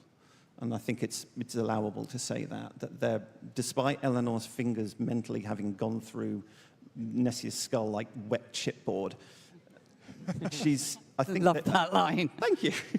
She is still there somewhere, I think personally. Right on. So you sort of answered this already, but the Void War saga is ongoing. Listen, I'm not here to get anybody in trouble, but is whatever we see at Tenno Live a continuation of the Void War saga, a new arc? Possibly speak to how it fits in, but it will, I think, seem like a natural and obvious continuation. Cool. He said awkwardly. Is there any one quest or bit of story that you think is like important table setting for where we're going next? I don't know that I can say, okay, in the next hour and a half, rush out, play these particular quests and come back, because people wouldn't necessarily have time to do that. No, again, I can't really give anything away about that, but I would say maybe brush up on old lore. Hunhau's line, "We severed worlds," and the implication thereof. There you go. We got something. Do I keep my job? Help. All will be revealed. Anything else? I know we're in like dangerous territory, so I can move on if we don't want to talk any more quests. We can go talk about universe. Let's talk about universe. Let's do it. So I want to ask, what are the core principles, key tenets of writing for Warframe? So I'll give an example. I work on the TennoGen program, and we have this line, Cass has this line, which is weird first, cool second. Do you have any similar philosophy? Weird first, cool second. Yeah. No, that's we don't say that, but that kind of sums up how we think about it as well. Totally. Yeah. One of the guiding tenets we got handed to us, down to us from Steve, was drive it like you stole it. Yes. Really, like he literally said that if it doesn't feel like it's dangerous, you're not pushing hard enough. And that's reflected a little bit in the way of writing Lizzie. I was like, oh no, I've created another Eldritch god in a form of an infested guitar. Okay. As you do. Cool. Roll with it. And I remember we were going through this, and he's like, are we writing checks we're going to have to cash? And I was like, yeah, but it's fun. And another one was about making sure that through these giant, enormous space epics, where it would be so easy to lose yourself in just blowing up spaceships and just the enormity of it all, that we never lose that sense of human connection and the human story behind it, and that we are experiencing these through that deeper connection between people, because that's where you get these immense stories and that what really resonates with people. Totally. I mean, I'm a lore nerd. I love it. I can obsess about it for weeks and happily to engage anybody in conversation about lore until the sun goes down. But one of the pieces of feedback that I got from Steve while doing quest design, which was extremely important to me, and because I want to explain everything, I want to make sure that the player understands entirely what's going on. And Steve's kind of one-line response was more Kirk, less Spock. It's focus on the human connection, on the emotional impact, and make me care, and do not stress so much about getting everything to join up precisely. I mean, I'm very British in the way I approach things, and Kat's very much more American. I'm sorry, you're British? Yeah, sorry. Oh, God, I'm so sorry. I didn't mean to be. When? Oh, my God. But This whole time. Sorry. Case in point, I kind of fret about, is everything buttoned up right and everything in place and everything protocolically correct, and Kat is like, woohoo, bang! Yeah. You know, screw it, let's drive it like we stole it. And so, yeah, the team really kind of vibes well with one another in that regard. Yeah. We all bring something to the table. And there's another thing that Steve, especially in the early days, would say about our game when we were a much smaller studio where we didn't have the resources to do the kind of animation and big stuff, is that, you know, when the other games are going big, when they're going bombastic, we're going to go small, we're going to go human, and we're going to tell real interesting stories that grab you and bring you in. And I think that's what we've done every time. And even though now we do have all those resources, we still want to tell the small, intimate stories, but in a big setting.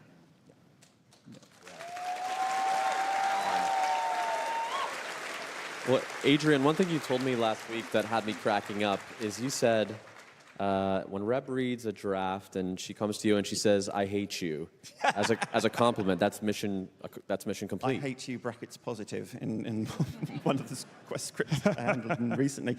It sounds awful to say it, but my kind of job description is making Reb in the first instance, because, you know, all writers have got a person that they write for in the first instance, their kind of audience, and so Reb is kind of mine.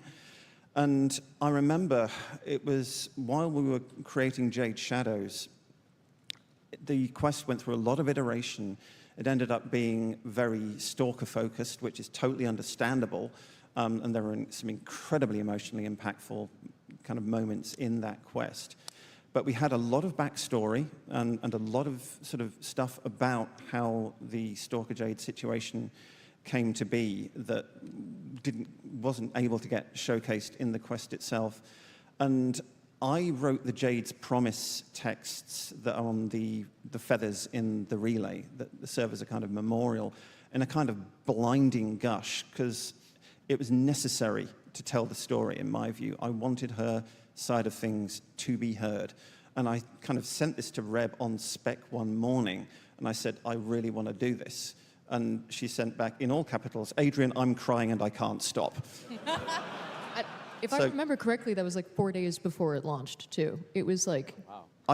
Yeah, because it got included after the event, Belly of the Beast, wrapped up. So there was, you know, a narrative kind of through line from the one thing to the other thing. And it was kind of implicit that Stalker had been to Larunda Relay and set that up while the players were all there, in his shadowy, stealthy way, as he does. There was a very frantic setup to get that all working in time. Oh, yeah. Oh, boy. This is how the sausage gets made. But it was so, that's one of the things that, though, that is, again, speaks to live service, is you can do that in live service when you can't in, like, a boxed game. Yeah.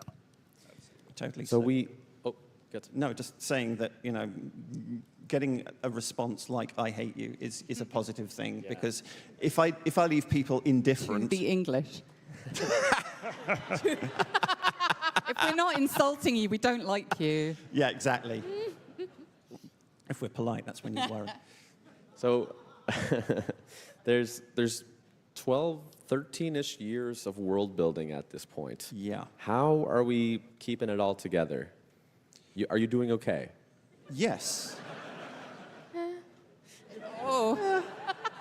Yeah, I mean, we do our level best, and we really, I mean, I personally enjoy, I think I speak for the team here, paying off stuff that's been baking for a long-ass time, you know. So there was stuff in Jade Shadows that referred back to the very earliest sort of Stalker lore as well.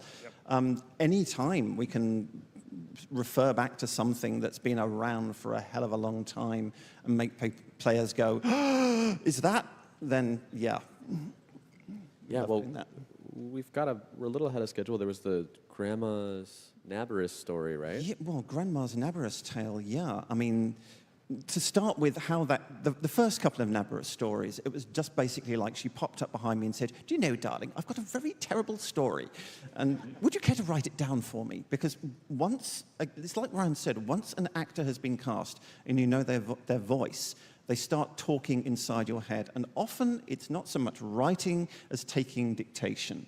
So that's exactly what happened. But people wonder sometimes, do we kind of leave little Easter eggs in the game, in the text, in the VO?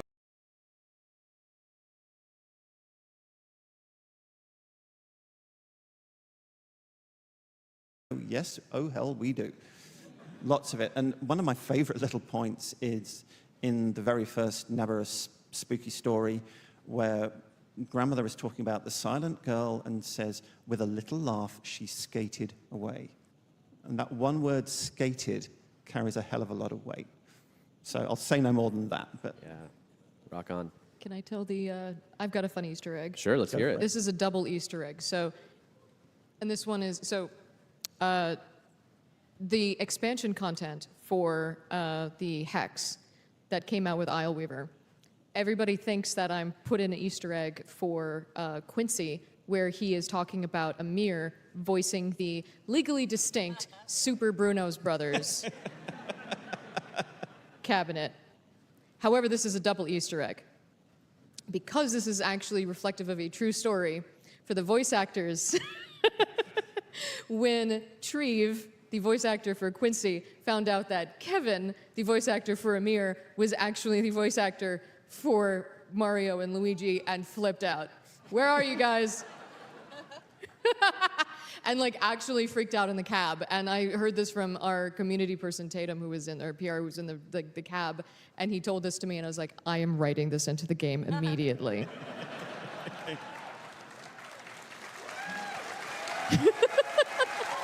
Because I was just so, like, they've become like brothers to me in my head, and like being able to write that arc for them of just like the two, because Quincy was just, I was so terrified to write him at first because, I mean, look at me, and oh, the fear. But once I could hear him in my head, he just became the most joyful person, and he became another persona that I could just, like, he just takes over. And all of his dialogue in the original Hex was written in 9 days in that Kim system. And it just took over. He was just like, hey, I'm here now. You're just gonna sit there and deal with it.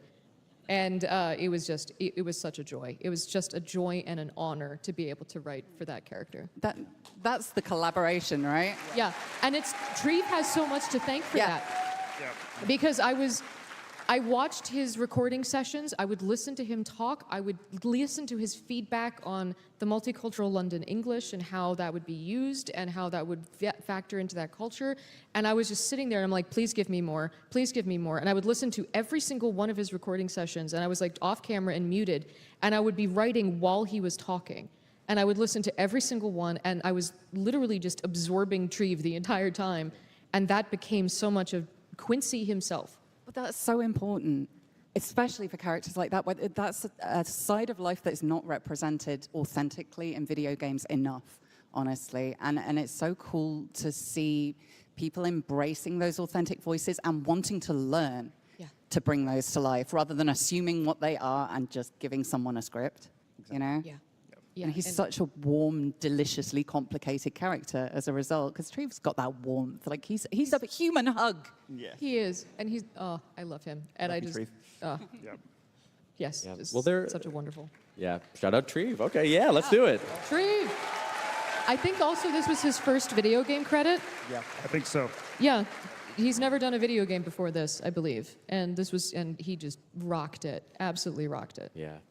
Real quick, there's times I wanted to ask, like, what needs lore and what doesn't. Obviously, we're working on a live service video game. For instance, Kat, we were talking about how if you walk up to Arthur as Arthur, there's not like a special line. So can you tell me about that, like, decision-making process? If you react to every situation, you'll never stop, and then the game will just be 17 gigabytes or 17,000 gigabytes. So at a certain point, you just have to lampshade it and just be like, no, sorry, we're not going to have Arthur react to you wearing Arthur, talking to Arthur. So at some point, you just have to assume the mechanics of it, and just say, it's a game, sorry. At some point, there is that fourth wall break. But it's that exponential curve. When there's a point of diminishing return, and you just have to sort of decide where that percentage point is from just a mechanical standpoint, and decide where we can just sort of go, there. There's also just only so much time. Yeah. How fast we're releasing things. You know, a lot of what we do and we don't do is what do we have time for? And, you know, we try to do as much as we possibly can in the time we have, and what is the best bang for the buck. Yeah. And sometimes those little tiny Easter eggs, it's like, that would be cool, but it's not going to move the needle the way doing something, you know, that's going to be, everybody's going to see. It's going to do it. Speaking of time, we do have to wrap very, very soon. Ryan, I know you had something you wanted to say. Yeah, I really just want to say, I think from the bottom of my heart, and from probably everybody else at DE, I just want to thank all the Tenno here and at home for your support on this game over the last 13 years. We couldn't make this weird and wonderful game and keep on making it weirder and different and better without you guys. As long as you're here, we're here. So please, thank you. Thank you so much. Yeah. Thank you. Thank you so much. I wonder what might, yeah, you got this, Adrian. What might, well. Just to close, what do you think Eleanor would say to the Tenno here assembled if she was here in person? Well, obviously, she's going inside their minds, so let's see what you are all thinking. I can hear one word reverberating through all your minds about where you're going. So maybe you should think about where you've been. That's our panel. Thank you so much, Tenno. We have to wrap. See you at Tenno Live. We need total friends. If one of them, one is definitely going to be probably Rhino or Rhino, Loki, or Oberon. But everyone wants to see a Titan. That's going to be a difficult one.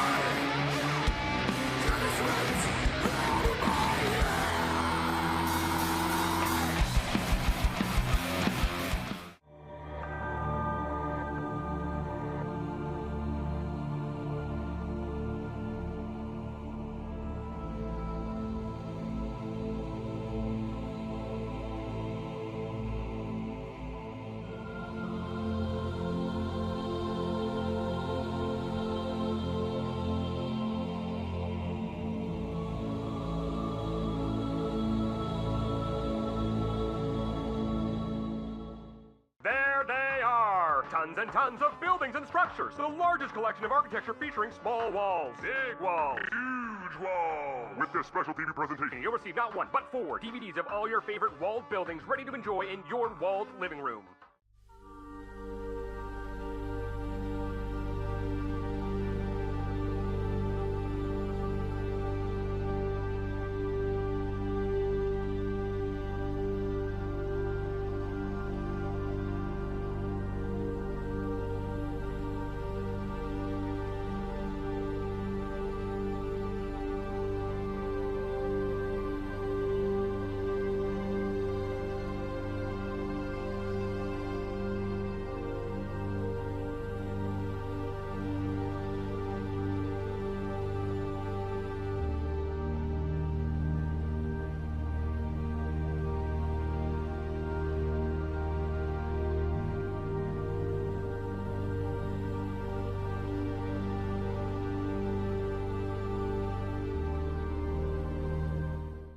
Isn't it time for a new story?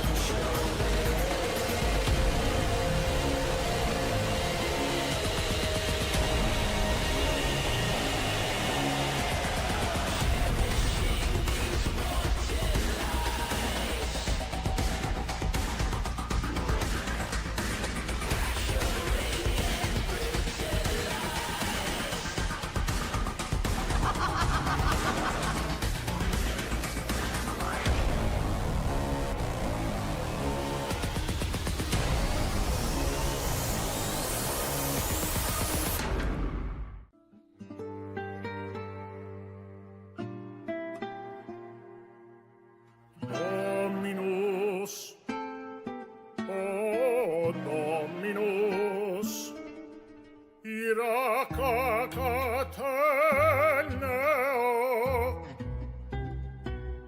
his curse upon you, suvata Sasha bra, sueruvash,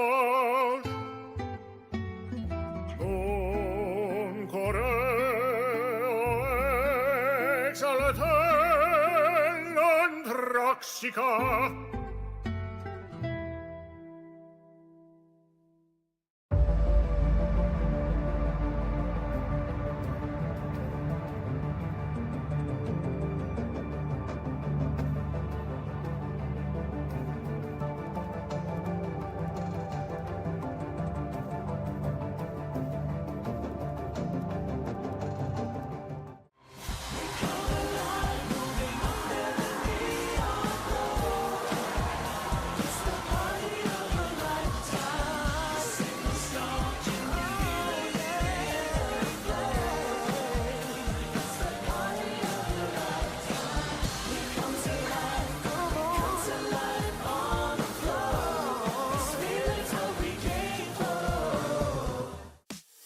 Everybody knows there's nothing like a delicious slice of Big Bites pizza. And it's perfect just before online hits the stage. My favorite bite? Pepperoni with extra cheese, of course. What's yours? Let's connect over a slice of Big Bites pizza.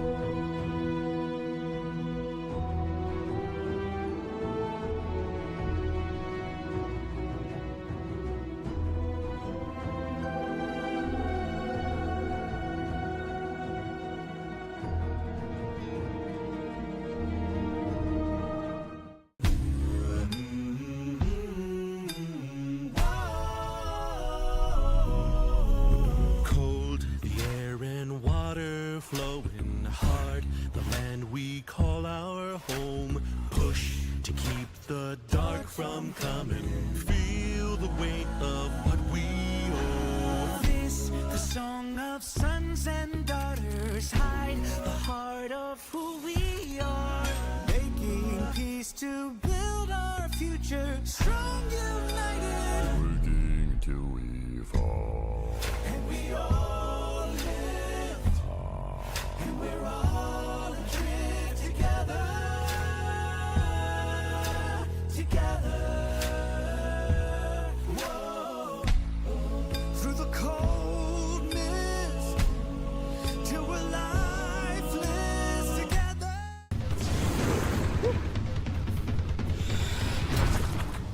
Huh?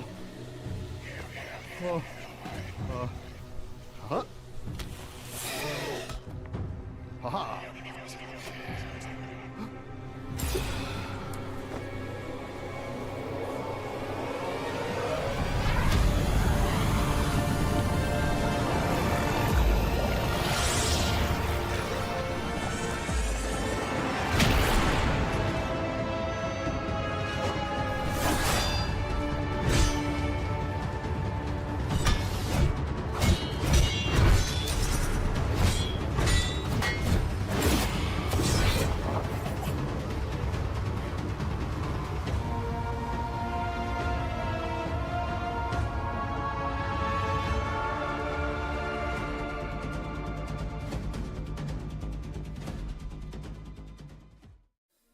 Everybody come in, everybody to the party.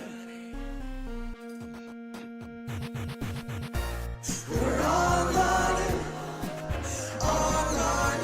we're all learning. Step into the night where all the stars are bright. We're back again to do this, and we're gonna do it right. Something wild's in the air, I just know it.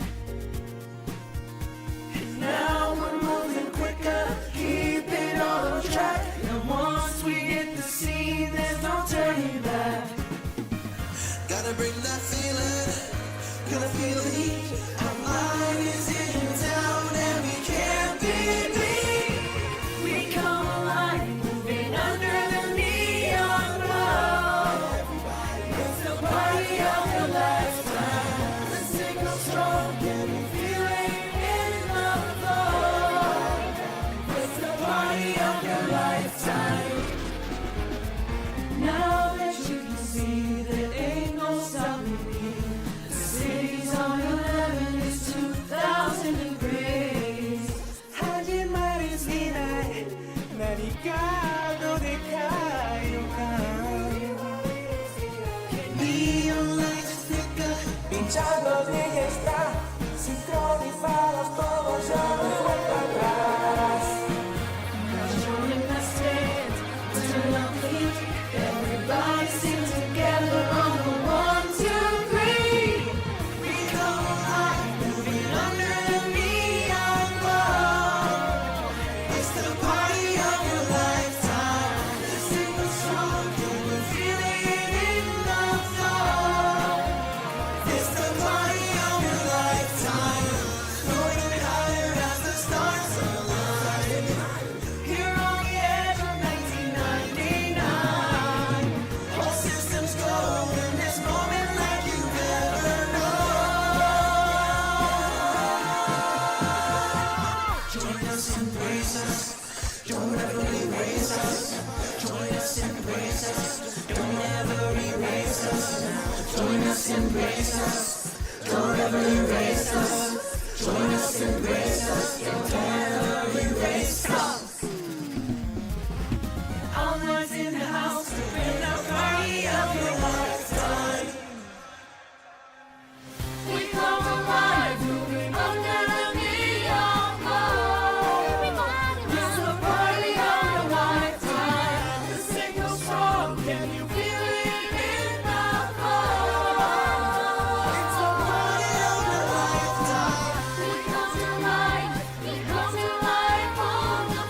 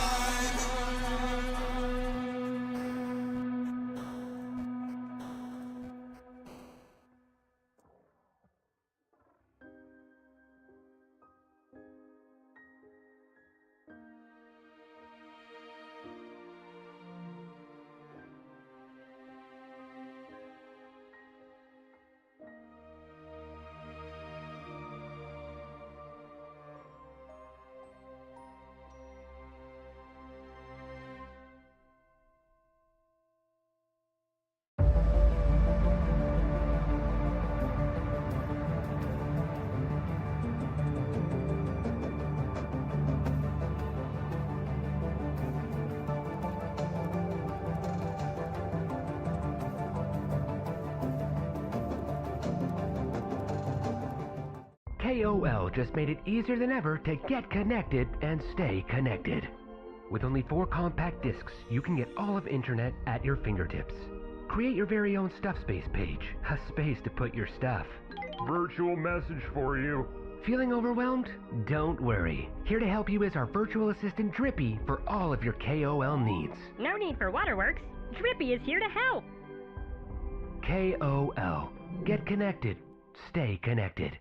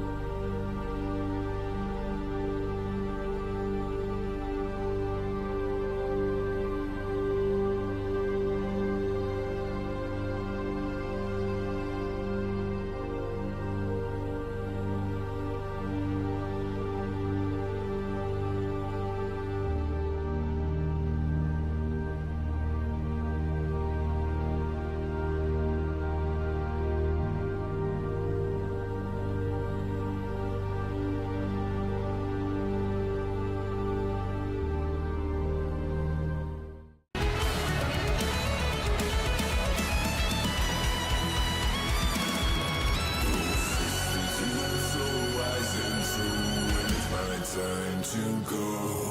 Won't you lay me down on the ground on the crowns, and I'll be sleeping in the cold below, sleeping in the cold below. Sisters below, we're going where the winds don't blow. Yes, we're all bound down to the deep, and we'll all be sleeping in the cold. Sisters below, we're going where the winds don't blow.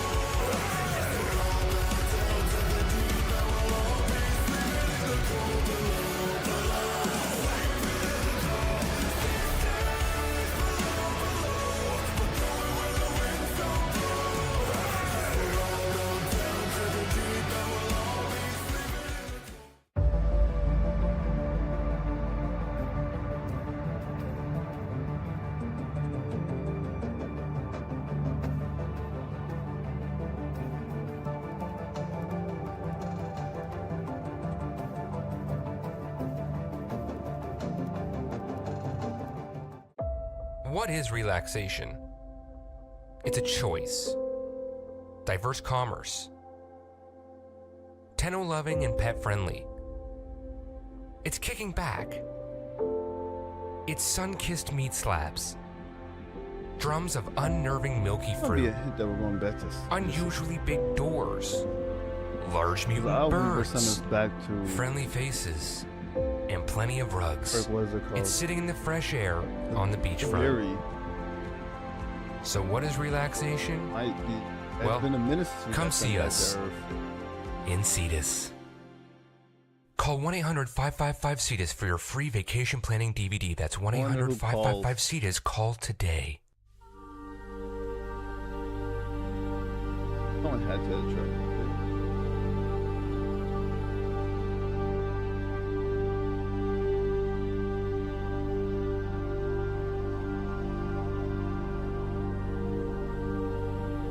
That's tough.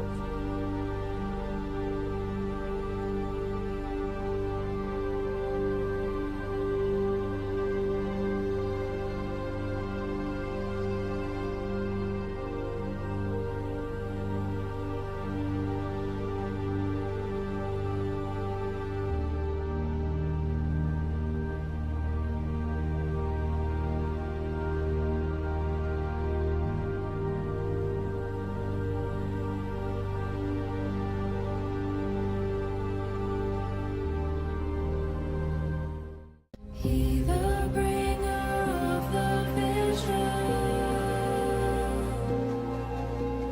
bids you answer to his call.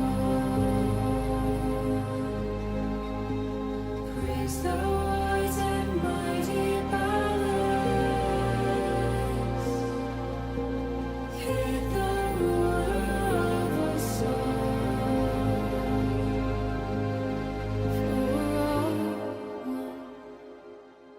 and the words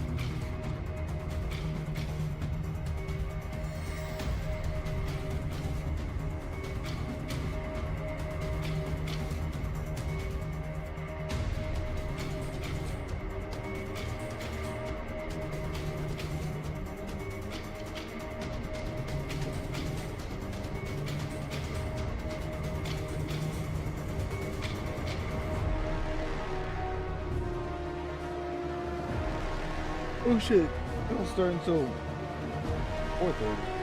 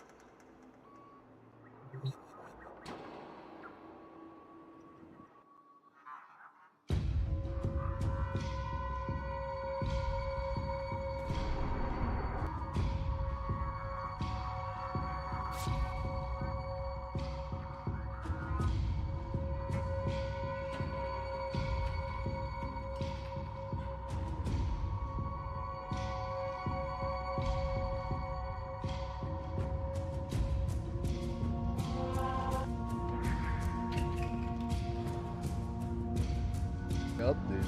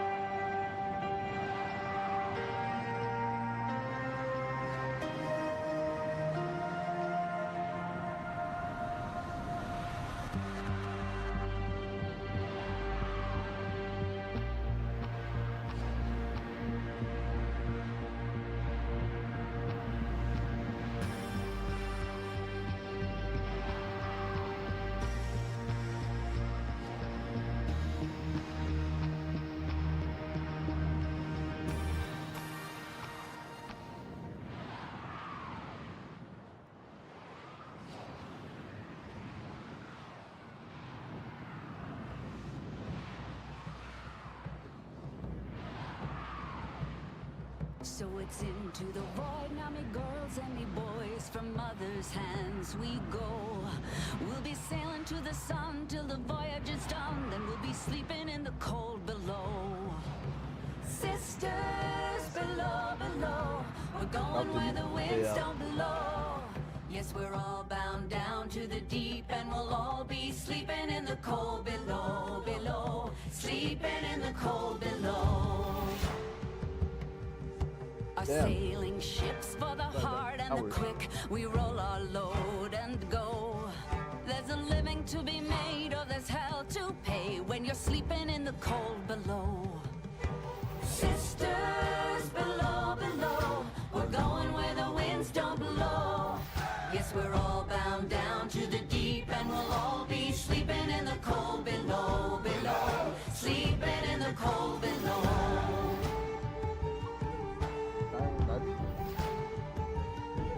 There's a man on high with the devil in his eye and a golden hand, I'm told. It can hurt you, it can hold you, he can kick you or console you when you're sleeping in the cold below. Sisters below, below, we're going where the winds don't blow. Yes, we're all bound down to the deep, and we'll all be sleeping in the cold below, below, sleeping in the cold below.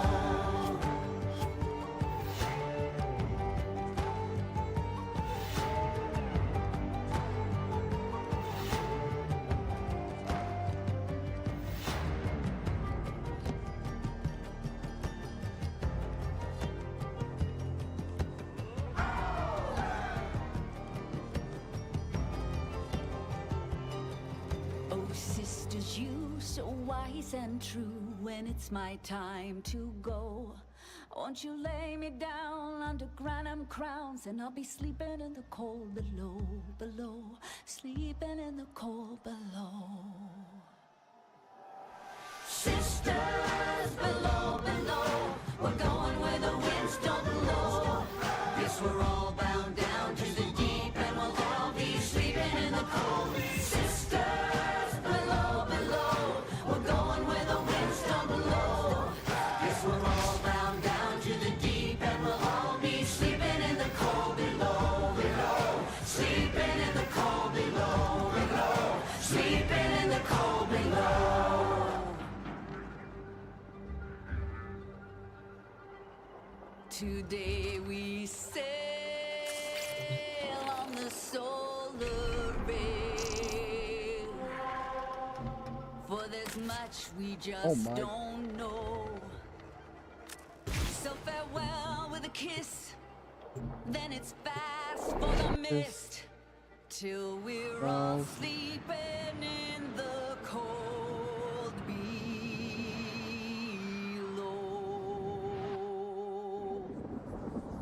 What the hell? What relay is this?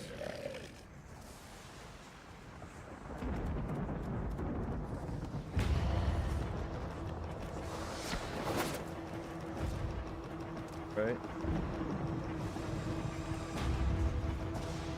Up.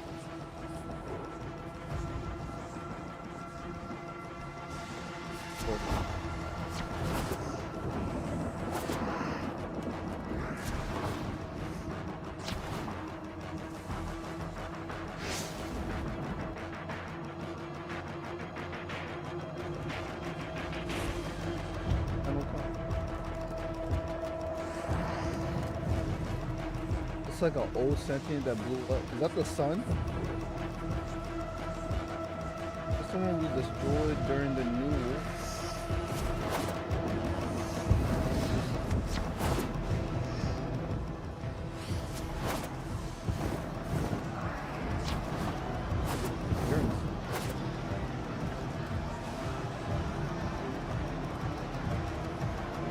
Yeah, that is the sun. Get there.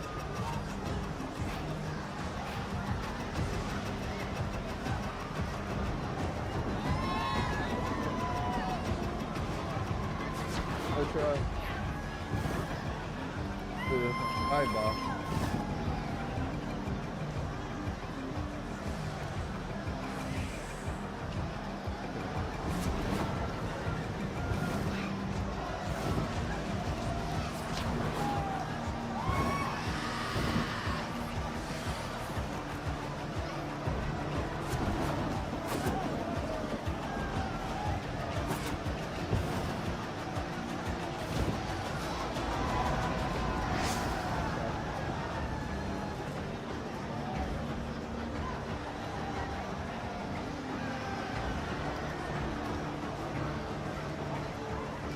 Oh, they're at the main stage room throwing.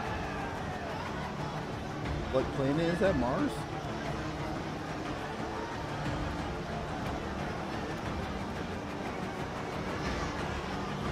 How do these balls look like they got weight to them? The way they're descending. That looks like giant feet.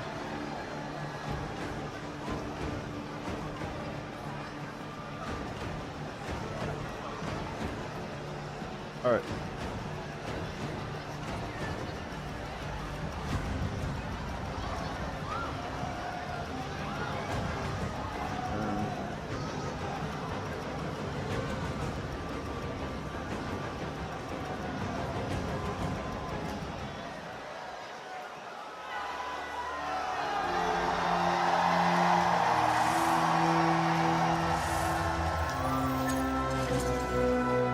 Welcome to Tenno Live, live to you from TennoCon, the first ever event of its kind.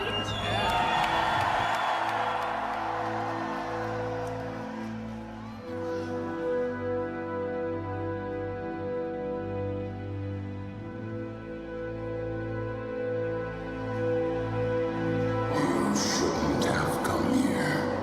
You have ruined us both.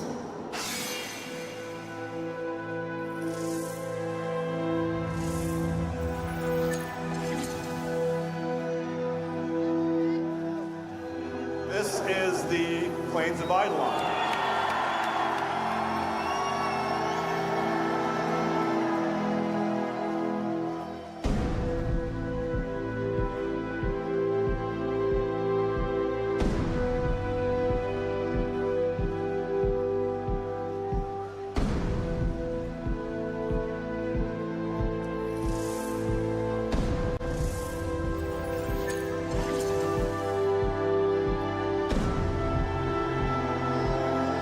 You guys want to see if Danielle, Meg, and Rebecca can blow up this capital ship?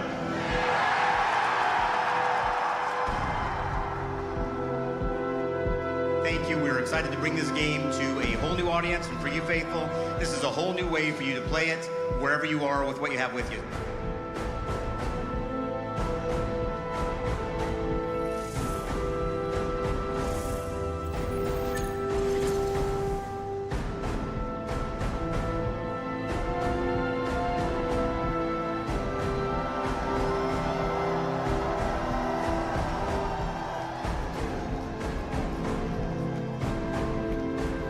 So I think we should invite last year's space team up to the stage. Oh yeah!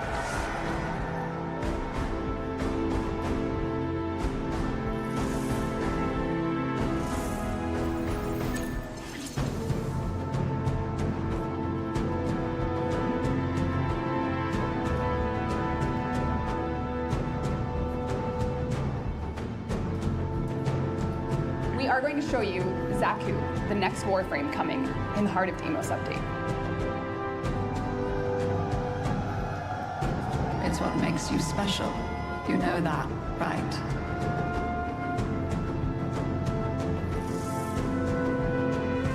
That was 5 years ago. 5 years ago, crazy.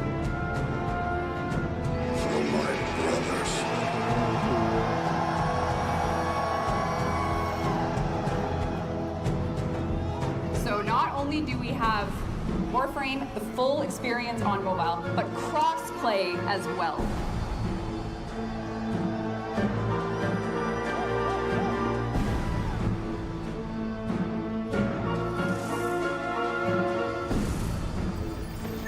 You are hereby consigned and sentenced to death. Look, man. Today we launched Core Prime. She's out. She's here. Whoa. Core Prime Access.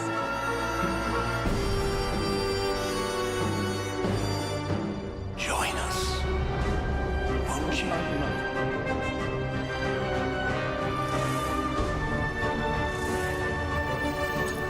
For the first time in TennoCon history, we are going to have a live music performance.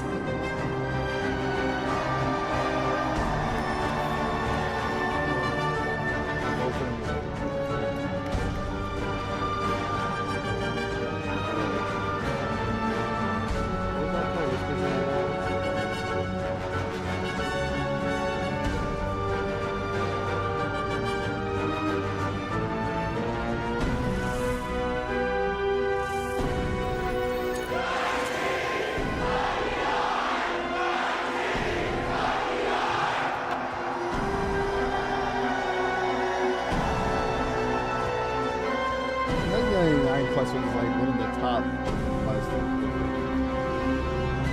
Settle up. Let's ride the devil down.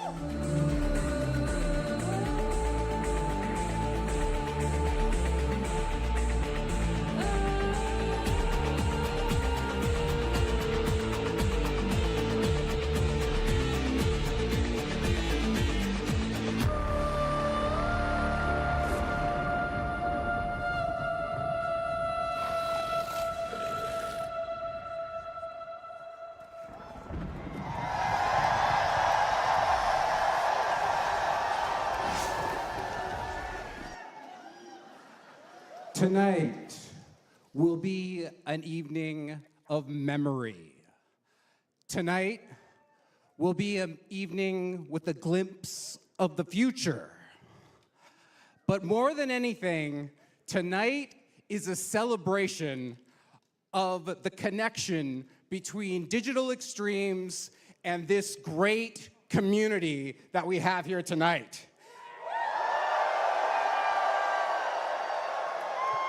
And not only that, it is a celebration of 10 years of that community. 10 years, wow. My name is Sheldon Carter. I am the president of Digital Extremes, and we are so happy to greet all of you here in the audience today and for people streaming all around the world to come to our beautiful town of London, Ontario to celebrate 10 years of TennoCon. So we've got maybe 4,000 people in here, and mixed in amongst you is the developers and marketers, the CSRs, the QA, the HR, the finance, all the great people at Digital Extremes are mixed right in here in the crowd with you, and that's the way we love it, is that our two groups are together. So normally we start these things with music. We usually have a performance, but last night we did that anyways. What did you guys think of the concert? I want to say thank you to the entire Warframe band, wherever they may be, and oh, there they are over there, and all the people, who made that great. It was a fantastic night, and something that I will never forget for sure. It also makes my job a little tricky, because I don't know how I'm going to follow up that type of energy, but we're going to try. So. It's going to be a little harder than last year, okay? So what we're going to do is a little call and response. I'm going to say a few words, and then you guys are going to see my gesture. You can see it from here. I'm going to do a gesture, and you guys are going to say, "We're Tenno, we believe." Okay? So let's just try that real quick. Awesome. Okay. So one, if you can't say anything, that's okay. You can just wave the baton. And if you're at home and you don't want to do it, you can feel it in your heart. That's okay. Okay? The other part is, to make it added difficulty, we're going to treat my arm like it's a volume knob, okay? So the first time we do it, we're going to start down at a whisper, and we're going to grow over time until we get to 11. And at 11, we might say it a few times, okay? You guys with me? All right, let's try. 10 years ago, we had a game called Warframe. We wondered if we could have a convention that people would come and connect and get to know the game, but we weren't sure if anyone would show up. A couple years later, we had Cetus and the Ostron, and we saw that great place. And as Rebecca walked up to those blast doors, we wondered, what will they think when we open? A few years later, we had COVID, and we couldn't do TennoCon the way we wanted to. We thought, would we even have a TennoCon? But then we thought, okay, you know what? Let's try it. Let's try it online. But will anybody actually show up to watch? Last year, on this stage, we showed you guys 1999. We showed proto frames. We showed an infested boy band. We showed a dating sim. And we thought, will these people come along for the ride? And tonight, 10 years of TennoCon have come. We sit, DE, on our sweaty hands, being nervous about the demo we're about to present. But we know one group will give us the courage to press play.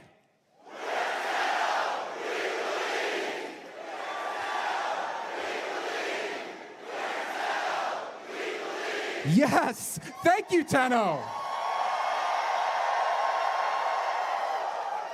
And your belief, well, I have no better group than the one I'm about to introduce right now to make that belief come true. I'm going to start with the beginning with the director of Warframe's design, Mr. Pablo Alonso.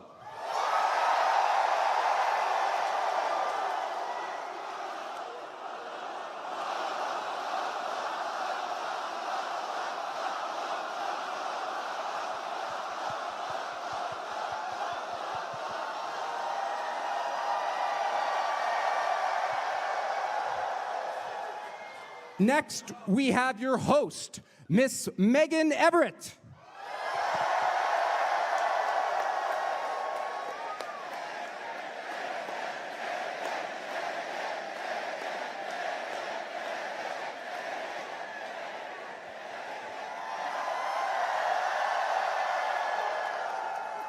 Next, we have the tastemaker, Mr. Jeff Crooks.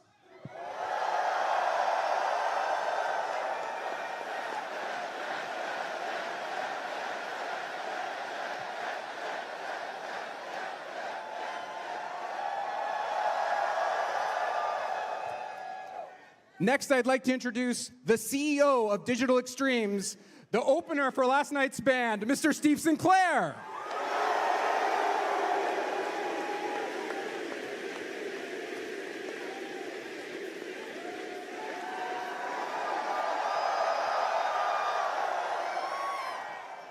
And last, I have the bassist from the Warframe band, the creative director of Warframe, Miss Rebecca Ford.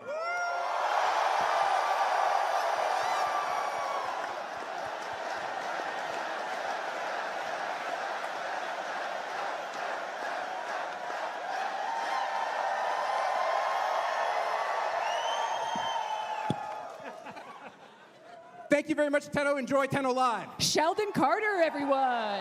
Thank you, Sheldon. I almost started to believe. Yeah, if it wasn't a cult before, it is now. Sorry, RBC, we tricked you. Everyone drink the water. Oh, okay. That's a good start. All right. Thank you, Sheldon, for the hype. Thank you, Tenno. 10 years of TennoCon. We keep saying it. We're going to keep saying it all damn year because it's not a baby and it's 10 years old. TennoCon is. It's 9 years old. I've Pablo. tried to explain this like 1,000 times. It's 9 years old. It's not a baby. It's a fence post error. It's a programmer joke. We had some trouble. If Programmer Second joke. Dream is 10 years old but 2015 and TennoCon is 10 years old but it was 2016, how does that work? You all know, right? Because you're smarter than us. It took us a long time.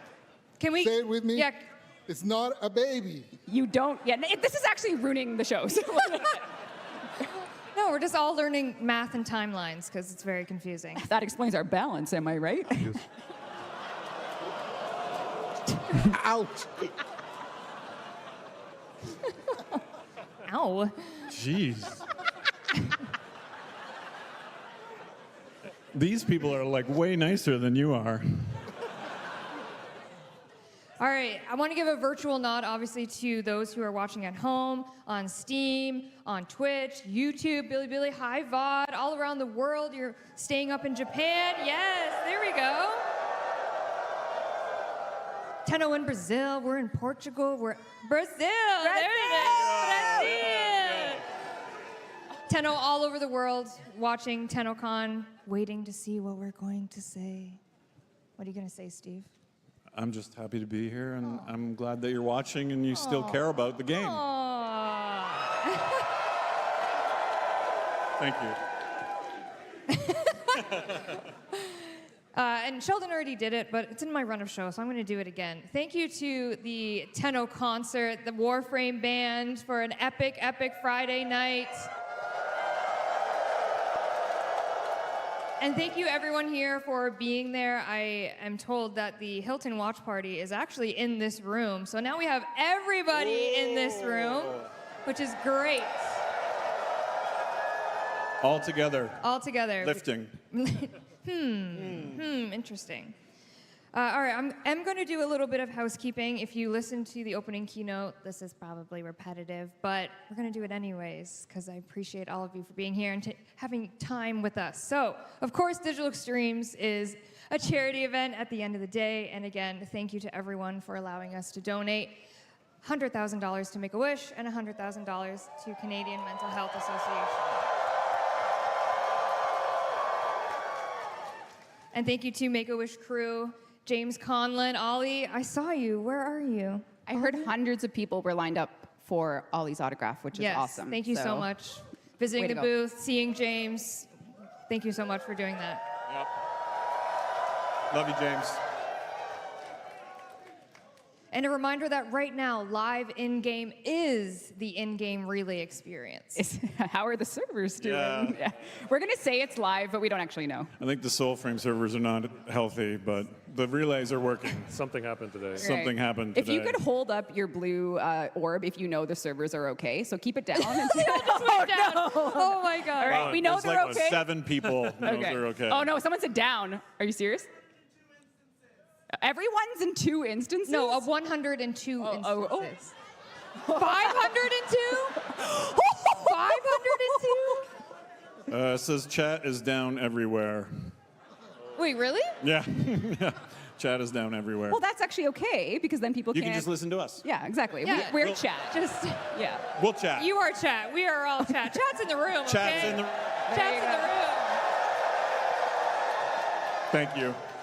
Thanks for the update. Oh, sorry. Moving right along. For watching the current Tenno Live broadcast, you are earning yourself Valkyr Prime. One's in the chat. I'm just kidding. Can't do it. 1. Yeah, there it is. 1. Incredible. If you haven't already gotten your email, my physical attendees, you will be getting one with all of the Twitch drops, the codes for all that great stuff. Including in that is the Gift of the Lotus alerts that are going to be going live at 6 p.m. Eastern Time after Tenno Live ends. We have our potatoes and we have our Umbra Forma blueprints.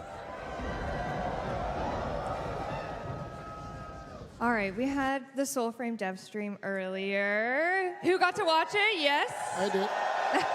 It was awesome. It was awesome. You guys had some exciting news, which maybe is why your servers were a little warmish today. Yeah, I've been so busy, I don't even know the status of things. It's not Would good, you like Jeff. to find out? Oh, no. I saw a graph and it was going down. No, graphs go up. They're Graphs supposed to go up. They will go up. But we will get it fixed. But yes, if you, obviously if you're here and if you've signed up in the past, you're in, and we're going to open up the doors for the weekend. Yes. So if you are Everyone who signed interested in depressing stories about bears that have redemption, Bro you me can, yes. you can, Bro me you yes. can play Bro me Soulframe yes. today. Yes. Bro me yes. Thank you. That's lovely. Honestly, that's probably what chat's doing anyway. So. Yeah. Yep. They're all about the bears. Yeah, so anyone who's ever signed up since the dawn of Time, Soulframe's yep. announcements. Your account is activated now, and if you are interested and you haven't yet, if you do it this weekend, you'll also be in for good. And we won't be doing any account resets, so now's a great time to come in and help us build the game. We're still working on it. Yep. All right, before we get into news, announcements, that type of thing, should we do some classic giveaways? Yes. All right. My giveaway box this year, I think, is being delivered to me. And I'm going to stall a little bit because the box has grown in Oh, I see it rolling. immeasurable size this year. Is Rebecca going to jump out of that too? I am in that box. She is in that box. This oh, is some yeah. really cool illusionist magic. I'm not here. She's in the fridge. getting a snack. Oh, here we go. Here's the giveaway box. Yes, and who could be inside other than... There's no one in there. There's nobody in there. Wow, this thing is actually huge. Okay. Yeah, open it like a... Wow. Oh, what the? No dry eyes. You shouldn't have. It's not, there's nothing. Silence. Oh, Reb, you can't say that. Oh my God. All right, we're going to start with some digital prizes first, and then we have some physical things to give away. I might need to get physically in this box to reach all the... So what's actually in... You're the tallest person. What's actually in this box is all the giveaway cards that you guys put your information on. So I'm going to go deep diving for a lucky winner of our first Valkyr heirloom giveaway. Oh, yeah. And you don't need to come up because these are digital, and I trust that you're not lying. I'm going to say your in-game alias so I don't dox your real name. Do we have Touch Portal in the house? Right back there. Where'd you point? Wait, back there. Everyone's pointing. Wait, hold on. Right there? No, that's not helpful at all. I believe you. In front of back of house. Okay, I Yeah. believe you. There you are. Okay, Touch Portal. We're going to send you the Valkyrie heirloom on Monday when it launches, which is another... Oh, is that a spoiler? No. Okay. Have you been watching? No, you took me off them, so... No. All right, the next. We're going to do 3 Valkyrie heirlooms. We're going to do some power plat, and then we have some physical goodies to give away. So the next Valkyrie heirloom is, their in-game alias is Dawn Tarv. Dawn Tarv. Are you over there? I'll believe you. You look great. All right, we'll send it to you on Monday. All right, the last Valkyrie heirloom is going to the very lucky winner. I'm digging deep, trust me. We got, oh my God. Who? Hydroxate. No way! Where are you? Stand up. You stand up. Hydroxate. Hydroxate. I've been trying to find you all day. All right, you get Valkyrie heirloom, you little cheater. Is that rigged? Wow. Wow. Luck of the Irish. Luck of the Irish. Sorry, I won't do that. I won't do that. So sorry. I just insulted Tactical Potato wherever he was. All right, now we're going to do power plat, which is, what is it 100,000? 100,000. 100,000 for platinum. inflation, it's 110,000 now. Oh my God. All right. It's been 10 years, Megan. 110,000 platinum. Going to G5_gaming. G5_gaming. In the house? Not Silence. Oh no. You have 10 seconds. 10, 9, Ding, 8, ding, ding, G5 ding, Gaming, ding, 6. Does someone know where they are? I don't know. If you can prove your identity, we'll give it to you later, but let's... Someone's yelling over there. Are you G5 Gaming? All right. Nope. Nope. Honesty. That hurt. He's in the Hilton. He's in the Hilton. He's in the Hilton. Oh, who just said that in my we've got ear? confirmation. in Oh our my ears God. in The Hilton. All right. I'm so sorry. Spillover room. Hilton actual. Repeat. G5_gaming at the Hilton Watch Party. Congratulations. I'll send you your 110,000 platinum to your account. All right. How many did I say we'd do? You said we're going to do a power plat now, but you didn't say how many. Oh, 10? Come on. I mean, it's 10 years. Do we have enough time for that? Yeah. We do? We could. Is that entertaining enough? It's been 10 years. Okay, yes. It's been 10 years. Yes. Wait, do you want to come do it with me? Okay. We'll speed run it. We'll Okay, speed run it. Next 110,000. Oh, wait, it's me. It's me. Okay, 110,000 platinum going to Slicer1231. Slicer. Yep. Over there? Yep. Slicer? Oh my God. All right, I'll send it to you. Okay, our next winner, this is also going to feel rigged, of 110,000 platinum is Akret_Dewey_MC. Yep. I'm serious. Where are you? Thank you for coming. Rush for life. So unfortunately, this one that I just pulled out does not have an in-game alias.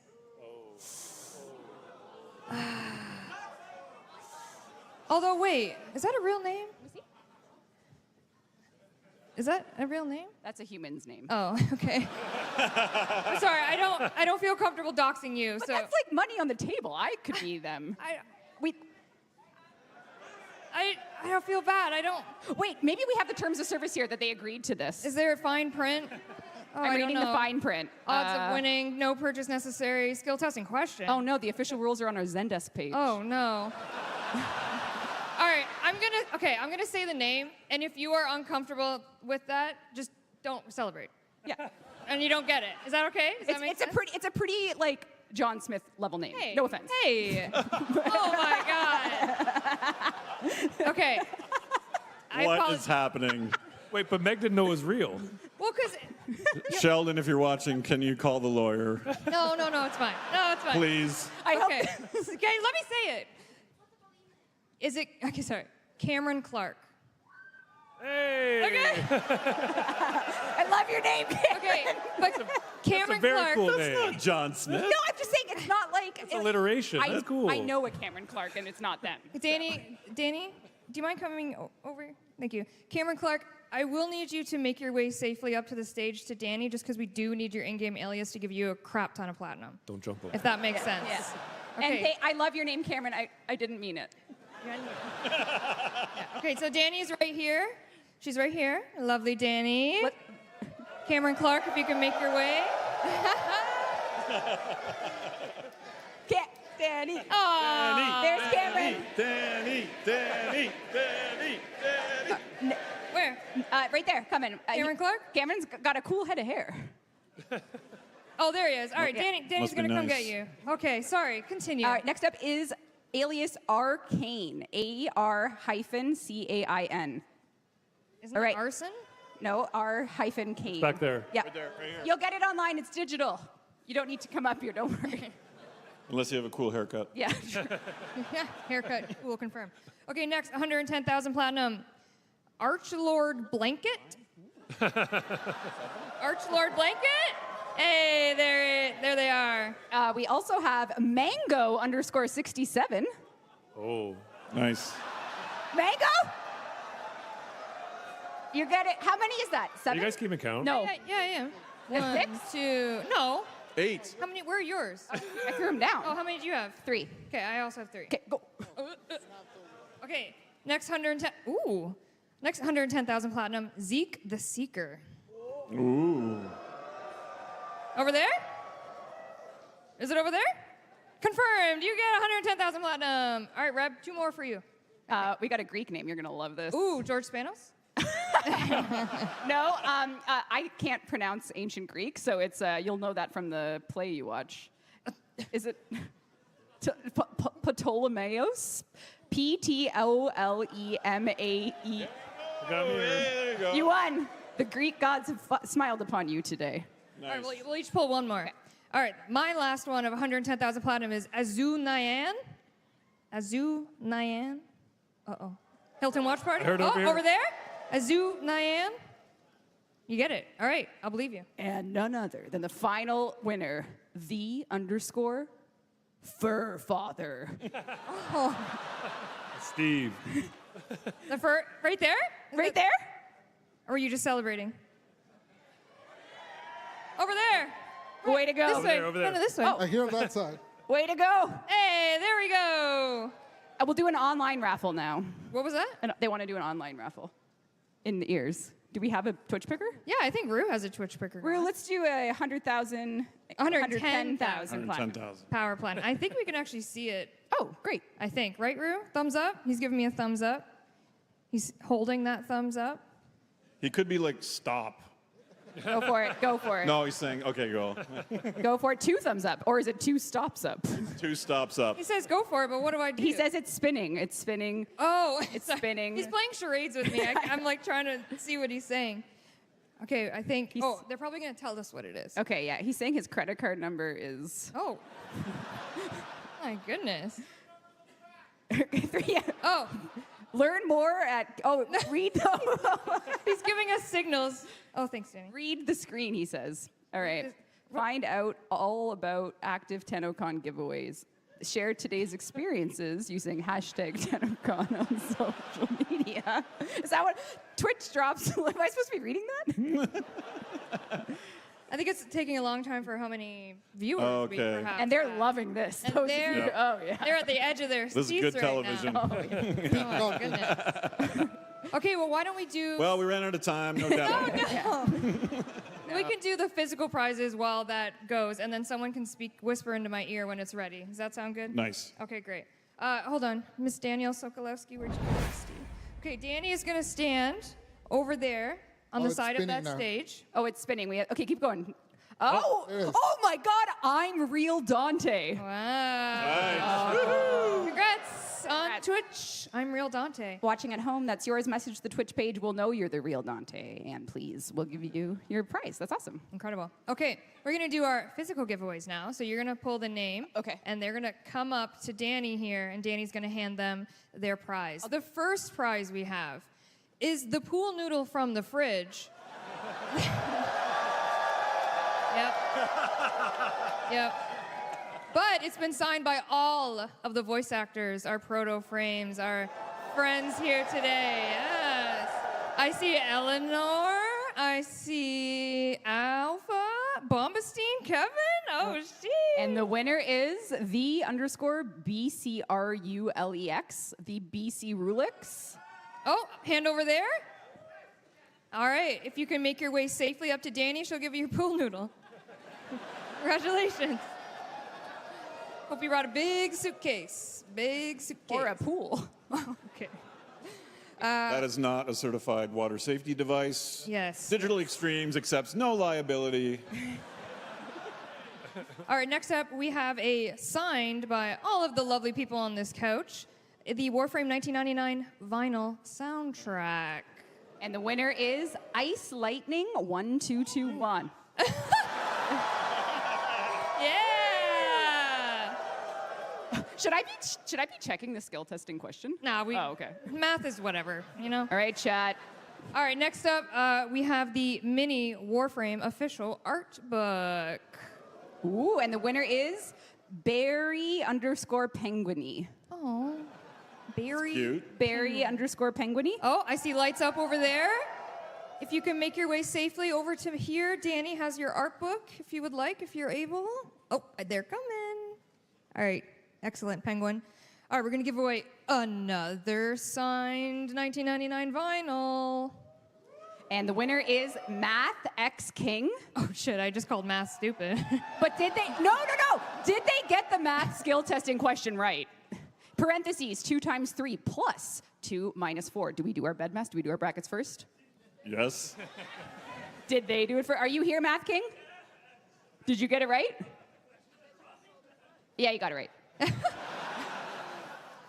All right, next up, we are going to do the pair of Arthur and Owie Floof, and this one is specifically pretty caked up, Arthur. This one has cheeks, yes. And the winner is Mook Hyphen. Mook Hyphen. Perhaps a Hiltoner? In the house. If they're a Hiltoner, whisper in my ear. Oh, no. No word. No word. Okay, maybe we can pause this one. Maybe we'll hear word. They're, okay. Okay. We'll save that prize, maybe. I don't know. Yeah, we'll wait and see if we can hear back. Okay, Mook Hyphen, it could be yours. Another signed 1999 vinyl. Ooh. For EQU1, so EQ_N0X, Equinox, but with a underscore. Oh, I see a. Hey, You there right go, there. Right in the middle. Come on down. Danny's got your vinyl. Okay, we're going to give away the last signed 1999 vinyl. Last one. None other than Freddy Caps _. Where are you at, Freddie! Freddy Caps? Where are you, Freddy? Freddie. Oh, there you are. Freddie! Here you go, Danny. Thank you. Hell yeah, Freddie. Hell yeah. Way to go, Freddy. All right, any word about our Mook or- Mook friend? No word? Nothing. Okay, we're going to move on to, it would be, should I unwrap it? I should, hold on. Jeff, can you help me? I can't do it. Help me. This is one of the limited edition, can you help me further? Yeah, thank you. This is the, oh, thank you. This is the right one. Then what's that one? What's that one? Oh, it's fake. It's unsigned. Oh, placeholder. Okay, sorry. PH. We have the limited edition Tenno Concert printed print, and this number is 4 out of 500. So this is the 4th one printed here in Canada, very proud. And we have the entire Warframe band that signed it. Yeah. And is this the last prize? If we can't give the floofies All right. away, Well, yeah. this prize is going to someone that has supported the dev team the whole time. The name, Caffeine Lich. Caffeine Lich. Where are you, Caffeine you? Lich? Thank you, Danny. Right there. There you go. Caffeine Lich. Oh, there they are. Excellent. Okay, we'll rerun the floofs. If we hear back from Mook, I'll mail you something. I'll mail All you. right. The last prize winner then is Voluminescence. Voluminescence. Bioluminescence. Yep. Where are you? Yep. Voluminescence. Over there? Yep. Excellent. All right, please make your way to Danny for your floof. Way to go, Voluminescence. All right. We're done with giveaways. We're done. Can someone take the giant box back? Kick it off stage. Oh, goodness. Oh, my God. Oh, they're coming. Box. Box? Oh. Get in. You could have fit in that box. Would you like me to go? That's how she got here today. That's how I That's her car. Okay, let's move into some new news, shall we? Well, kind of. All right. We put a lot of love and energy into this space, into TennoCon, Tenno Concert. It means the world to us that you come here to visit us, you watch us online, and from all over the world, you're watching, you're paying attention. But we do have some Tenno VIPs on the schedule for 2025. Any guesses where we're going? Well, I can see the list. You can't cheat. Stop looking. Okay, you can't answer, Jeff. I don't. I don't know. I don't know. Nicaragua. Oh. Okay. Sorry to all that. No, we're not going there. But we are doing a little bit of a tour. We're going to London, UK. And then we're training to Cologne, Germany. We're coming back to Gamescom, that's right. And then we're going to Tokyo, yet again, seeing our friends in Japan. And then if you're a Calgarian, saddle up. We're coming to Calgary. Saddle up. Saddle up. We're coming. Yeehaw. You Yeehaw. planned Calgary for November, eh? I am terrified of how cold. Can anyone validate how cold it is in Calgary in November? Really cold, incredibly cold. Yep, All right, be ready. cool. That's why we're sending Pablo there alone. I think I'll be in Nicaragua at the time. True. It's just Pablo. All right. You've seen her before, but we don't ever get tired of looking. Valkyrie Heirloom, yes. Valkyrie Heirloom is coming this Monday, July 21st. Originally concepted by community artist Purdy. She comes with her own Signa and some other goodies as well. But should we take a closer look? Respectfully. Respectfully. A respectful close Come on, look. chat. Respectfully. Let's take a respectful closer look.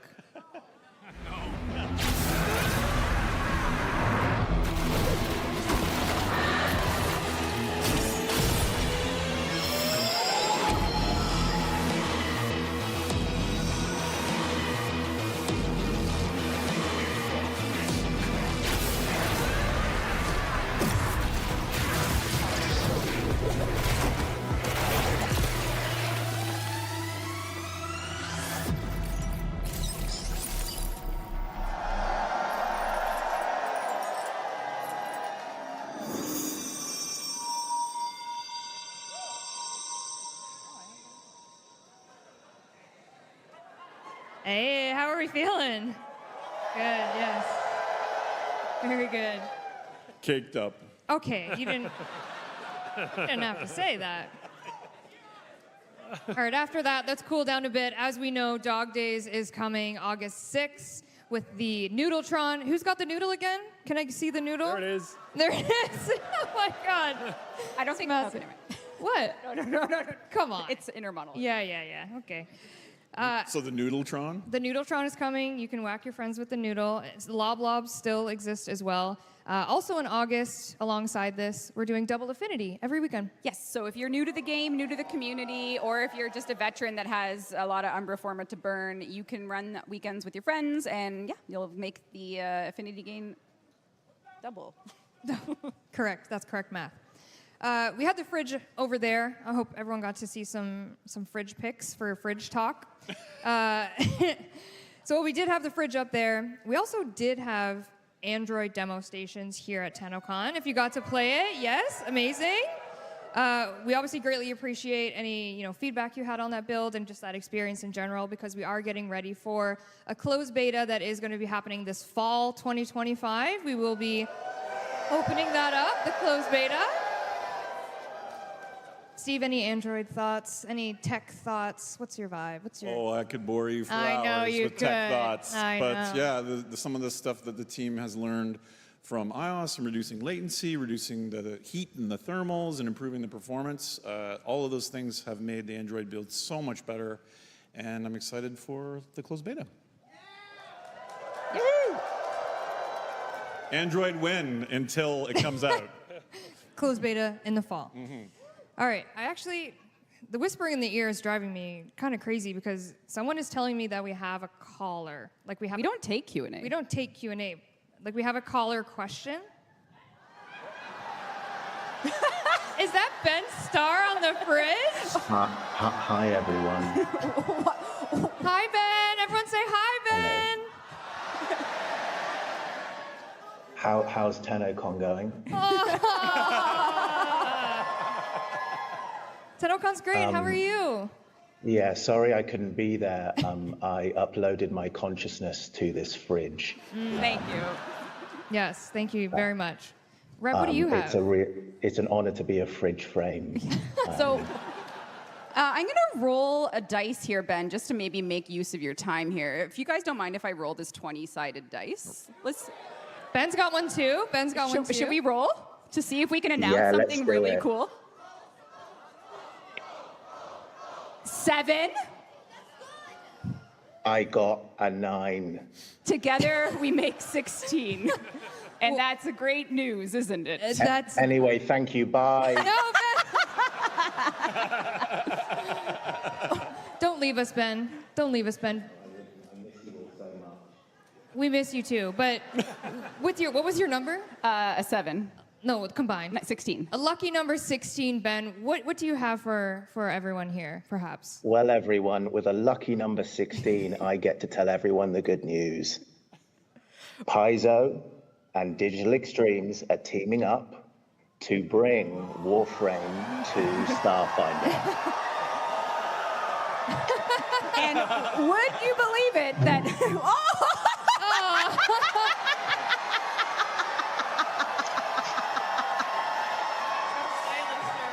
Outrageous!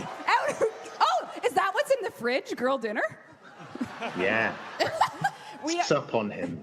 Oh my God. Thank you, Ben. You're welcome. Thank you. I love you all. Sorry I can't be there. When I get out of this fridge, I'll come and join you. We are, this is like an organic collaboration that happened with the team at Paizo. They reached out for, I would say 15 years ago, we played Pathfinder as one of the first teen TTRPGs we played. And it was crazy, and out of nowhere, we just had this chance to join the Starfinder mythos with a standalone Warframe adventure with the characters of some of the proto-frames will be there, and you can enjoy this later this year. It will be available to test a tiny, tiny bit if you're going to Gen Con, but otherwise it will launch and you and your friends can play an official Warframe TTRPG thanks to the Starfinder and the Paizo team. Amazing. Thank you, So Ben. exciting. Bye, Ben. Thank you, Ben. Ben's gone. Ben's gone. Ben's gone. All right. Who's ready to hear about one of our next updates? All right. An announced one or? Well, hold on to your seats. Oh. For the legally nondescript but ever familiar sounding unannounced fall 2025 update. Yes. Great naming convention. Yes, we're really creative over here. Reb, talk to me about this update. Perhaps there could be a deluxe skin coming. Oh, yes. Many of folks have been asking for a very sneaky, snaky frame to get a deluxe. Lavos Deluxe is coming in the unannounced fall update. There he is. So good. Wait, isn't it Clean. so good? So good. So good. It's giving mad scientist. It's a beautiful mechanical looking guy. Incredible. Our friends at Sumo helped us out with this one, as well as Right. Nikita on our team, who had this in the folder for quite some time. So Beautiful. Year of the Snake. Also coming, perhaps for the longest, not longest of time, but definitely most recently, we just had the Valkyr rework. We did. We just had the Valkyr rework. Could there be another one in the mix that players really want? Uh-oh. Oh, that's the first one I heard. Auburn is getting a rework.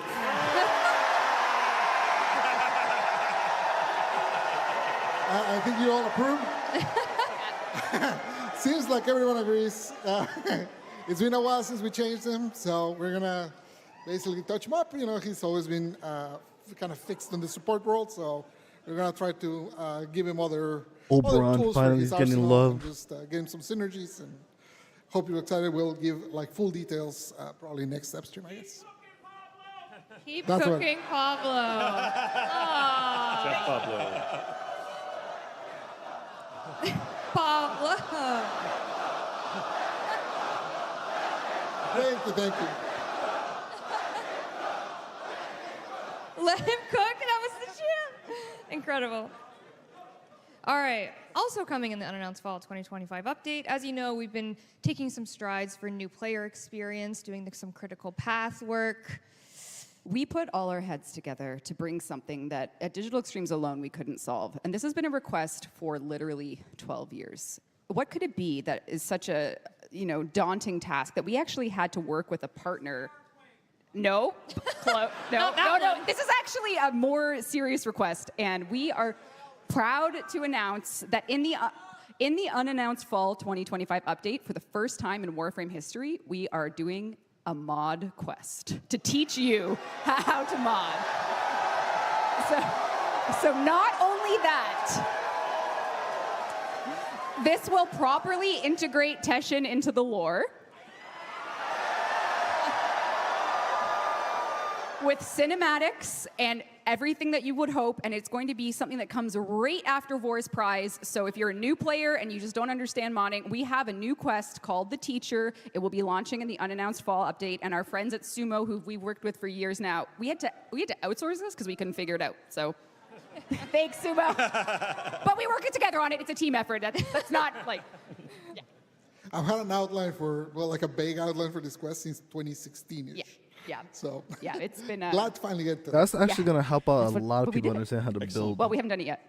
In Warframe. But it's coming. It's coming, yeah. in the unannounced, This is- announced update. Correct, yes. Unnamed. Unnamed. Yep. Also coming in the unannounced fall 2025 update, we have a new Warframe, our 62nd Warframe. 64. Oh my God, don't do that to me. 62. Been saying 62 for like a whole week. But when you say our 62nd Warframe, it sounds like a Warframe like gone in 60 seconds. Oh. You know what I mean? Yeah, I feel you. I feel you. Well, what can we... Is that the theme? It's not a Nicolas Cage not frame. a Nick Cage. What's in the box? But in the box! What's in the box? Nicolas Cage! No. All I can say is that it's a pretty fun guy. Ooh. And that's all we'll say on that for now. We'll have more... Let him cook. No. He's a We'll have fun more guy. information about this fun guy Warframe, as you said, on a later date. Our next Devstream, I think. Our next Devstream, of course, yes. All right, that's our medium-sized update, if you will. More to be unveiled, of course, that's coming in this update.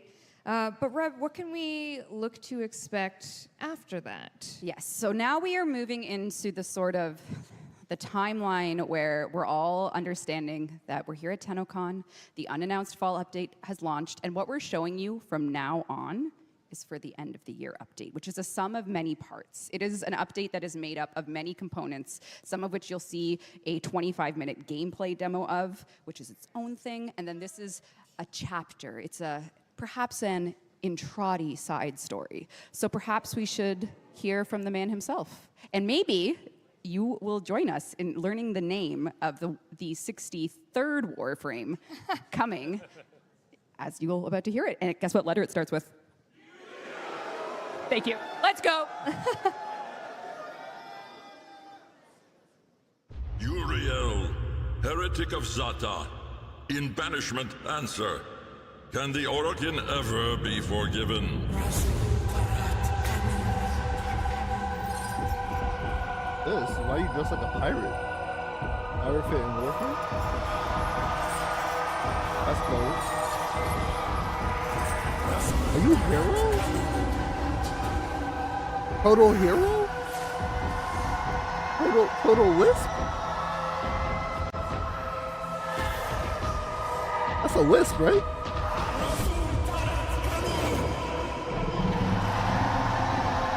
He's the demon frame. Truths. A devil has come. Soul and Lua, we will cleanse this follower.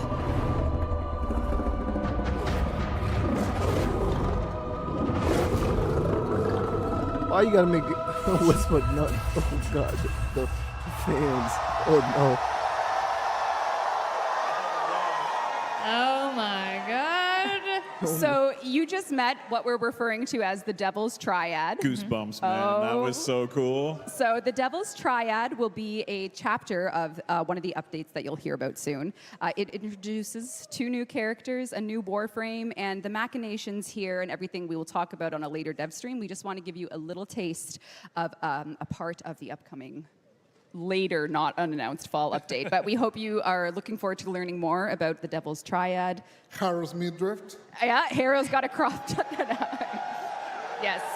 So 2 more proto frames. Are we talking about anything else about them? Like any relationship stuff? They will be romanceable. Yeah. But it will all make sense if you only play. So you'll wait to hear more.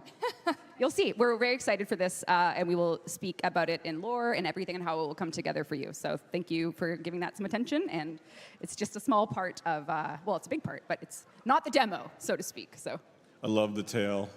yes. And the devil frame is so Yeah. sick. Uriel. Uriel. The heretic of Zata. What could that mean? Heretic of Zata. Can the Orokin ever be forgiven? Can the Orokin? Oh, I'm going to work on that. Wow, I'm, no. I'm workshopping. That was really good. That was good. Are we ready for the live demo of the future of Warframe? All right. I wrote some notes here before we go into it. Do you guys want to say anything before we start? Good luck, Megan. Yeah, good luck, Megan. You got this. Megan's going to play it live. We do it live every year. Yep. Okay. The dev build. Do you guys want to say anything before I start a ramble? Start a ramble, Please, Rebecca. Rambo, please. Okay. You've earned it. Why is only that high? There we go. Okay. Megan. Okay, sweaty palms. What you are about to see, as is tradition lately, not forever, but tradition, is the opening of our next cinematic quest era. So this is the beginning of the quest. It's only part of a full quest, a full update. The update itself is made up of many, many things, which we'll be talking about over the dev streams. I'm talking so fast, I'm sorry to the interpretation team. Immerse yourselves. You'll get commentary along the way. We'll explain a thing or two. And maybe you saw some teasers or listened to some. Fran and Matt, Fran sang on them and she sang last night. Matt composed them. Adrian wrote the lyrics. And Megan's gonna play it live. So chat at home, people in the relay, devs here and our community, we are delighted to begin a demo, gameplay demo for the next cinematic arc of Warframe.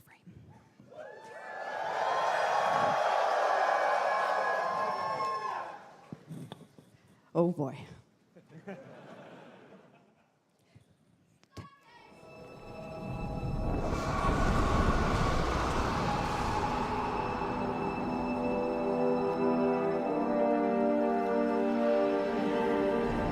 Oh, this is the thing that was on they were showing clips of this before TennoCon. Like they were showing a bunch of these throughout like the weeks leading up to TennoCon.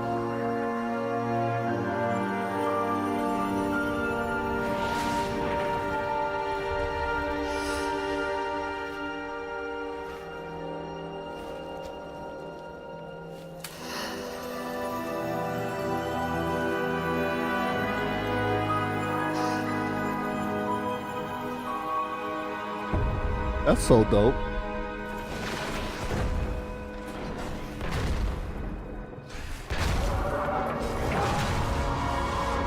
An Eidolon?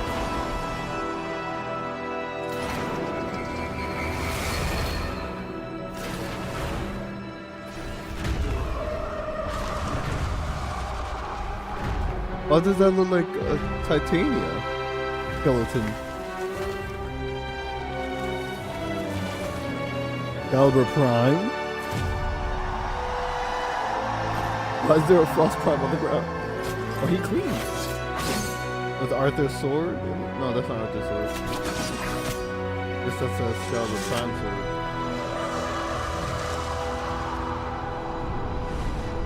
What in the world is that?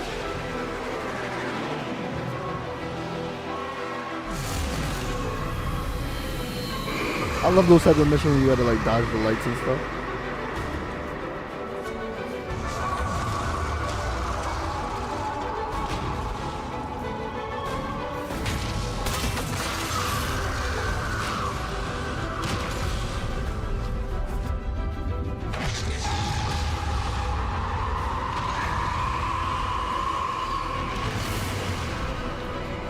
He's zooming through it. Okay, Meg.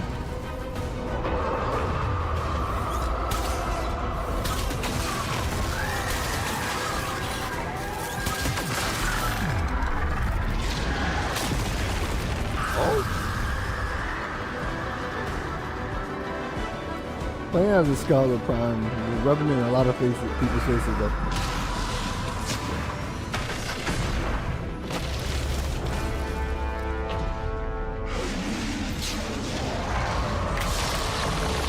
Alien beautiful. That's not Void Tongue.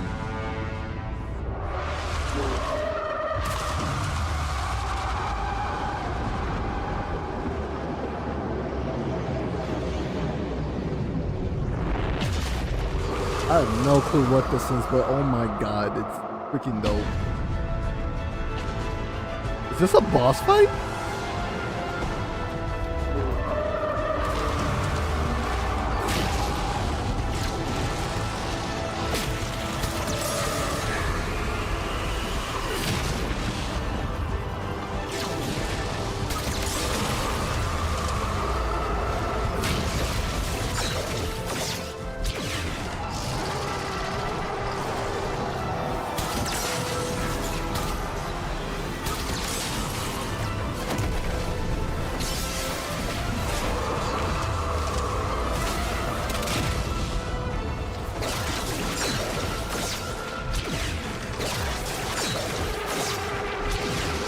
That thing got a face.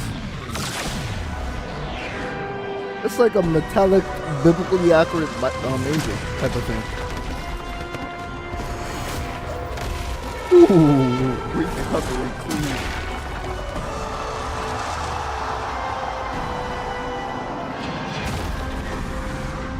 Are Warframes this strong? I thought the strong ones was only like Atlas and Rhino because their backstories have nothing but strength.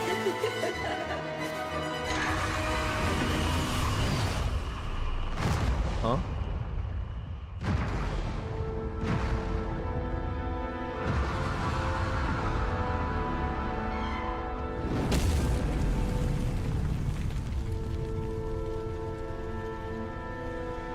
That's sentient. Mohuda Tenno. I win. You let. Let's call it even. Call it peace offer. That's a sentient. Like a prime sentient with a face.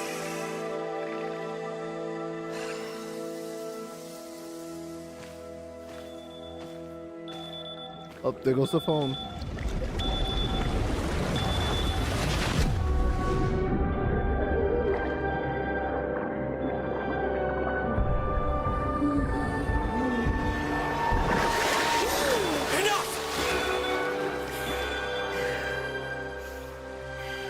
What did you see? Tao,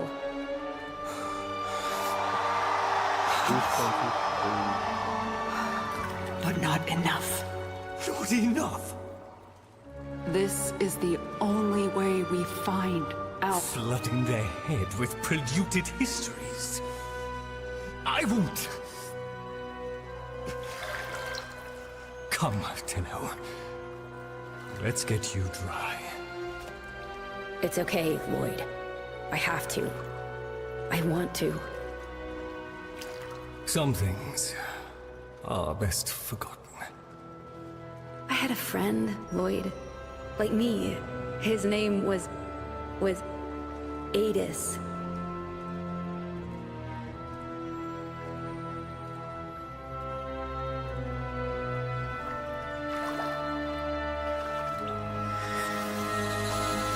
Again.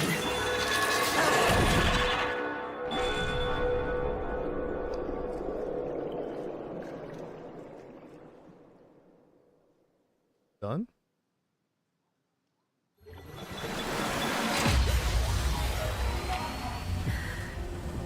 How late do we? Relax. How late? We've got this. How late are we?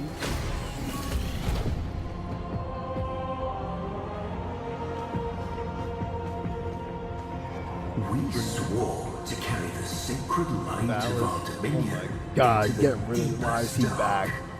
And this we have done. Swear now to defend this holy treaty alongside our blessed and brave creations, the sentience of Tau. Orbit Can you believe we used to be at war? Barita? No joke, Tenno. Welcome to the Tauron Academy, a place you'll learn about in this quest as to a time, a place where Sentient and Tenno perhaps learn things together that we'll explore in this demo. And they also I thought we perhaps never did made it research to together, Tau. including creating things Because our ship that got aligned lost. Orokin and Sentient technology, On the way to Tau. like the next Prime. Who's that? Oh, Caliban Prime. Disgusting, isn't it? Orokin gold. Wasted. Who the heck is Daklo? I wonder, which of you would this aberration attack first? Stupid. Watch your mouth, void lugger. Ah, please, please, with me. Like a medium The place zombie? for conflict is in the dojo. So Caliban Primaxis is coming, and he is, of course, part of the history of you and the Tenno, a time when sentients perhaps were mentors and even Archimedeans. This is Archimedean Itzam, and he has something pretty important to teach the Tenno and sentient alike. Like any good academy, you will be tested on knowledge, studying things. So let's see what's going to happen in this This is a room. prequel, like to before the old war. That's what it's giving at this point. Adis, Truth Bloom, have you adapted to the Tenno ways? When the applications of Tauron are applied to Naramon's theories, what is the expected outcome? Now, before we help our friend cheat on his test, the Operator Remaster is also coming. You've probably noticed how wonderful the art looks. Yep.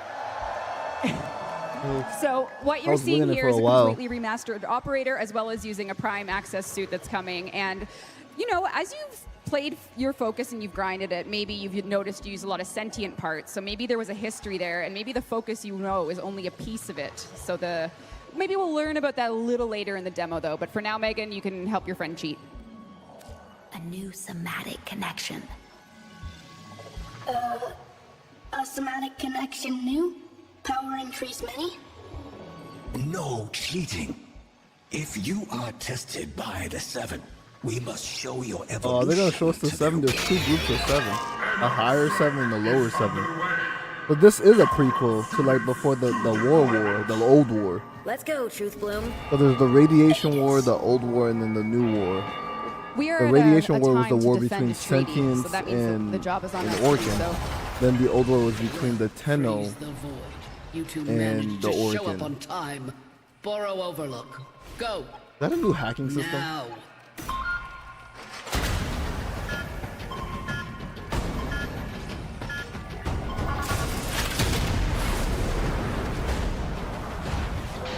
We're pinned down, Tenno. Can you give us a Origin miracle? Empire. Valdor. Been down here, Tenno. Can you give us a... Are they gonna make us play as a Scholar of Time for this? Oh, that was clean. Battle of Boro Overlook, Pal Moon, Florico. What are you fighting here, though? Axes? These are Dax.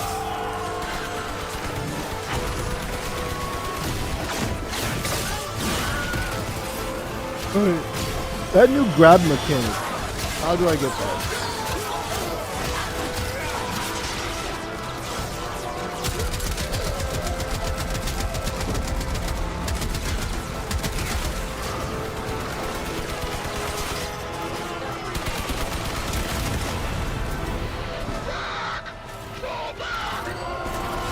That's what it is. They look like that.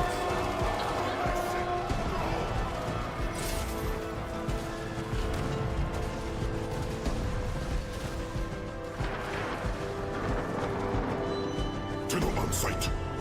Grenadiers. They're still fighters over here, even though they're supposed to be expert builders. For the Orkin, not for the Queen. Oh, the Queens are... No! No! No!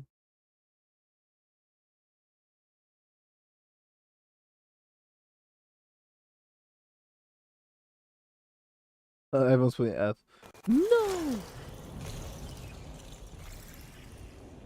Come back to me!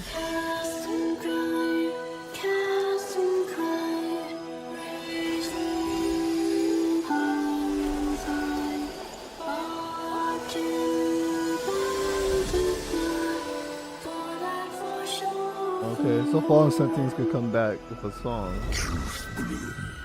Conqueror Zin Osku.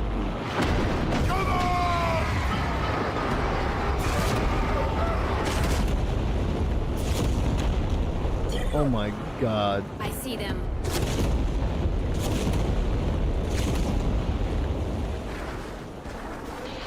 That was the old Macross cannon. Can you take it out? Trust the we. Trust the we. Just trust us. Okay.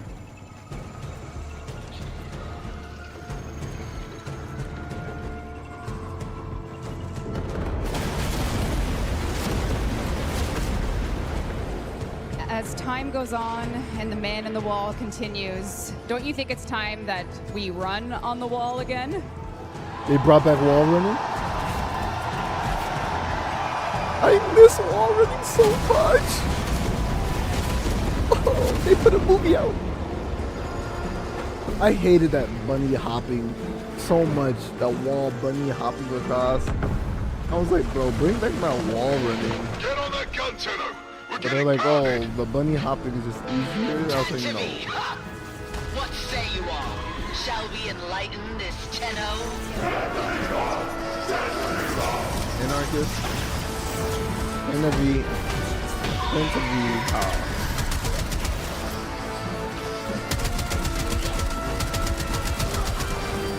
You are judging him, my God.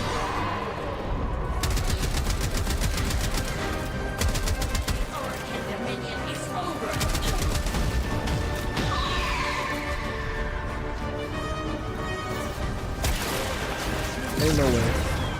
The shield's ate us. I got it.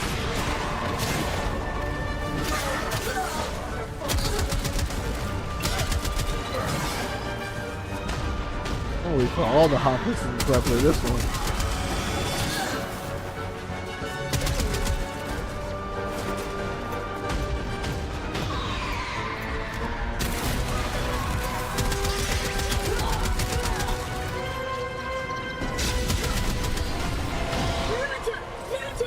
So about that focus expansion.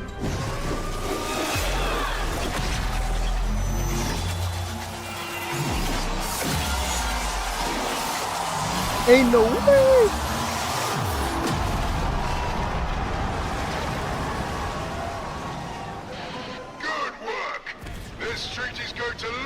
This guy just summoned a freaking celestial utopia sword from Yu-Gi-Oh! And just sliced the sky in half.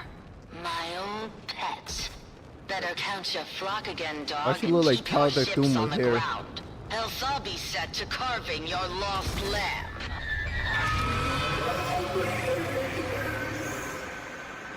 Hurry, Tenno! Oh my god.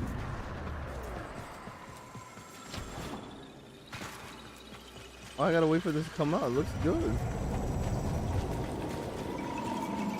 Drop it now.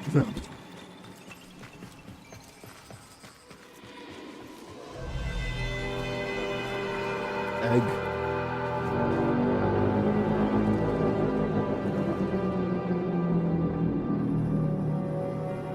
Bad place.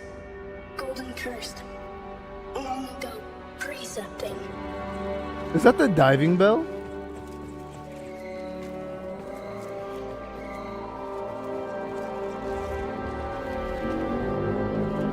It might be the Entrati diving bell the way it looks.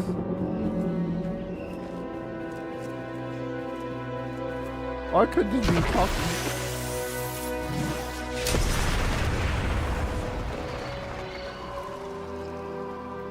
No me gusta. No history Rebuke. taught in those Tenno schools. Peace cannot abide the machines. You're the only ones keeping this war alive. Real. Let me show you why.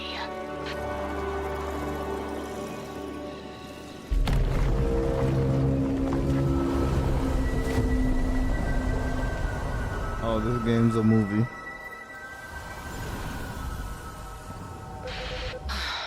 A place to breathe.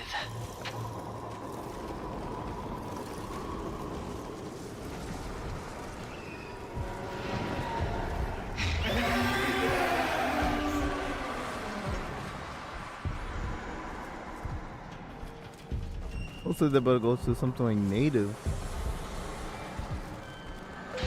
The promise of a home. So lightly surrendered. Oh, we're gonna have a new race, new faction. The originators who were probably living on Tau, on this planet in Tau first. Coming Hivekin. Let him go! Of course. When he's good and ready, child. Sentient TQ 776BL. Repel intruders.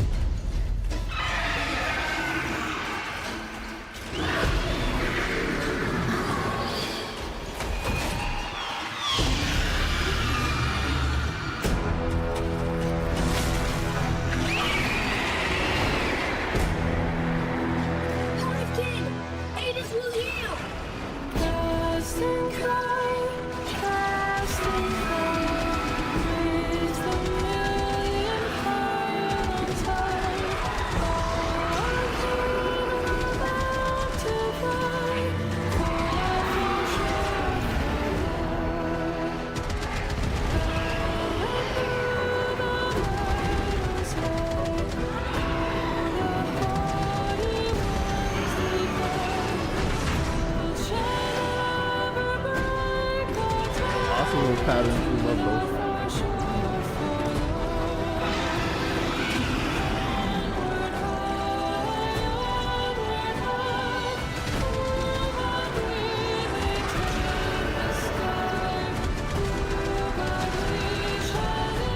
I feel like no health bars on them.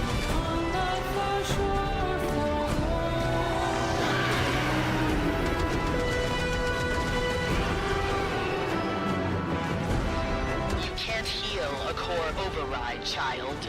This only ends one way.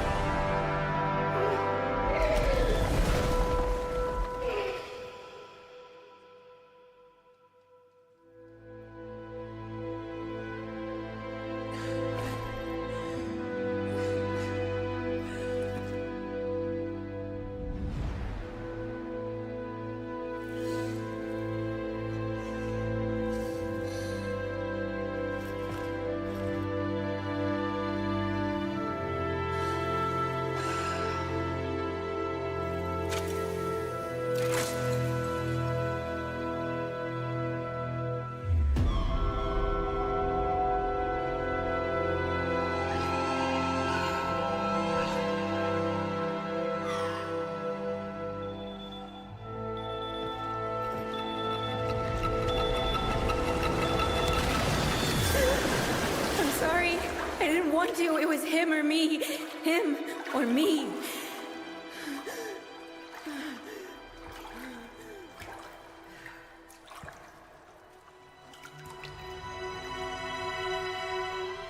I killed him, Lotus.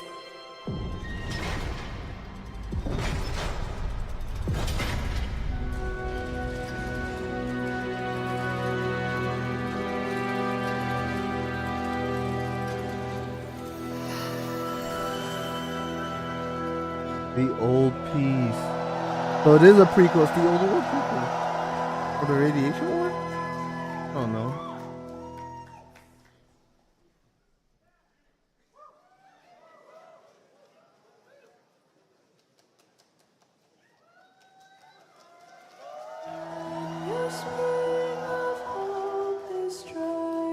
Dream of me and hear my cry. Seek to meet me by and by on that far shore forlorn. On that far shore forlorn.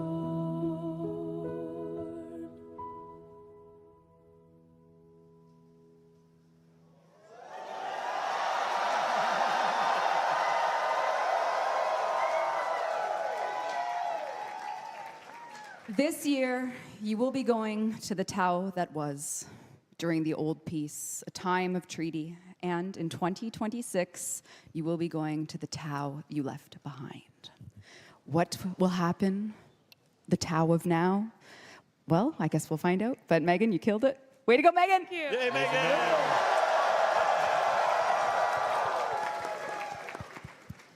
Thank you for making this TennoCon, our 10th TennoCon, an unforgettable memory. We hope you look forward to continuing the story of the Operator, remastered, the old piece this year. Wall running. Wall running. The Focus expansion New with Focus School. Ultimates. Yeah. That's all I'll say. Any closing remarks, my friends? Just, we're always so blessed by this turnout every year, and just a huge thanks again to all the developers who put so much energy and love into this as well. So just thank you so much. Thank you to all Oh, wait, of the you. key art. The key art. Oh, we have one more thing. It's the old piece key art, which. Did I press the button, Rue? Am I good? Hey, there it is. This will be yours this year. So we have the unannounced fall update, more information to come. We have the old piece that comes after later this year, and then next year, Tau is in sight. Thank you, Thank you, everyone. Thank we you. love you. Thank you so much. Thank you for coming. Everyone. Thank you for Thanks, coming. everyone. Thank you for coming to TennoCon. Thanks, chat. Thanks, chat. Your chat. And devs, maybe the server's up. We don't know. Thank you for 10 years of TennoCon. Thank you. Thanks, everyone.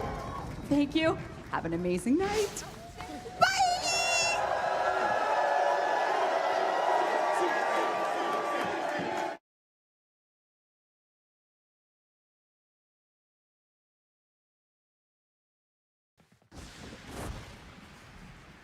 Done.